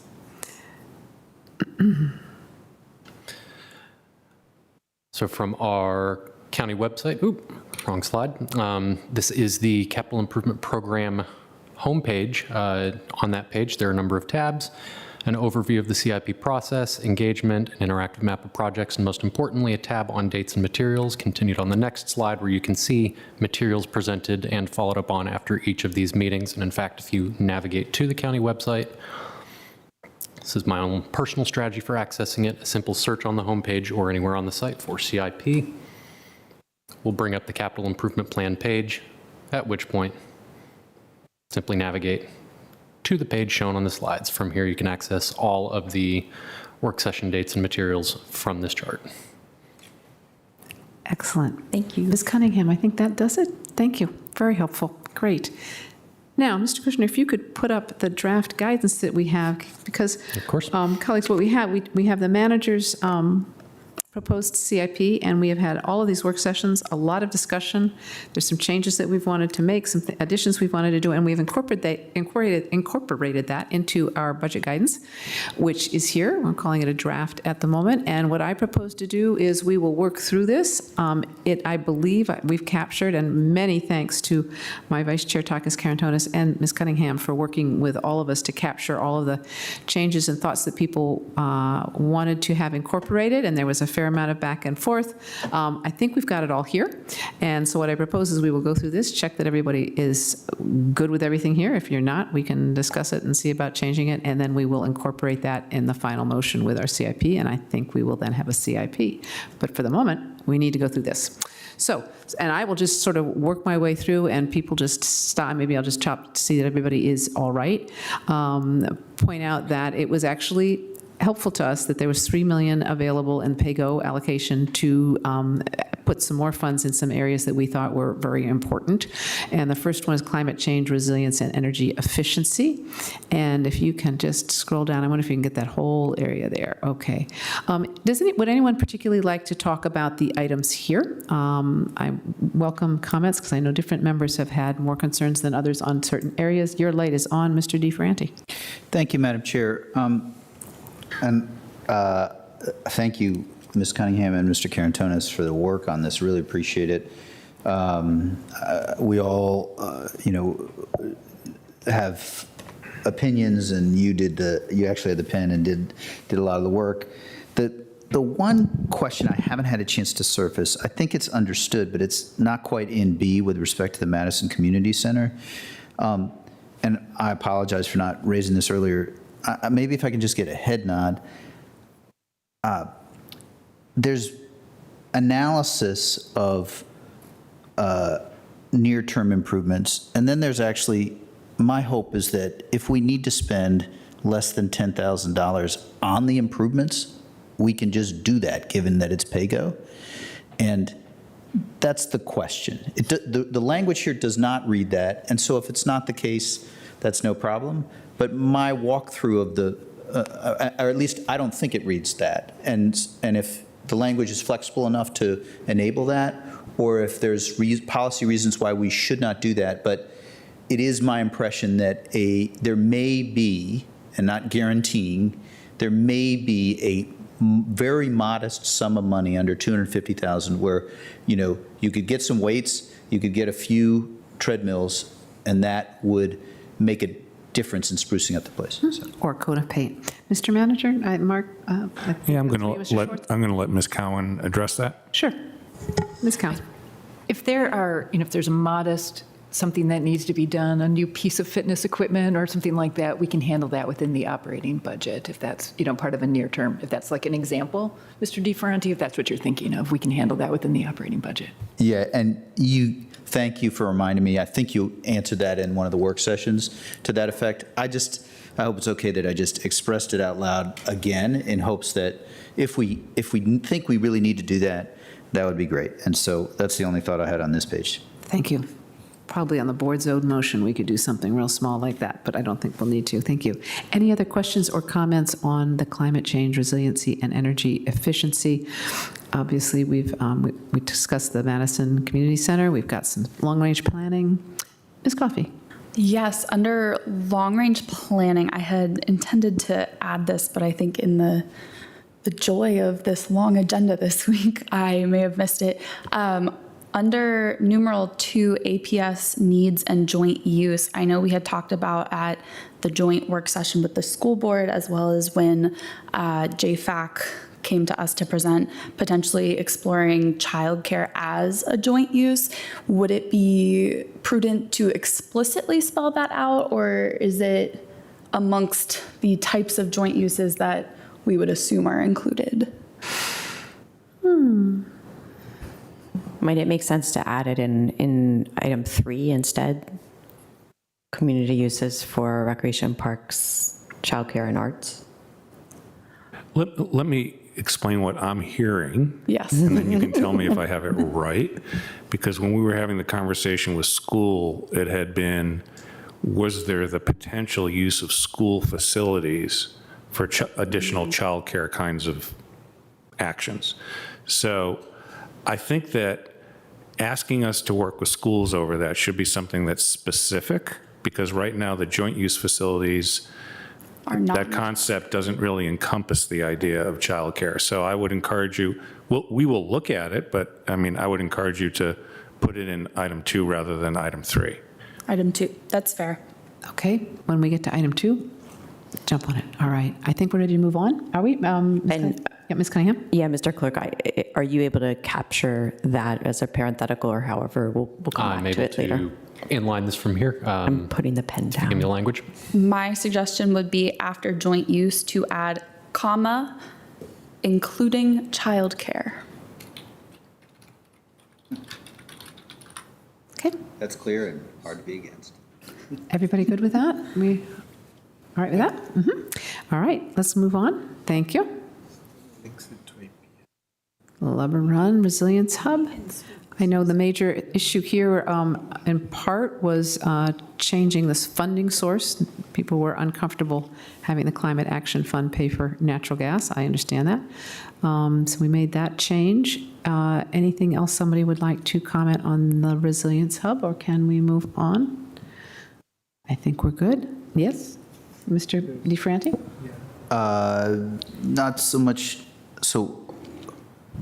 There's a typo at the very There is a typo where it's we'll blinking. sort that out. So it just, is that just in 2025, a process for it's a new sentence, is that right?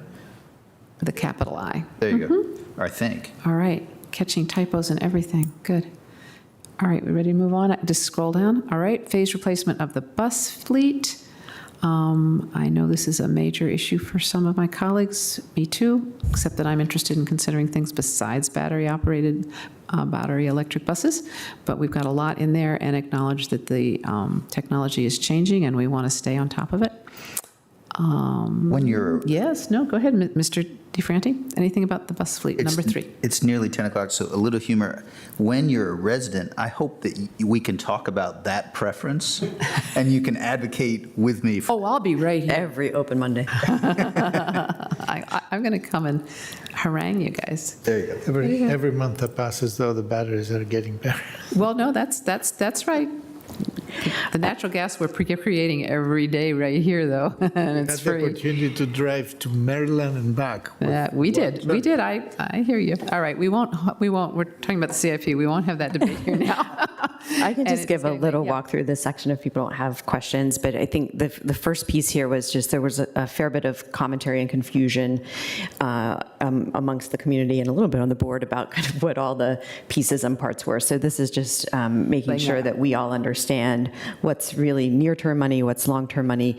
We do have an aspiration to continue to take fossil fuels out where we can, including in our bus operations, but that is a very staged and phased process where we are doing some of it right as stuff gets, toward the end of life. That's 3A. We are expanding to meet the master plan. That's 3B if that's battery electric. And then 3C is the particularly controversial, which is we're holding a contingency for having more than a 1-to-1 ratio of battery buses to regular old-fashioned buses, and we think that that will probably go away over time. None of those dollars are in these next 2 years. They're far out, but just wanted to break them out so people can track. Thank you. Absolutely. Thank you. All right, let's continue. Why don't we continue scrolling? Folks, stop me or Mr. Kushner if you want. All right, we had a lot of talk about Carlin Springs road safety, and we've put in an additional $500,000 for Carlin Springs, wanting to move ahead with that, particularly with easement acquisition and improving the sidewalks. I really appreciate the focus on increasing transit ridership. I think that's more important than what kind of buses they ride, that they're actually on the buses, which is great. And I'm really pleased to see the addition of $250,000 to start evaluating some community facilities for adult changing stations and getting, we think, at least one installation done in FY26, which is great. Anything else anybody would like to add to this one? Any questions, comments? All right, keep going, Mr. Kushner. Economic resiliency. And there's a lot of different resiliencies with debt reserves, revenue, and this was not my major area. Has anybody got something they would like to talk about? I can hit this one for us. Yeah, I mean, I think this is just as, you know, as we did in the operating budget, recognizing we're still on the pivot of a world that's changing and that we remain nimble to respond to that. So on the reserves and the debt service metrics, really just reiterating again what we did in the operating budget, increasing our reserves target to 1.3%, which is reflective of what rating agencies are kind of rumoring they may require more of us over time. And then making sure that we are continuing to keep our debt service guardrails in place. On the revenue contingency, just reflecting that several of our commissions wisely shared that though the projections are somewhat conservative in the CIP, they could be, it could be worse than that. So if office space value, or office building valuations continue to fall, if interest rates don't come back down, et cetera. So just to stay poised for that. And then the final one is managing cost risks, and particularly we know APS is entering a time of really renovating older buildings, and that comes with some unknowns, many of which are being studied carefully right now.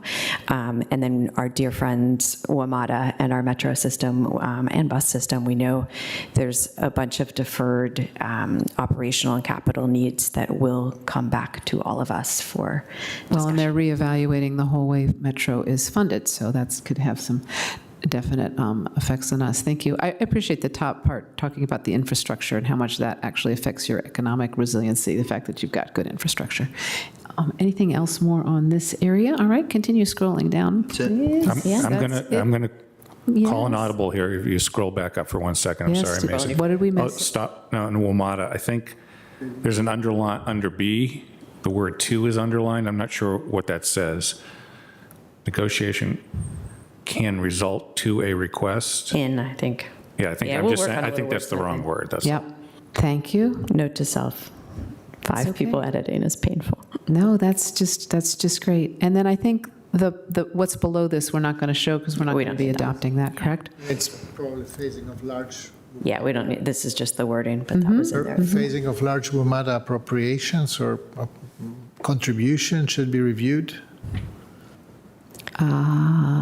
Let's see what we say. The board is, there's a word missing after the WMATA there, phasing of large WMATA. Contributions, yes. Thank you. Gotcha. This was completed just an hour or two before our meeting, I think. Finishing it up. All right. Anything else that we notice? All right. Colleagues, so then I think I'm ready. We could have some summary comments, but maybe we vote first if people are ready to vote on this. Are we ready for that? And then we can take some comments, concluding comments. All right, so what I would like to move, and our attorney can tell me if I get this wrong, I would like to move that we adopt the manager's CIP with the changes as set forth in the budget guidance that we just completed here and is on the screen. Will that work? That works. Can I just raise a question? Is it supposed to be WMATA contributions or projects? I think that's a really good comment, and I think projects is, I don't know. Yes, I believe that this refers indeed to projects because it is the concern about Because of the phasing. issues related to relatively big projects like elevators, etc. So that should be corrected if nobody has. Good catch, Ms. Kaur. I think you're Very good correct. catch. Yep. Thank you. All right, so the motion's still out there. It has the word projects. Is there a second, please? Second. All right, motion has been moved, seconded by Mr. DiFerranti. I think we're ready to vote. All in favor, please say aye. Aye. Aye. Motion passes 5-0. We now have a CIP. I welcome any concluding comments people would like to make. We still have actually a fair amount of more work, so we maybe won't make too many comments, although there's a lot deserved for all the work that went into this. Ms. Coffey, you want to start? I'll stay very quick. I will first thank our staff. I know that putting this together is quite the feat, and then communicating it to especially two brand new board members who are going through it for the first time. I appreciate all of the work and conversations and many questions and answers and everything that went into this. I hope that 2 years from now, I will be a far more educated board member to be on my toes and ready to go once from the first presentation. I'll have all 1,000 pages down, but I just really appreciate it. I think that this is a cool opportunity to think about the long-term needs of our community, to think about things that we often take for granted, whether that's our water and sanitary system, our roads, things that we're very blessed in Arlington to have such high quality services, and but there's a lot of planning and a lot of work and financial investment that goes into making that happen. And so to see that process play out, I think is very gratifying, and I'm just immensely grateful to all of the staff involved. Thank you. Ms. Cunningham. I think same thing here. I just want to say a huge thank you both to staff and colleagues, but also to our commissions, many of whom really went into the weeds for us and with us and shared questions and engaged deeply. So thank you to them, and thank you to staff for entertaining all their questions and our questions in a very short period of time. And I have just one analytical question. Mr. Stevenson, how many glasses of Tang Today. Did you drink? In all of the CIP and or our budget season? You can get back to me. Above or below I'll have average? to provide formal follow-up to the board at an We have to introduce a new metric that is gallons of Tang. Actually, I think we need a budget line item. Mr. DiFerranti. Thank you to Ms. Cowan, Mr. Stevenson, Ms. Meredith, Mr. Schwartz, and also all of our staff who worked on this. I know it's a ton of work. Feels like a breakneck pace to get to finishing this. The original proposal seemed strong to me. It's the breadth of the presentations and the work that we're doing is consistently strikes me every 2 years. But a big thank you, and also thank you to Ms. Cunningham and Mr. Carantonis. This is a slightly new approach of the guidance, the way we're doing guidance. I think it helps explain, and in key areas, particularly electric buses, you added pieces that I had not gotten to. So I appreciate that work as well as all colleagues, and I do think this is a strong work product and worthwhile investment for our community. Thank you. Mr. Carantonis. Briefly, first of all, most of the credit for the guidance work is in Ms. Cunningham. I just finished this morning with a few additions to that. This is an awesome body of work. I know that this CIP was especially difficult to prepare because we are in difficult times with a lot of risks, and I think balancing the CIP with the values of the community, the asks, the needs, the constant input that we had from so many different constituencies is not an easy task. The fact that we are in July approving that speaks volumes about how much work was done in the background and before people in our work sessions. I think that for me at least, this was quite a revealing CIP. Actually, in a sense, it's also my first fully, developed CIP. It left me with a lot of good questions about what needs to be improved, how to stagger and prioritize our capital assets investment while at the same time keeping it fiscally sound, which is increasingly difficult exercise of trade-offs, and focusing on quality. I want to say one thing because I really care a lot about the priorities that are expressed in the guidance, especially the fact that South Carling Springs Road, especially South Carling Springs Road, ranks first. This is a place where we will be testing also the ability to do effective CIP planning in the future as well. If we get Carling Springs right, we can get a lot of other projects in Arlington right.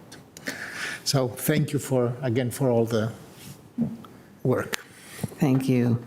All right, just a big thank you. I think it's my 14th CIP, but I started with one in '96, and I don't know if the 2021 really counts, Mr. Schwartz. I kind of think maybe not. At any event, I actually really like the way we did this. The having the budget guidance, it is a little different. It's different from the way I've had it. We handled it this way with the budget, and I'm really kind of liking this approach. The staff gives us a really good, solid, technical, professional base to work from, and then we can talk about it, do an overlay sort of policy and where the board's interests are, and I think that's really an appropriate role for us, and we've got the great support from the staff. I want to recognize, not only we're talking about the CIP, so first we had the budget, and then where was the PRISM system? When was that? When were you handling that, Ms. Meredith? Right? It's still August. Oh, wow. All right. So that's been going on in the background, which we really just don't see. And the CIP, I would just like to compliment our two newest board members. I think you've done great, absolutely great. And doing the budget and the CIP, you really, once you finish this year, you're going to have a really good basis for understanding what goes on in the county, which is a whole lot. So, and Ms. Talley, thank you very much. It's nice to have you here. Thank you, Mark, Maria, Michelle, and Richard, and the Tang Corporation. All right, thank you so very much. All right, we've got more to do, but you guys are incredible. I don't think sometimes that we appreciate how incredible the work is that you all do. We're very lucky. Thank you. We've got a CIP, so now we actually have to get a bond referenda so that we can pay for it, I think. So would you introduce the next item, please, Mr. Kushner? Of course. Item number 55 is resolutions and questions to be included in the 2024 bond referendum. Hey. Mr. Schwartz, back over to you. Well, I would refer you to the board report, which is concise, accurate, and thorough, and suggest you consider that. Thank you. Good. Colleagues, I think I'm going to just go ahead and make a motion. Is that all right? Yes. All right. It's kind of long. I move that the county board adopt the resolutions in attachment A shown and summarized in the staff report just mentioned, and the explanation of the referendum questions to appear in publications at voter registration sites and polling places as detailed in attachment B of the staff report in order to initiate and facilitate the November 5, 2024 bond referenda. 2, adopt the schools referendum resolution in attachment C, which is shown and summarized in the staff report, and the explanation of the referendum questions to appear in publications at voter registration sites and polling places as detailed in attachment D of the staff report in order to initiate and facilitate the November 5, 2024 bond referenda. And 3, request that the electoral board list the referenda on the ballot in the order detailed in the staff report as shown in the ballot layout section on page 2 of the report. And 4, direct the county manager to take all the steps necessary to ensure that the information provided to voters by the county is printed in both English and Spanish. Is there a second? Second. All right, motion's been moved and seconded. It's important that we do, I'll speak briefly to my motion. It's important that we have this language just right, and so it can go before the voters, and we do our CIP, we do this referendum for our CIP, and for the schools, we do theirs, and I see we also direct the electoral board, which I'd forgotten. I think that's all I need to say. All in favor of the motion before us? Aye. Aye. Motion passes 5-0. All right, we've got a CIP and I think a way to fund it. This is great. Mr. Kushner, I believe there are a few other items to come before the board, and I think I will just run through them if I might, if that's all right, if everybody's okay with that, colleagues. Please. Yes? All right, so colleagues, first, I need to move that the county board authorize the county attorney to file, sign, or submit and forms necessary to opt out of the class action settlement agreements with Tyco and the BASF Corporation regarding the use of PFAS substances. Is there a second? Second. All right, motion's been moved and seconded. All in favor, please say aye. Aye. Aye. Passes 5-0. All right. I also move that the county board authorize the county attorney to file, in a final form approved by the county attorney, a claim with the class administrator in the class action settlement in the Ray payment card interchange fee and merchant discount antitrust litigation. Is there a second? Second. Motion's been moved and seconded. All in favor, please say aye. Aye. Aye. Motion passes 5-0. All right, also I move that the county board authorize the county attorney to enter into, in final form approved by the county attorney, a settlement in Arlington Circuit Court case number CL19-1224. Is there a second? Second. All right, thank you. Motion's been moved and seconded. All in favor, please say aye. Aye. Aye. All right, just a couple more. I move that the county board approve the employment agreements with the county auditor and authorize the board to, the chair, to sign the aforesaid agreement on behalf of the county board. Is there a second? Second. Motion's been moved and seconded. All in favor, please say aye. Aye. Aye, all right. And I also move that the county board approve the employment agreements with the clerk to the board and authorize the chair to sign the aforesaid agreement on behalf of the county board. Is there a second? Second. Second. Motion's been moved and seconded. We do that. All in favor, please say aye. Aye. Aye. Motion passes 5-0. We now have a clerk, and we have an auditor, and we have a CIP. It's a pretty big night. Thank you all very, very much. Everybody go home and get some sleep. And we are adjourned now. That concludes our July county board meetings. All right. Happy summer. Happy summer. Thank you.